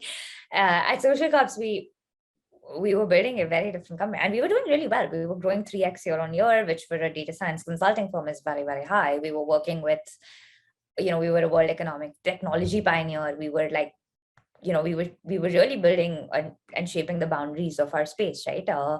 And so it was a really hard, Atlan was truly built as an internal tool. We never meant to sell Atlan as a product to anyone else. And then we realized that we'd built something that was more powerful than we'd intended. And we said, hey, these tools, they've helped our team. Our team would have never been able to build India's national data platform in 12 months if we didn't have these tools. Data teams are becoming more mainstream. Can we help other teams around the world, right? And it was really with that question that Atlan was sort of born. And it wasn't a pivot. It was a fully new company, right? There was nothing we could carry over from our old world into Atlan. Atlan was a global company from day one. Our market was going to be North America, it was a fully different, so it was not a pivot. It was starting at zero. And I think for that, the most important thing is stay true to your North Star and what your true North Star is. For us, our North Star as founders, our founding team, it was always this idea of impact. That's what drives us. And we had hit this point where we were driving amazing impact. Like how many people at Social Corps, how many companies can say that they impacted the lives of at least 100 million people and maybe 1 billion people, right? That's rare. But we realized that from there, if these tools helped our team do that, what if we could build a tool that helps every team in the world? Could we create hundreds and thousands of social cups, right? And that sort of became our core, it was this idea of being able to drive impact at scale, and it was almost the next level of scale. And I think that was the North Star. That was important. And I think you sort of take those journeys as also human beings, right? And the journey that you're going towards. I think all these other things, I think we dramatize them too much, what is a pivot? What is this? Netflix pivoted from selling CDs to, internet streaming software. Facebook just pivoted to Meta. The reality is that our world changes very, very fast. And, I think anyone who says that I'm going to sit in a room and I'm going to build something that, the reality that would be fine if the world around you is not changing and they're not tectonic shifts that are happening in technology every 2 years, right? And, if you want to build an enduring company, you have to be, in today's world, you have to be okay with change. There is no other way of building an enduring company. Gone are the days where you could build, I guess back in the day where you could build one product and that same product for 40 years will take you. That world is gone because we're living in a world where technology itself is shifting. And so I think you have to just get used to that as a company, as an entrepreneur. But the North Star is important. That's why in these things, right? Because you're making difficult decisions every single time. Then what is the North Star? The North Star is it the right North Star? And then are you making the right decision to help you get to that North Star? I think that's what will create enduring companies of the future. What about social corps? So we've transitioned social corps to a community. We don't execute projects, but we still actually support a lot of policy making in data, in governments and nonprofits. We try and make we built out over time a great community. And so we still support that community quite a bit. And in fact, my hope and dream is that, with Atlan, we'll actually, and we see this, we actually have a team that's using Atlan, which is taking a shot at curing cancer right now in the world. We have a public biotech company that is sequencing the human genome. We have a company that is that's building a energy efficient grid in Europe. We have the kinds of, we have one of the largest healthcare chains in the US that did a ton of work during COVID. The dream, we had a dream wall when we started Atlan, which was about the types of problems we hope that data teams that use Atlan are able to go and solve. And some of those dreams have started coming true, right? And so I think our hope and mission is that we're able to enable, we were a data team ourselves at Social Corps, and we saw the amazing things that when you use the right data, the amazing things you can do. And the amazing thing that when you help that team work well together, the amazing things that team can pull off, right? And so our goal today, my dream is, can we create, hundreds and thousands of social corps? Can we create can we help every data team in the world go on and do amazing things? And some of those dreams have started coming true. But we have a long way to go in making a whole bunch of them come true. And we wish you all the success, Prakalpa, you and your team. Now, my last question, absolutely. What does valuation, being a Soonicorn or potentially becoming a unicorn? I say this with a lot of privilege and a lot of humility. It doesn't mean anything. It shouldn't mean anything. Valuations they're milestones in companies. They're just numbers. We've at Atlan, at least, we've never done anything because, in fact, we don't celebrate fundraising in the company. We don't celebrate it internally. We've never celebrated it. Yes, we do the press release and we do the extra, because you do those things, right? And it helps us with hiring amazing talent, right? But that's not why you build companies. Valuation it's a vanity metric. It's the wrong reason for building a company. Yes, can we create wealth for our team? Can we create wealth for our shareholders? Can we create wealth for those things matter? Those are your responsibilities as you build companies. But is the wrong metric to hold yourself.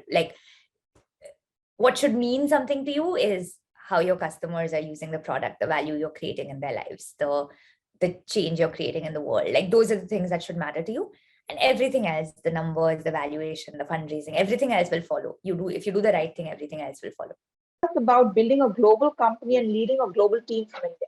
Yeah, so at Atlan, we are an incredibly global company. We have teams in 14 countries and 40 cities, everywhere around the world, starting from the Bay Area and New York and Boston to Nigeria and Philippines and Europe and Singapore. And that's something that we take a lot of pride in. I think the first step to that is to actually build a company that doesn't have a center of gravity.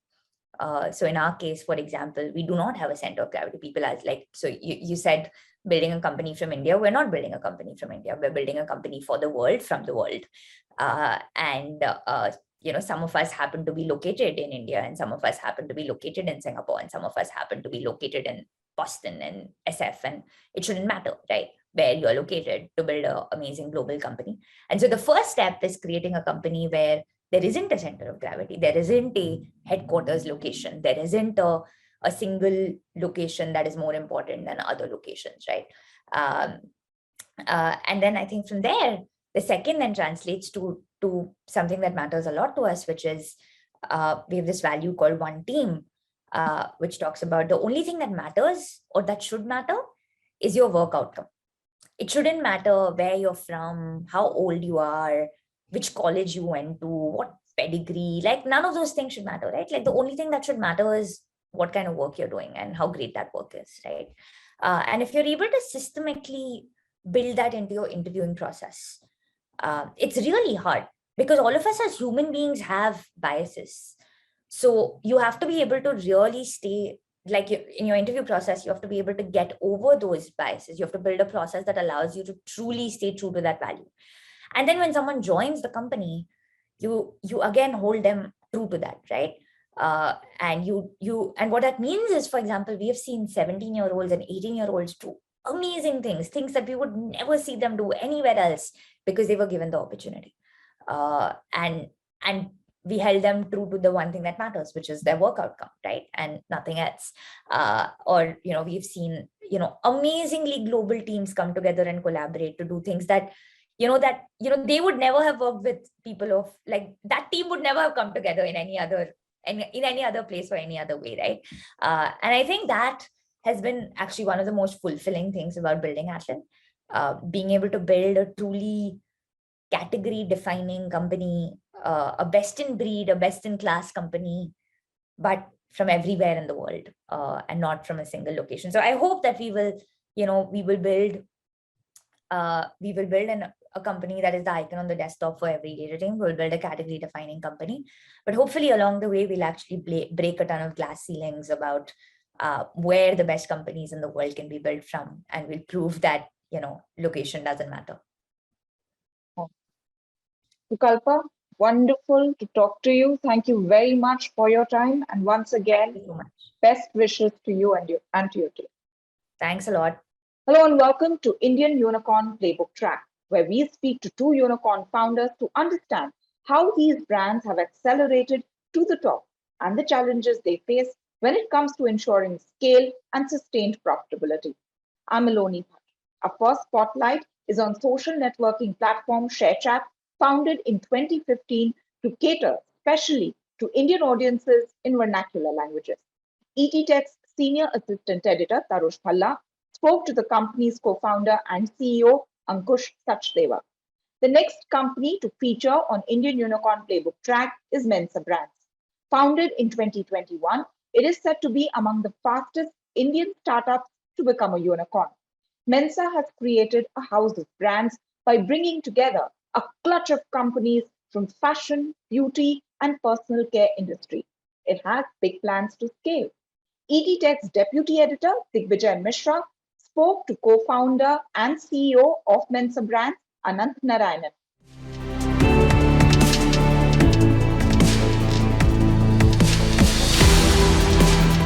Well, thank you so much, Ankush, for joining us today. A pleasure to kind of host you at this occasion. I wanted to kind of get started with the discussion, and I hope that our discussion will hold a lot of learnings for entrepreneurs. You will shed light more about your journey, as well as about ShareChat's journey as to how you have scaled devoid of the challenges, as well as taken on opportunities that's happened over the past few years and taken the platform to where it is today. So let me get started with the most obvious and the most recent development from your end. A mega funding round coming in. You've also closing in the acquisition of MX Takatalk to kind of consolidate your position in the market, right? So help me understand this. This market is a little volatile at present, right? There are global macros playing in. There are VC funds and large-scale blue chip VC funds, which are also giving guidance to entrepreneurs. So help us understand a little bit in particular with this round, like how difficult was it in this particular landscape? I know that you would have thought about it, but did the discussions change over the course of this year, especially with January, the winds already of change flowing in and the global macros kind of becoming more clearer? Yeah. So help us understand a little bit more in terms of that round, as well as closing the acquisition. Was it tough, or was it something that was already decided and then you guys managed to just go through? Sure. First, thank you for having me here, Tarush. It's a pleasure to be here. You've touched upon a few points on a fundraise, on the acquisition. It's a big event for us. I think the acquisition news was doing the rounds in several months. But I think that's been really helpful for us to consolidate the market. And in fact, from all dimensions, right? Be it users, be it creators, be it advertisers. So I think right now when we go to market for even our sales team goes to market to brands and advertisers, it's a very simple sort of conversation, because we are the largest short video platform. Hence, that becomes easy. Similarly, on creators, when we talk to creators, I think there are a lot of short video platforms in the country with the Western large incumbents, with YT, IG, all of that. So I think we needed to consolidate to have one large India player and go with that sort of narrative in the market. So I think from that way, it's been really helpful. I'm very happy to announce we actually released an update on the Play Store, which now unifies the two apps. So we have concluded even the technical part of the acquisition now. And it's been great how the teams have worked and made it happen. I think coming to the fundraise, I think things have changed dramatically from last year. I wouldn't say it is like sudden, as in we just got to know. We woke up one day and got to know. I think we knew it was coming. The Fed was announcing rate hikes, so we had some sense probably since January that this is happening. But I think I'm very, very grateful and thankful to our investors who stayed very, very true to the mission of the company, showed very high conviction. And I think this move that we did by consolidating the market, I think the investors rewarded this, even in a macro which is as volatile as this. So I think that really shows the commitment they have towards the cause. So I'm really thankful for that. But yeah, I think we have to acknowledge that markets are going to be very different from what they were last year. We are not going to be in that zone, and hence I think all companies are sort of thinking very deeply about how do you grow more efficiently. I think you cannot not grow as a startup. You have to always keep growing, but how do you grow more efficiently, become more capital efficient across different dimensions? So yeah, I think it is a different world, but I am very glad that we have high conviction shareholders on a cap table. So yeah. Yeah, absolutely. So now help us understand a little bit in terms of, with these two parties now coming together, what's the scale that you're now looking at on a consolidated basis? I'm sure you can share that now, considering that you are well ahead of the market too. And also wanted to kind of get in a sense saying that what are the synergies in the future that you kind of derive now in terms of on a product level for creators, for users, that these two platforms now fit in for you to kind of bring forth in the coming months, let's say the next 12 months, for instance, or the next 24 months, for instance? Sure. No, I think this is a big like consolidation in terms of the total user numbers as well. So I think across all our platforms now, ShareChat, Moj, Takatak, we serve close to 400 million monthly active users in India, which is, I think, very close to the two large Western incumbents we have in India, Google and Facebook. And I think this is really important when you are in the ads business. Brands need a large pan-India sort of media platform. Otherwise, that doesn't really, you don't make the dent in the market unless you have that large scale. So I think that that scale is really helpful now. In terms of synergies, I think you can, so you can assume all the sort of bets we are now playing on top of this distribution on Moj will also play out on Takatak. So for example, we are launching Moj Live. We've in fact launched Moj Live. And all of that, all those Moj Live features will also be available on Takatak by default. So the way we have set up our engineering, it sort of seamlessly works that way.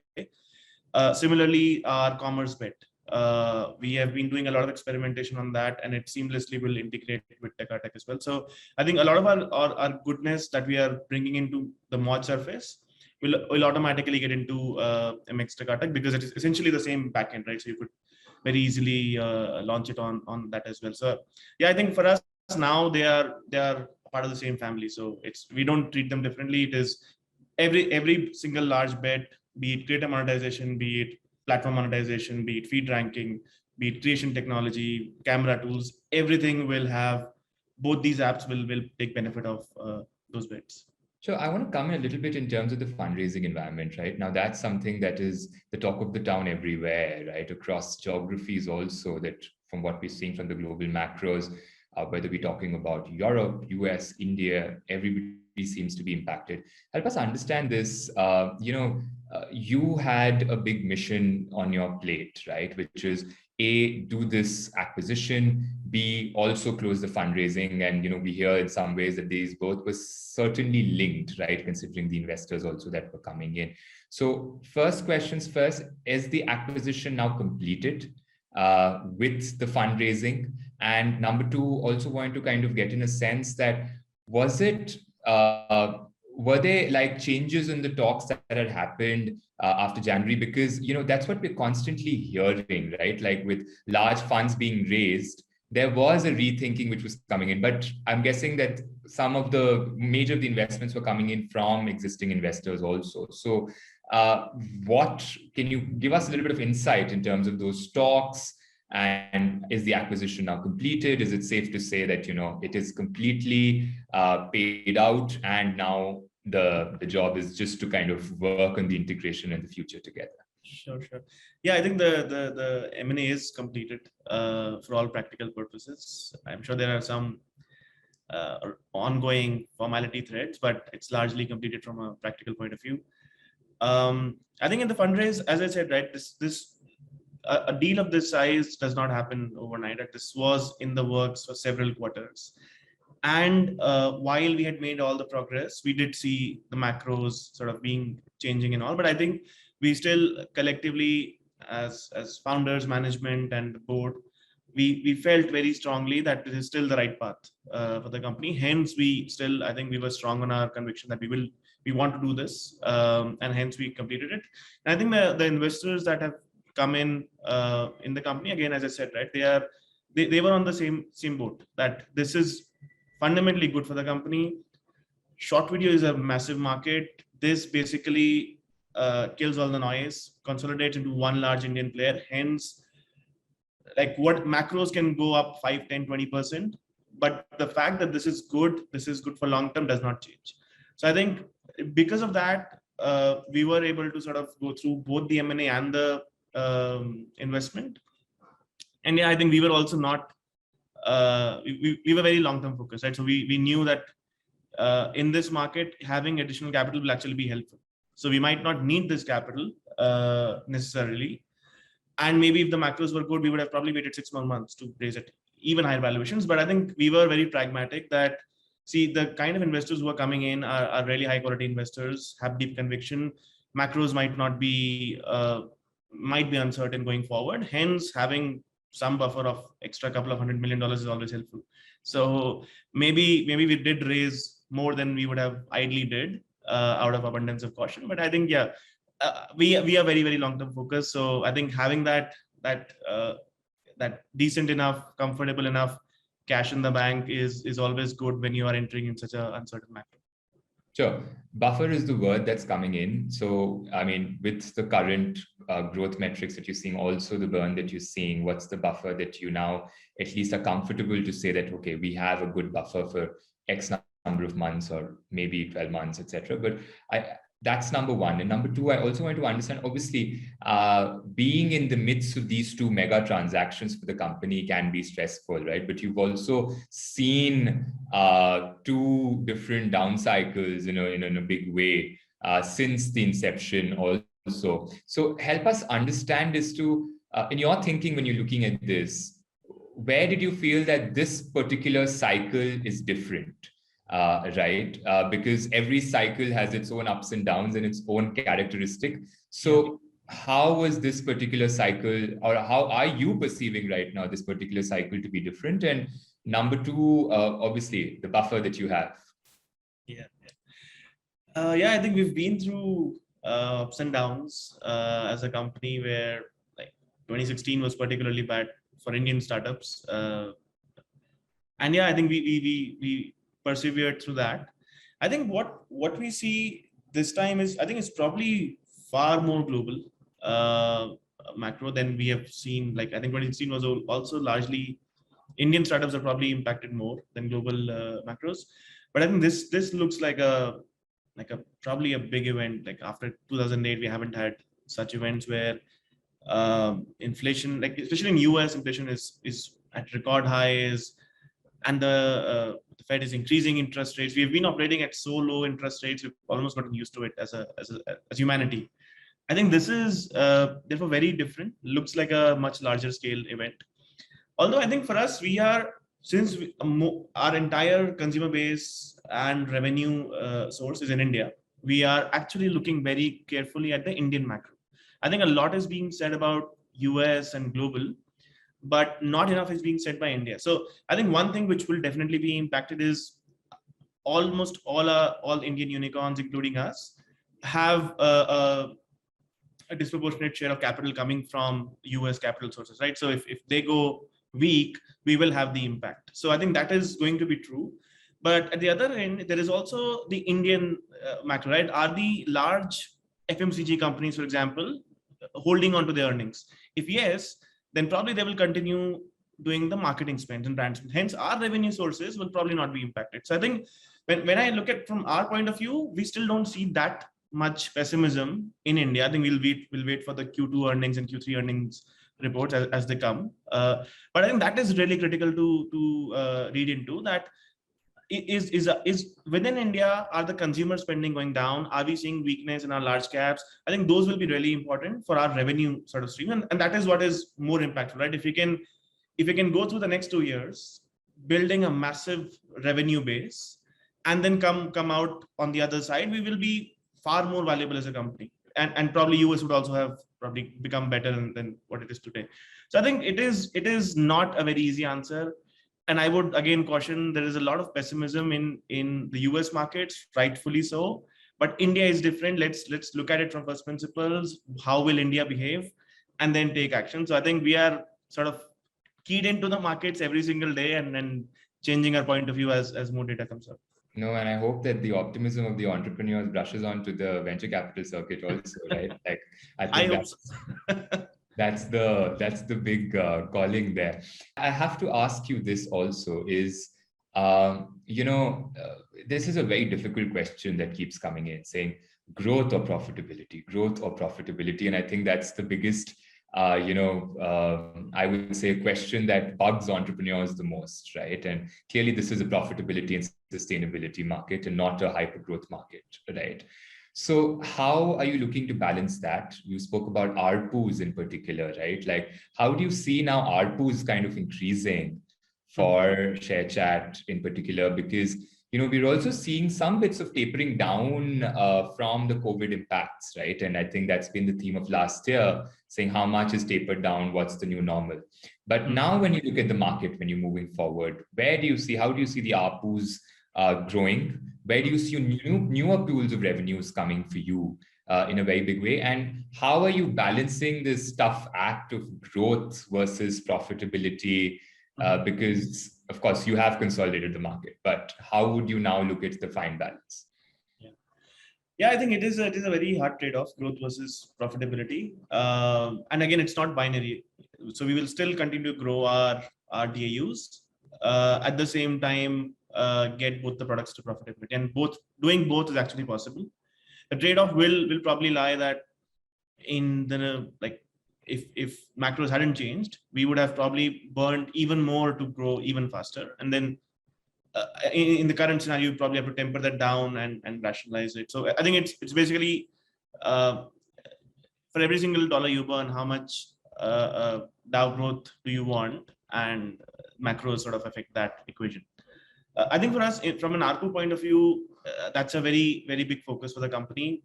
How do we make revenue numbers go up? And the biggest revenue channel for us today is ads.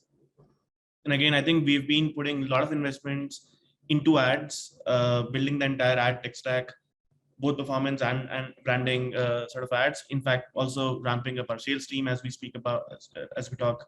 So I think that is a big area which we are very confident of scaling going forward. The next channel that we have seen growing tremendously well is the whole micro payment sort of thing, where on a live stream you can give like a 10 rupees virtual ring to your favorite creator, and that is doing phenomenally well. We didn't expect India to be latching onto this so quickly. So I think that is emerging as a very, very positive surprise. On that particular line item, I never see any impact of recession. Like it seems like those people are immune to anything that is happening in the world, and that line item keeps growing very, very strongly quarter after quarter. I think the third will come eventually, which will become big eventually, is the video commerce part, on which we are, I think, running experiments, figuring out what is the right mix of product, cross creator, cross audience kind of a thing. And I think it will eventually become a large part of the business. So yeah, I think all three, ShareChat, I would say, is still dominating. Most of the revenue comes from ShareChat. Moj, I think we're now going into the market, opening up Moj.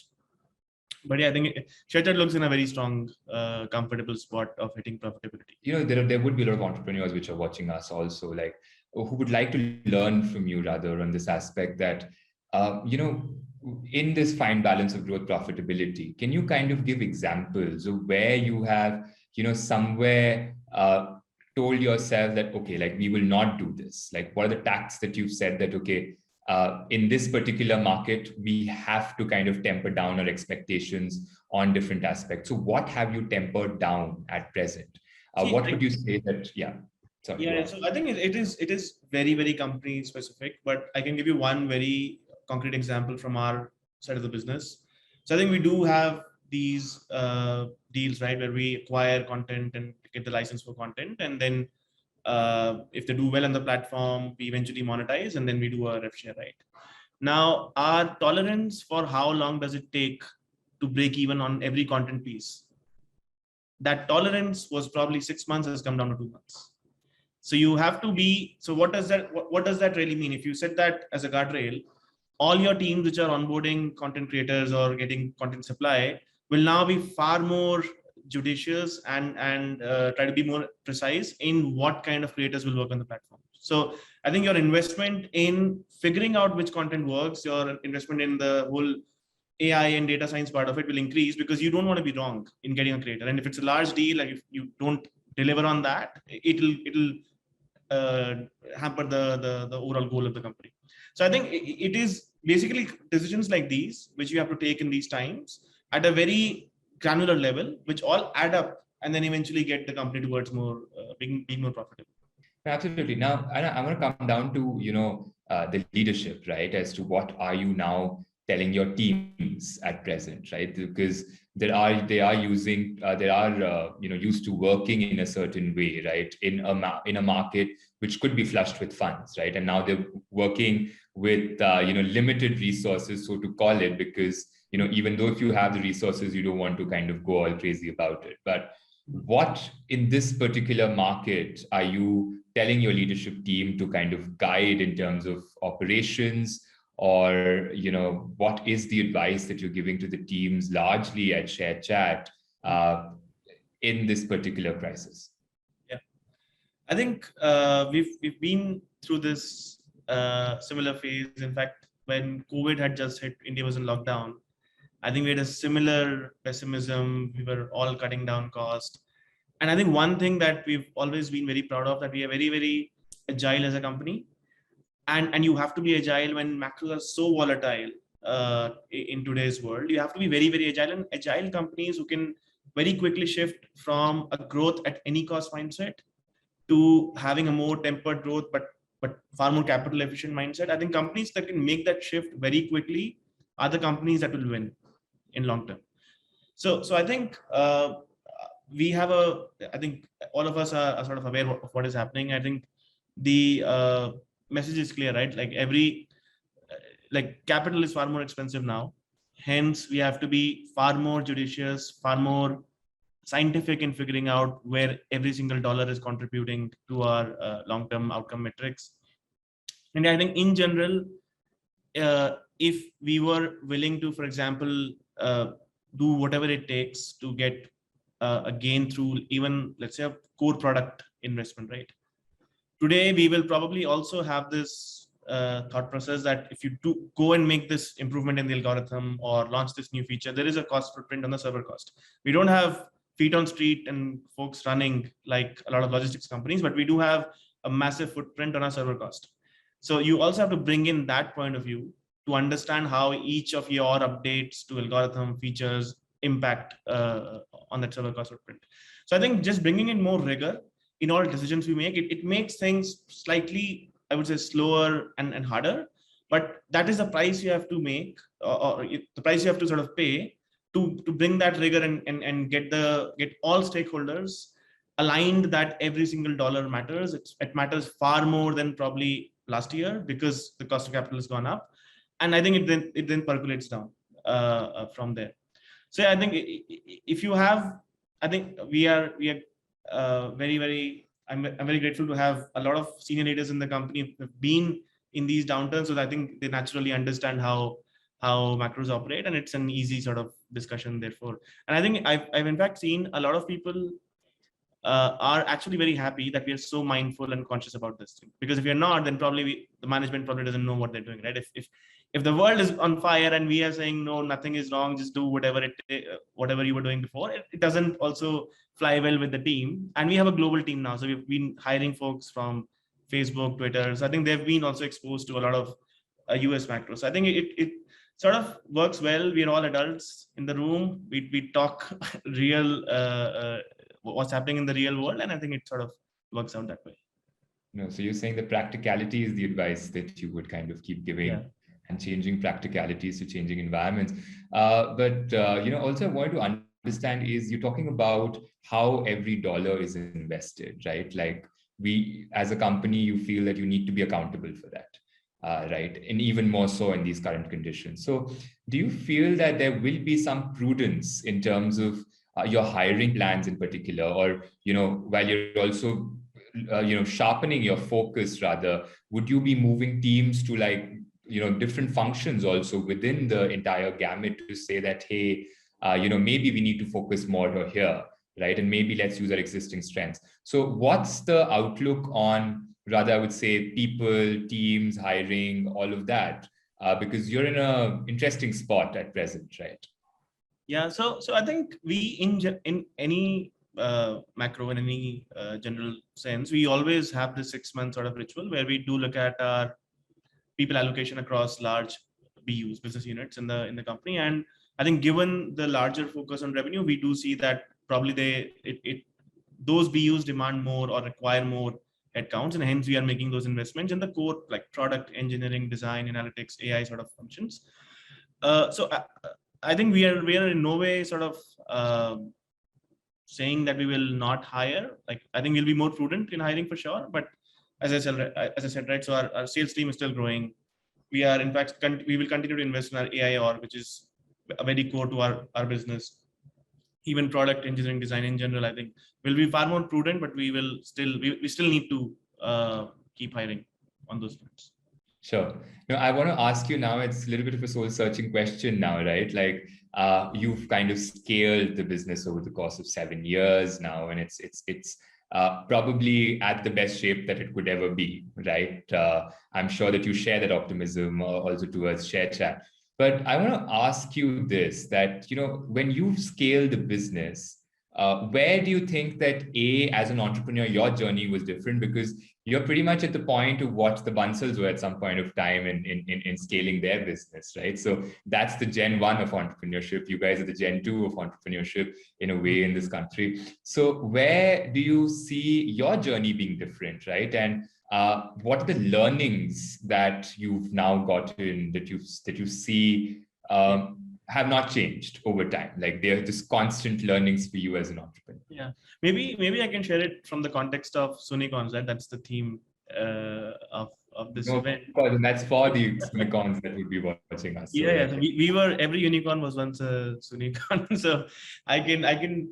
So again, I'm gonna assume by Soonicorn you mean somebody who's between 100 million to a billion sort of thing, and that is a very, very interesting phase to be in, because you've figured your PMF, you've gotten a decent amount of capital, everyone knows about you, hence everyone wants to copy you. Even the largest of the companies, because if you've figured $1 billion opportunity, everyone wants a pie of it. So it's probably like being a Soonicorn is the most, I would say, high risk, intense phase of a startup. And I think so what we learned at that time was, once you're in that stage where you're very, very sure of your business model, of your product, it works, you've gotten enough ammunition in the bank, you need to do a really, really stellar job in building your leadership team. I think I can't state enough. That is the exact point where you need specialists, where you need people who have done things in the past of similar kind and who can just like take your rocket ship forward. I think that is probably one thing which I don't think changes. You can be in any sector. If you are in that phase of 100 to a billion sort of valuation, it is very, very critical to get the right team on board, and they can make a very big difference. I think a bad hire can take you back 6 months. A great hire can leapfrog you 2 years. So I think that is probably something that I would say is the most critical at that point. No, absolutely. Now, coming down to the ground, right? Coming down to ShareChat in particular, what would you say now? I know we've touched upon this a little bit, but what would you say now would be your top priorities, right, for ShareChat? If you can list them as 1, 2, 3, 4 for the next 12 months, where do you see the energies of the team and you as an entrepreneur now going into the ShareChat league? Sure. So I think the core of the company it remains building the best world-class recommender system. I think that is what helps our ShareChat content relevance, our Moz content relevance, even ad relevance. So to serve targeted right ads, you need the basic core of recommender systems. So I think that will be number one priority, which we will keep working on for probably the next 2, 3, 4, 5 years. Next would be, I think, creator monetization. So again, I think we feel that for us to really unlock this potential of creators in India, we have to give them a stable, consistent earnings channel. And what can we do as a platform to make that happen for them? So I think all our revenue streams, we have this angle of how do we also get the creators to be a part of it, be it ads, be it virtual gifting, be it commerce. We always keep creators to be at the center of it and make money from it. So I think second would be probably this creator monetization, and third would be, I think, this whole focus on profitability. And as a platform, are we getting nearer to that goal of being profitable? That will be our third priority. Sure. Also want to come down to monetization in particular, right? Now that's a heavy question everyone's asking, right? In a business like yours in particular, the perception largely is that you've raised a lot of successive rounds, obviously.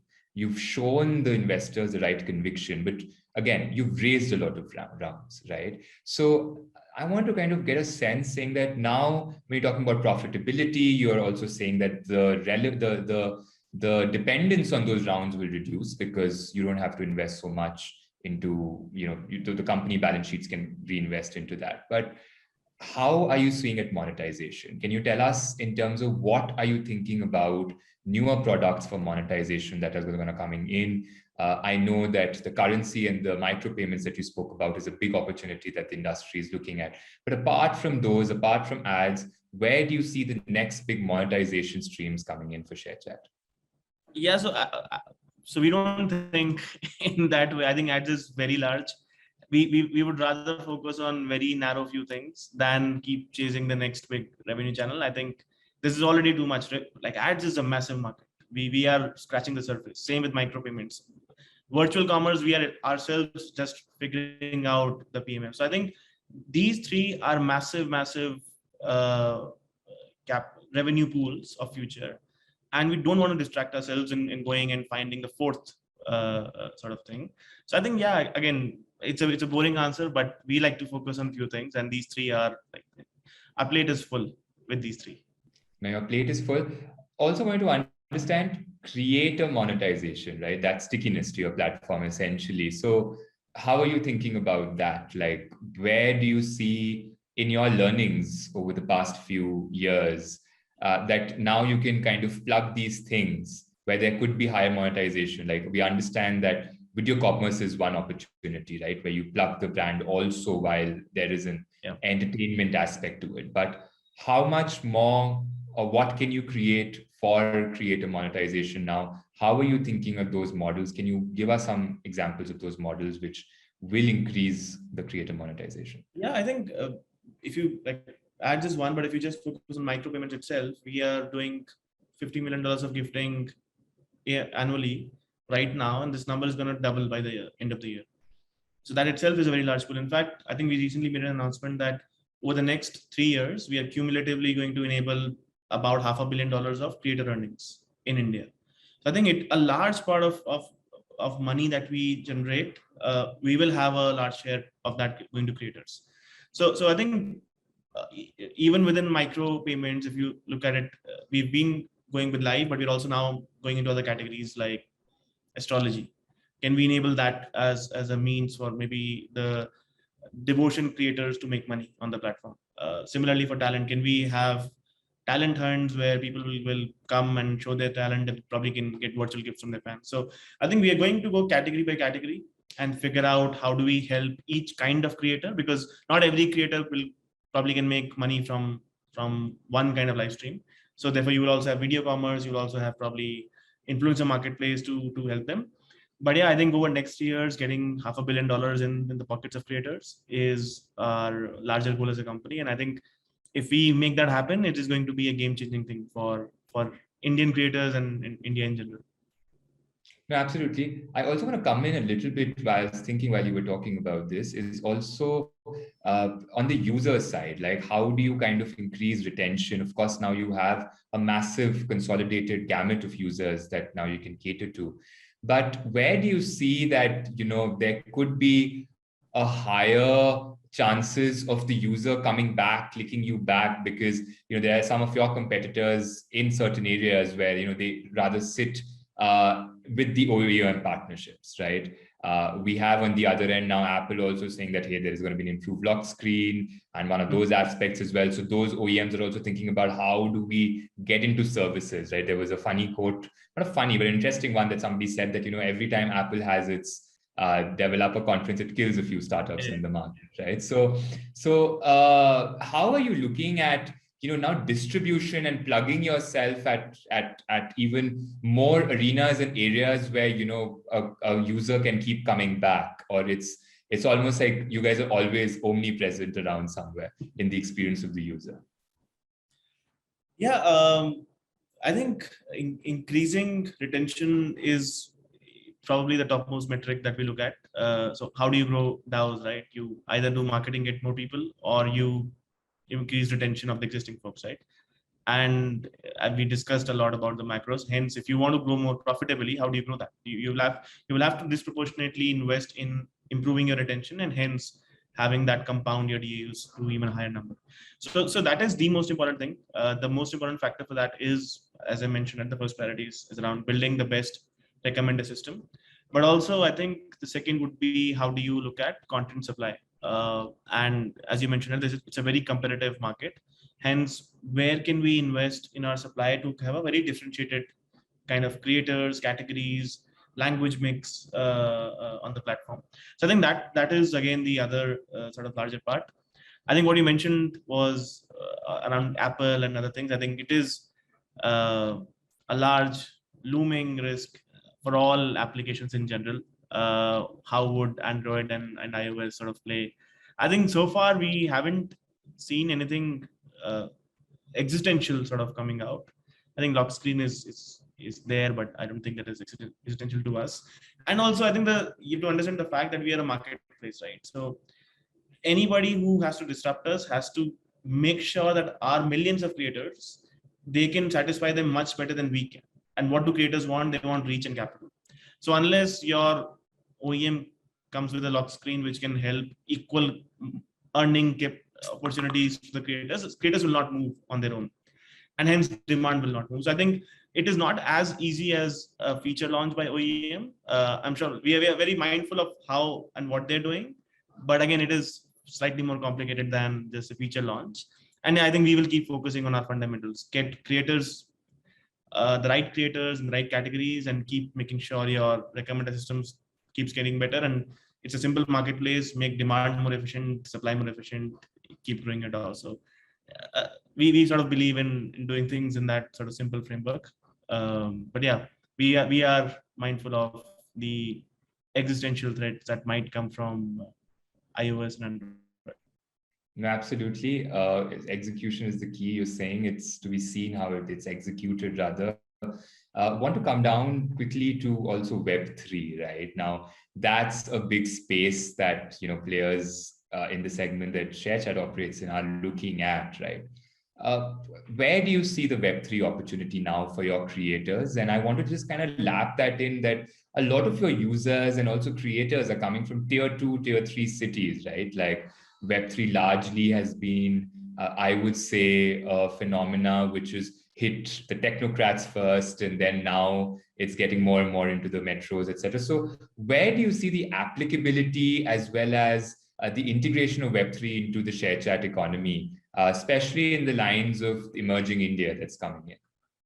Yeah, I think it is a very powerful technology in general. The whole blockchain tech and the ability to have decentralized computing happening.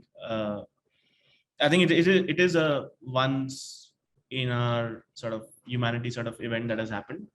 But again, how do we use it within our products is a slightly complicated question. I think the fundamental disruption that could happen is if the entire social network runs off a blockchain, right? Where essentially, what do we own? What we own the data, we own the interaction data of consumers and creators. That if somebody on Moj completes a video or likes a video or shares a video, that data is the real asset that we have. If that is on blockchain, and everyone can read it, you can potentially have somebody else build a client and build a feed ranking on top of it and start competing. Now, that is going to be fundamental disruption if you can do that. But again, why would anybody do that? Like, why would any large player incumbent do that? Because that really kills our profit margins, right? As a company, as a Web2 company. So I think that would be the real disruption, which we are closely watching if there is a play in that.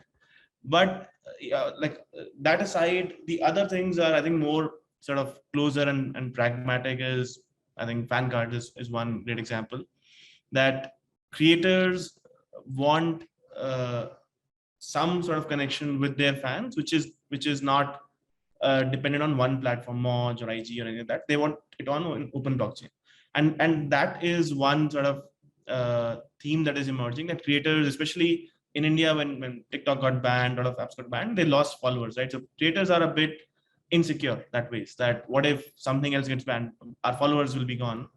So, and if I don't think fan cards solve that problem specifically, but they sort of give some sense of comfort that at least my card holders are on a blockchain, so that relationship can't be banned by anyone in the future. So I think those are areas which we are thinking about. Again, I would say they are great incremental stuff. I don't think they're game changing in any way. Probably we'll discover more things which are game changing, but I think right now we're just like evaluating around these lines and let's see if there's something, we'll share it publicly. I also want to finally come on to responsibility of social media. Right now, that was discussed very largely in the government forums as well. Right? How do you look at content that has been created? How do you look at creating the right guards to ensure that it's not a violating content? And that's a very tricky job for a social media, right? Like, we've seen what's happened with Facebook in the US, right? And that's coming out that, but let's say you are a younger company, which still has not lost that opportunity of, and it's an evolution also, where I understand. So these are two dynamics working. How are you looking at creating those guards and ensuring more responsible behavior on social media? Because India is clearly on the evolution path of understanding this also now, right? So where do you see yourself there? Yeah, I think it is. We're actually learning from the West how things are shaping up, and it's a very important learning, because we don't want to be repeating the mistakes that have already been probably done. So I think we've been therefore very, very deliberate and conscious in putting the right guardrails from the beginning, and we have an elaborate moderation system in general, right, across both ShareChat and Moj. In fact, running ShareChat for 7 years, we had already built that muscle in the company. And it's a AI plus human moderation process. We've not kept it only done by tech, because we operate in so many diverse languages. For example, you do not want, or you can't expect an AI to be perfect in determining if an Odia content is, let's say, violating any of our policies, right? So I think we therefore have this human layer also as a part of the moderation process, which makes sure that none of the content which is violating our guidelines gets into the system. But again, you will have some errors. So therefore, there are also systems which make sure that if in that rare chance somebody does get through, or some post does get through, it doesn't go viral. So there are multiple checks to make sure it doesn't go viral on the platform. So I think it is a very complicated problem in general. In fact, we also do things like during elections, we actually have, we go sign up a voluntary sort of code of ethics with the election commission to actually be even more vigilant, right? If we get the right takedown notice from the relevant authority, we can be even more faster in a turnaround time than a normal times, because elections are sensitive for the country, and we as social media have some responsibility in making sure we are abiding by all the rules. So I think we are being very, very conscious. What has happened with companies in the West is very helpful for us to be mindful and in fact be proactive in some of the things that I've just mentioned. Can you help us understand in terms of how much you're investing in moderation at present? Because, I mean, with scale comes this responsibility as well, right? Like, the higher you grow, the more you need to be cognizant of the content that's available on the platform. So how much are you investing in that? Especially you said the human layer. So can you give us a certain quantifier of like, how much are you investing even in those human layers to kind of ensure that moderation comes across as a priority? Yeah. No, so I think we probably have several hundred people looking or being there to help this moderation engine work well. We also have a lot of investment in our AI in terms of understanding the content. So I think there's one part of AI which is about ranking and recommendation, which is for I think largely the business and DAO use cases. But there is another part of or another team within AI which is about understanding from the media, from the video, from the images, and figuring out the probability of this content being violating, right? So I think that is again a very large investment, largely being used for moderation, not for your attention on DAO sort of goals. So I think we have a fair bit of investment on all teams, product, engineering, AI, and on top of that, you have those several hundred people who are actually doing the human moderation job as well. No, absolutely. And coming down to the final question, I want to just end it for the individuals who are watching us right now is when you look at now the Indian startup ecosystem, you're at the curve of maturity, at least as a company, as an entrepreneur as well. What is the outlook that you see for Indian startups? I see you also investing in bits in Indian startups. What do you think will come out of this entire funding winter, as we're calling it? Will some dominoes fall and like some pegs will be like, heightened? What is the overall thing that you're looking for Indian startups right now? Yeah, I think of course, like you might have had a few irrational capital deployments last year, and some companies might not make it through the winter, but that in no way means or it's reflective of the long-term sort of trajectory of India. I think we remain very bullish, very optimistic. And we, as I said, we in our own business continue to be positively surprised in how quickly things are moving. Not just on DAOs, because you can always claim that okay, DAOs are easy because data is cheap. Even in revenue, we are positively surprised by how things are sort of so quickly moving. So I think we are very, very optimistic in general. This winter might be a sort of short-term hit on a few of maybe the unicorn names that you see around. We've been celebrating 100 unicorns as a milestone. You might have a few who are knocked out, but that doesn't mean that we will stop as a country. And I think we have a very, very bright future in front of us. And the all underlying signals, at least in our sort of company, gives us confidence to keep investing in India's future. Sure, no, absolutely. So optimism and confidence is the mantra for you, Ankush. Thank you so much for joining us in this conversation. I really love the chat and the candor. Thank you so much again, and look forward to seeing you again. Thank you, Tarush. Thank you. Thanks.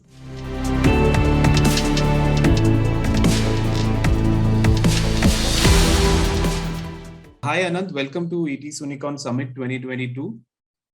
Thank you for having me. Lovely to have you here. We wanted to have this chat about, so much happening in the ecosystem right now, and so much happened last year as well. We are in a different kind of environment right now, but I want to go back to last year when so much happened and Mensa became the fastest unicorn in a matter of 6 months. Yeah. I wanted to understand and you've been involved in other companies before. What was the experience like to go out in a market and start this company and build a unicorn within 6 months? Just can you take us through that? Yeah, absolutely. Absolutely. Digvijay, firstly, by the way, the focus needs to be on value creation. And I think valuation sort of follow as people are listening to this video chat, right? So the way we thought about it in Mensa was actually quite simple. Very large market opportunity. We are in the spaces of fashion, beauty, and home. That's north of $100 billion addressable market size. So very large market size. Second, India was mostly unbranded, going to branded. So there's an opportunity to build a lot of brands. Okay. And third is, we felt, and it's proven out after that we could grow fast and be profitable.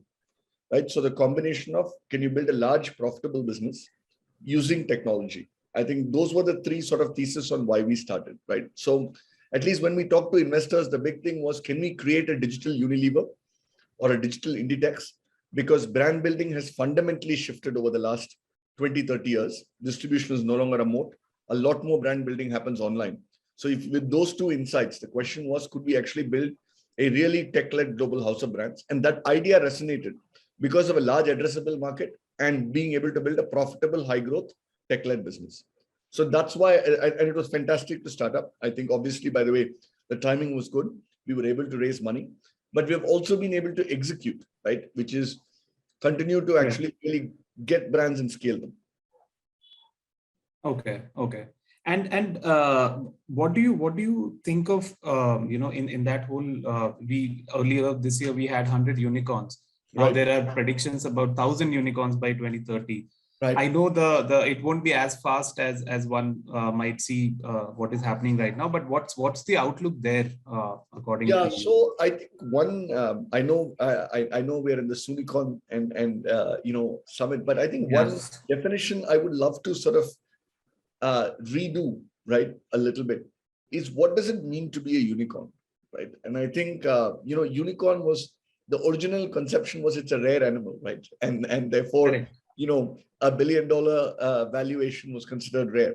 Now, I think, by the way, the world is improving, the world is scaling, markets are becoming larger. Therefore, unicorns are no longer rare. So one framing I would love to have is, can we have a framing where you have $1 billion revenue business? And maybe we come up with a term for it, right? And I think, because eventually you're building businesses, Digvijay, right? And markets are a reflection of the business, right? They are not a reflection. I mean, valuations don't stand alone. Valuations are of a certain business. So the way I think about it is, I think there is multiple multi-billion-dollar revenue and profitable businesses waiting to be built in India. Whether that number is 200, 300, 400, I don't know. But I'm talking about revenue, right? And so if you can build those, then valuations will certainly follow, right?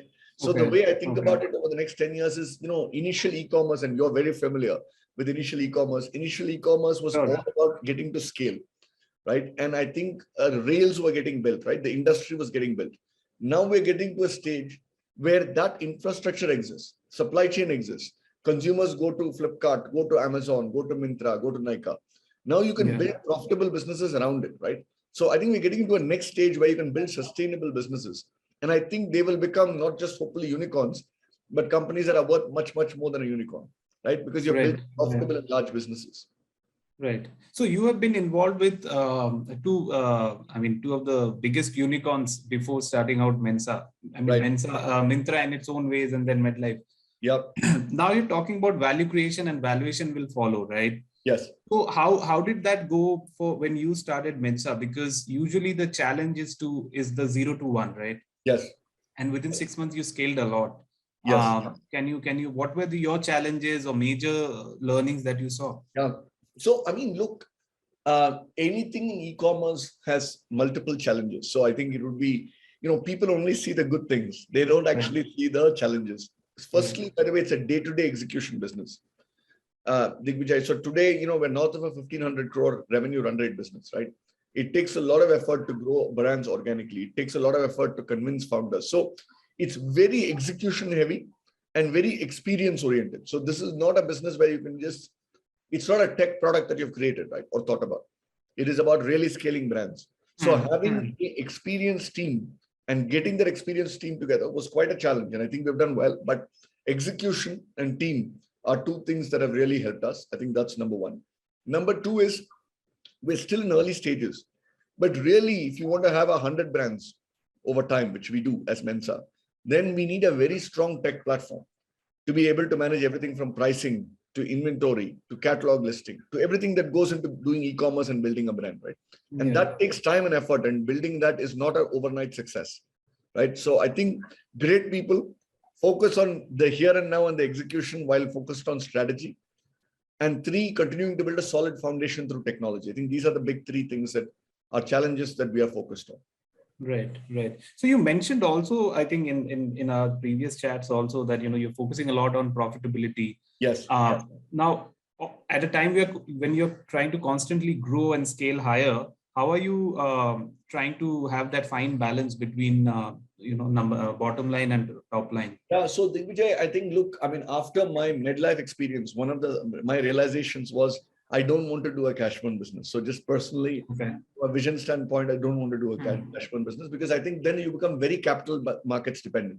I mean, it's okay to invest a little bit. It's okay to lose a little bit of money, but month on month cash burn, I think, was not something that I wanted to do. So philosophically, I wanted to sort of move away from that. And we have made trade-offs, right? So our businesses organically are growing between 60 and 80%. I think they can grow at 300% if we wanted to. If we decided, for example, we don't want to be EBITDA profitable, we want to grow it faster, we can grow 3x faster. But we have chosen to moderate the growth to double the market rate, still growing at 2x, 2.5x of market. But we don't need to grow 10x of market. Because we're trying to build a business which lasts for 50 years, right? And therefore, by the way, for all the founders out there watching, right, valuation is a little bit of a vanity metric. Because it becomes only real when you exit through a sale or when you go IPO. However, the ownership that you and the management team have in the business is real. And once that goes down, it doesn't come back up, right? So I'm very much focused on saying, if you're going to build for 50 years, let's focus on building something sustainable. So you're not very capital markets dependent. Number two, ownership of the founder plus the management team is very important. And so don't dilute for the sake of valuation. Dilute when you need capital. So raise wisely, right? Is the second big thing. And third is, I think 60 to 80% growth is great. If you can make money, I think it's a good, it's a good equation, right? You don't need to go at 200, 300%.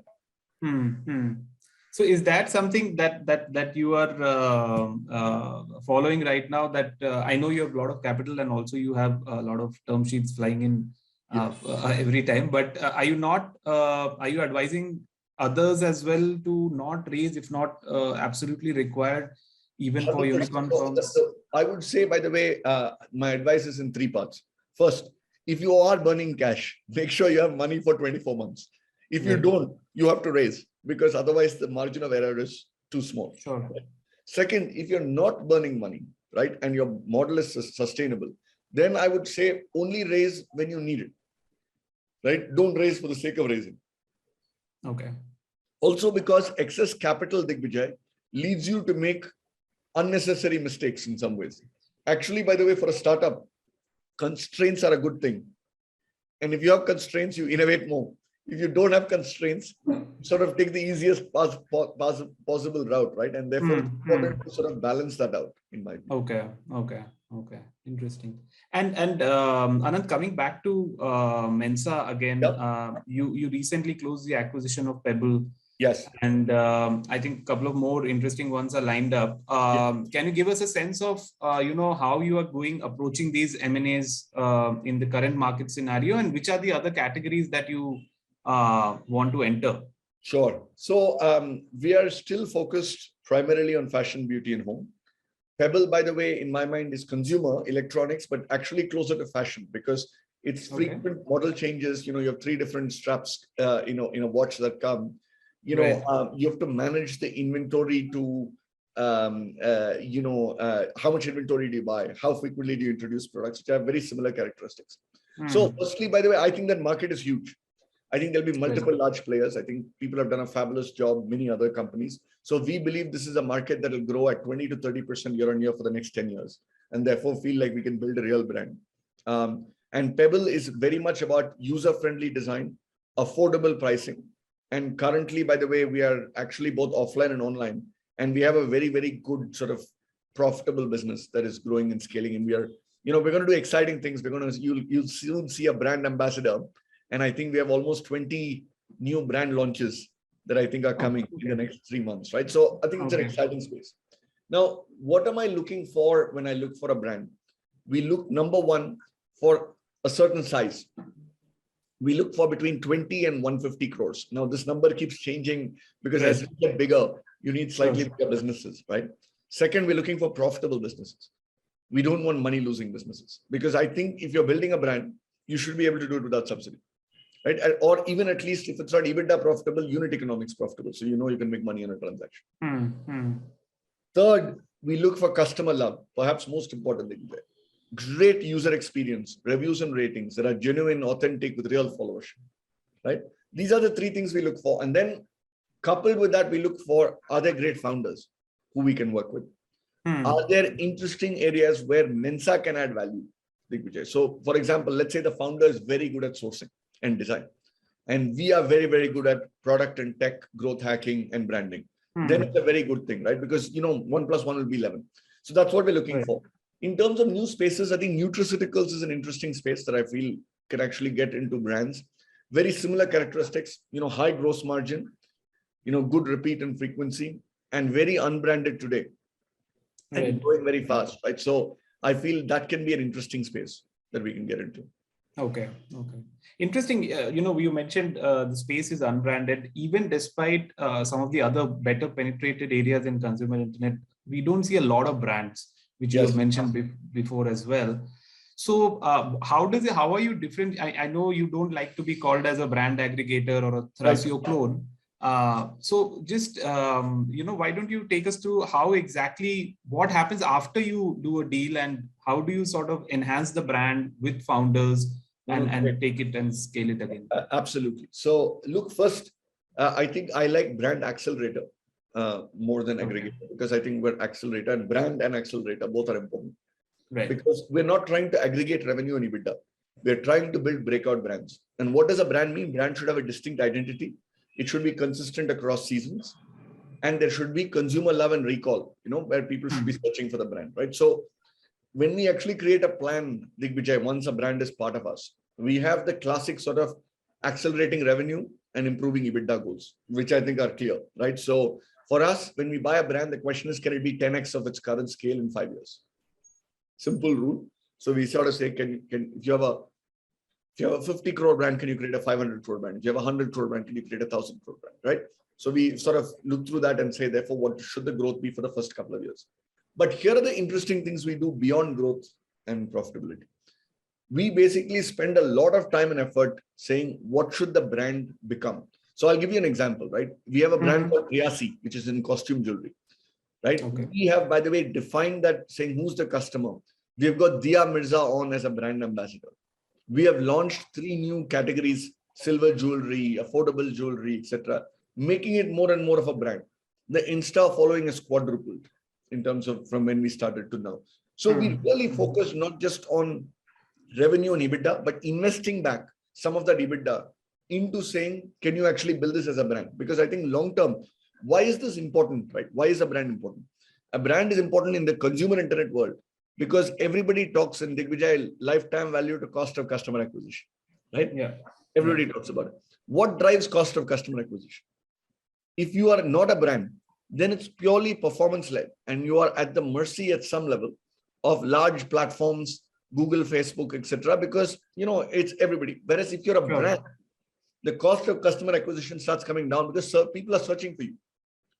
So for us, one success factor in 5 years will be, if you have 100 brands, and we've spoken about this, at least 5 of them need to become household names. Right? Hopefully 10 of them, but they need to become household names, not just be successful from a revenue and profit standpoint. So the way I think about the Mensa business model is very simple.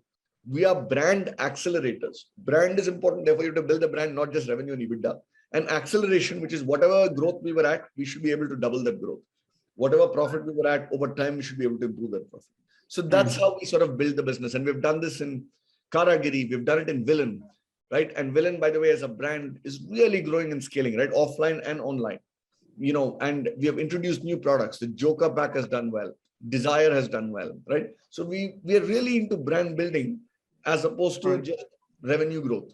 Okay.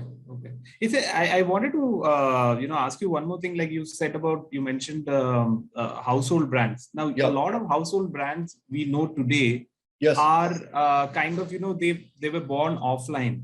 Yes. Are there any playbooks or are there any specific brands that were sort of born online and which have become huge that you are trying to replicate or benchmark yourself against? No, it's a great question, by the way. So firstly, I think I'll answer it slightly differently. Yeah. I think you can't become a household name without having offline. So I think for all our brands over time, they will be both offline and online. I think, And that's important because you have to be as a brand where the customer is. Today, I mean, as we know, right, from an organized retail standpoint, e-commerce is 7, 8, 9%, maybe even 20%, but there's still the remaining 80%, right, that you need to get to. So I think you have to be offline. If I think about online brands that have become brands, I would say from my former experience in Myntra, HRX has become quite an interesting brand, right? Obviously, by the way, it's celebrity led, but even then, it's become a brand, I think, because people look for HRX and search for SRX. But my belief in the Mensa world, right? If I think about Villain is the classic example. Villain, by the way, in a very quick period of time, is a distinct brand. People look for Villain. I mean, what's interesting is today, 30% of my revenue comes from offline. And I visited the market and everybody knows the brand. And actually having a physical brand there really helps. So they're actually quite complementary, right? And you may remember this, but in Roadster, by the way, we opened stores many years ago, right? But the reality is, I think offline and online play well together, especially if you have a tech thread that ties them, which is you have one view of customer and one view of inventory, right? You're able to identify the customer wherever they are, and you're able to have a view where the inventory goes to wherever it's needed, whether it's online or offline. If you can get those two right, then omni-channel becomes very easy, right? Right. So outside tapping into, existing stores offline, is there any plan that you want to have some sort of a store or your own offline branded presence? I think so. I think over time, the answer is yes. We're still figuring out exactly what shape that's going to be. But I feel like that's going to be an important aspect of what we do. Okay. Right. The other important aspect, Digvijay, that I think we are trying also to do, and still too early to comment, is I think we need to have an online content and community play as well, which I think is going to be important for us. So both these, I think, will become interesting pillars in the brand building journey. Okay. And again, in this whole roll-up space, a lot of companies are operating there at different scales.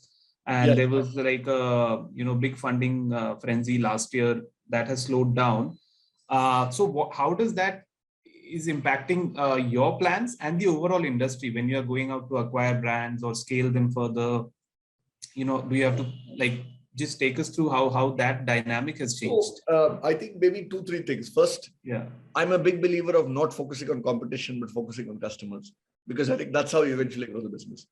Second, in India, by the way, if it's a good idea and not 4 people are doing it, it's probably not a good idea, generally, right? So it's always good to have, and therefore it's very good to have competition because it keeps you sharp, it keeps you on your toes, and I think it makes the businesses better. So I think at the macro level, these two are important. Now, I think the interesting thing in our space, Digvijay, is it's not a winner takes all market. India is mostly unbranded, going from unbranded to branded. There is no network effect. See, in the case of gaming, in the case of e-commerce, right, as a platform, etc., there is network effects. If you're the largest player, most traffic comes to you, therefore more customers come to you. Correct. Ride hailing, right? Whatever, all of these. Whereas here, there is network effects in terms of talent and capital, but not network effects in terms of business, right? Therefore, there are many businesses that can be large and profitable, right? So I think those are 3 things.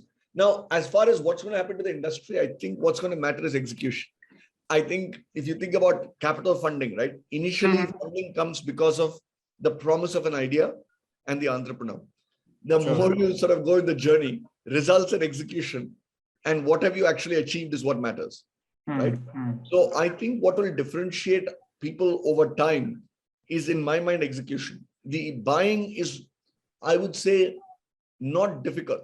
If you have capital, there are 4,000 plus brands. At some price point, you can buy brands, right? Or you can partner with brands, no problem.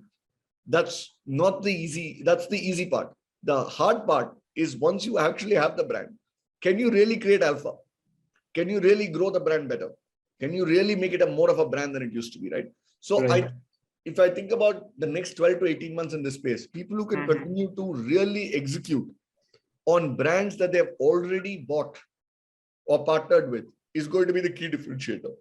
I think for people like us, it's been interesting because we are actually quite well capitalized. And what's happening now is there are many earlier stage digital first brands that are looking for strategic people like Mensa to come and fund them. So there's more incoming to say, if you think about Mensa and Mensa's model, can you come work with us and help us to really scale that brand? So that inflow has become more, which I think is interesting than before. Okay. So is that how do you sort of choose the quality companies or brands when there are more people coming in to partner with you? Like, how are you going about that? It's a great question. It's a tough one to do. I think, again, I go back to the basics: customer love, founder quality, and can we add value? We ask ourselves these three questions. And then, Digvijay, from a capital allocation, one thing we sort of hold true is our conversion rate, which is the number of people we speak to versus the number of partnerships we actually forge. That is 2%. So, by the way, I have therefore now spoken to 700 some founders. 780 founders personally in the last 14 months. So one thing we keep also is we keep that bar high, which is, are we saying yes too often? So every month we look back and say, should we keep the bar high and not sort of say yes because we all like it, but make sure that there is enough contrarian viewpoints and so on. Because it's a little bit, there are two pillars to the business. One is partnering with great brands, and second is growing great brands. And you have to start by ensuring that you're partnering with great brands. Right.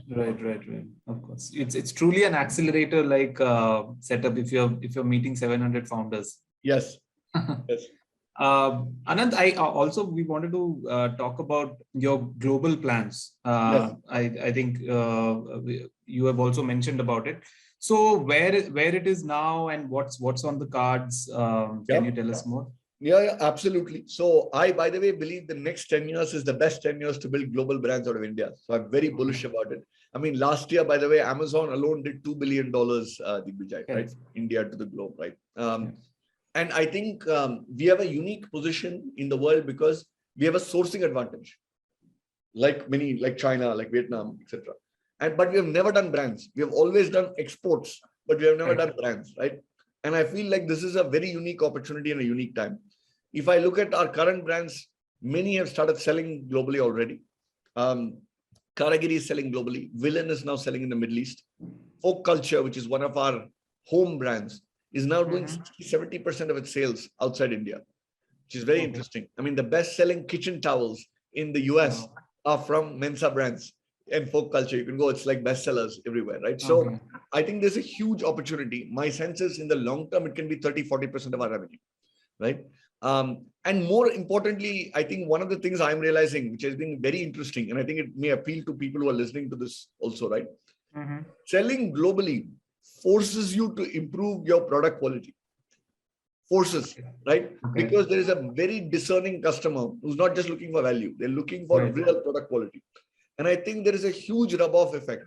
If you can sell successfully in the US, you can absolutely do so in India and in other markets, right? So I think there's a hidden benefit, which is not just business, but I think you become better as a brand, right? Because it's a more competitive environment where people are looking for quality, right? Yeah. So I think it's a huge opportunity for Indian brands in general.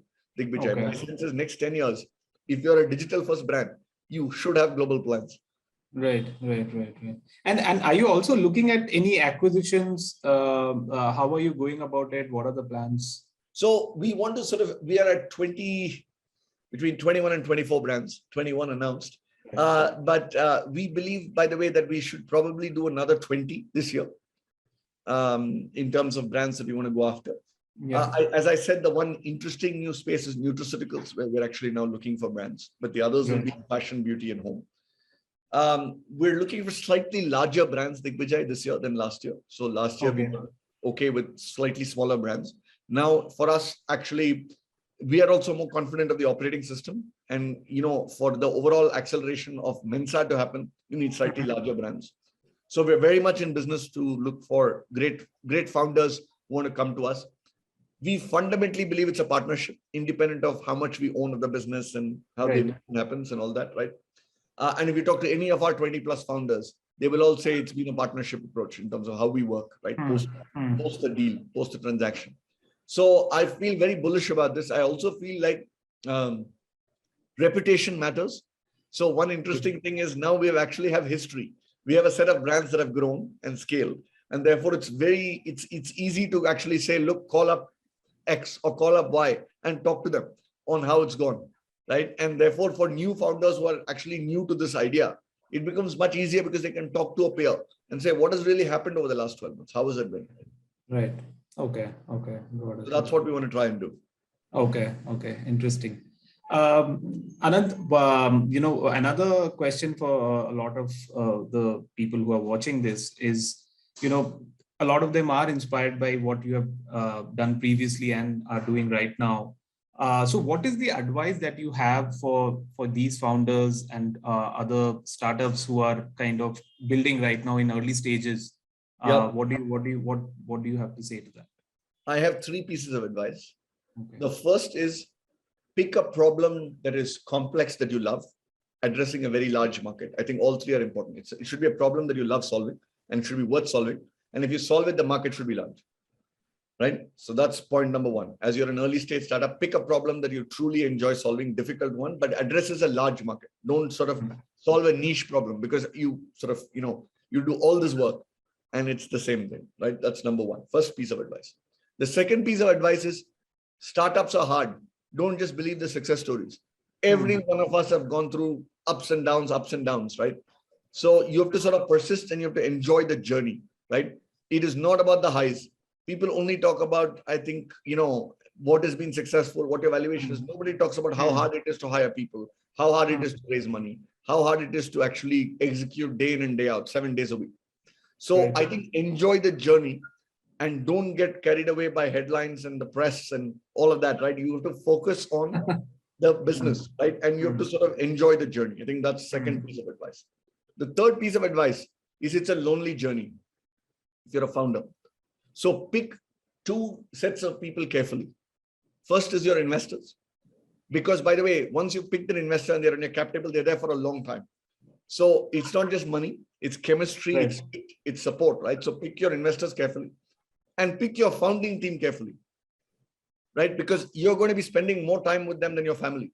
You might as well enjoy the time. Sure. Right. So I think these would be the 3 pieces of advice. Pick a large TAM and a complex problem to solve. Enjoy the journey because there are going to be ups and downs regardless of what people tell you. Surround yourself with great people, both investors and people, because it's a lonely journey and you might as well enjoy it when you go through it. Yeah. Just a follow up to that. I mean, where we started our conversation, you said value creation is more important. When starting out and to choose, say, a certain set of investor, a founder might be inclined towards a certain set of investors. So how do you, but he or she may not be willing to give you a certain valuation that you are aiming for. How should one prioritize? So I would, by the way, prioritize very differently. See, I think, look, valuations are what the market clears, right? At some point of time. Sometimes it's a bull market, sometimes it's a bear market. So, supply demand. You have to ask yourself, who is the person you want in the board when you go through a tough time that will be there for you? When not even in a board meeting, but when, a senior person you're not able to hire is willing to make the call for you to help that happen. Or, by the way, is willing to call an investor or a bank to give you debt. I mean, there are lots of things that investors can do to help, right? So ask yourself, who do you want who will be there to help you, right? On the cap table. I think, by the way, I would give that 60% weightage and 40%. Of course, valuation is important. Of course, but the other way to manage valuation, Vijay, that most people don't seem to think of is take less money. You can take $10 million at $100 million valuation, or you can take $5 million at $50 million valuation. And both are the same thing as far as your dilution is concerned. Maybe take less money, execute, and then go back for another bit, right? So, a little bit of this is also being careful about dilution and not necessarily only focusing on valuation. Got it. Okay. So thanks a lot, Anand, for taking the time out and doing this. I'm sure all of us here have picked up interesting ideas and lots to think for. Thanks a lot. Thank you for having me. With this, it's a wrap on the Indian Unicorns Playbook track and also the premiere of ET Soonicorns Summit. This is just a prelude to a very exciting 2-day summit later in September with sector-focused tracks, roundtables, and more unicorn playbooks. So do check out this space for more. But for now, from me, Maloni Bhatt, and the rest of the team, goodbye.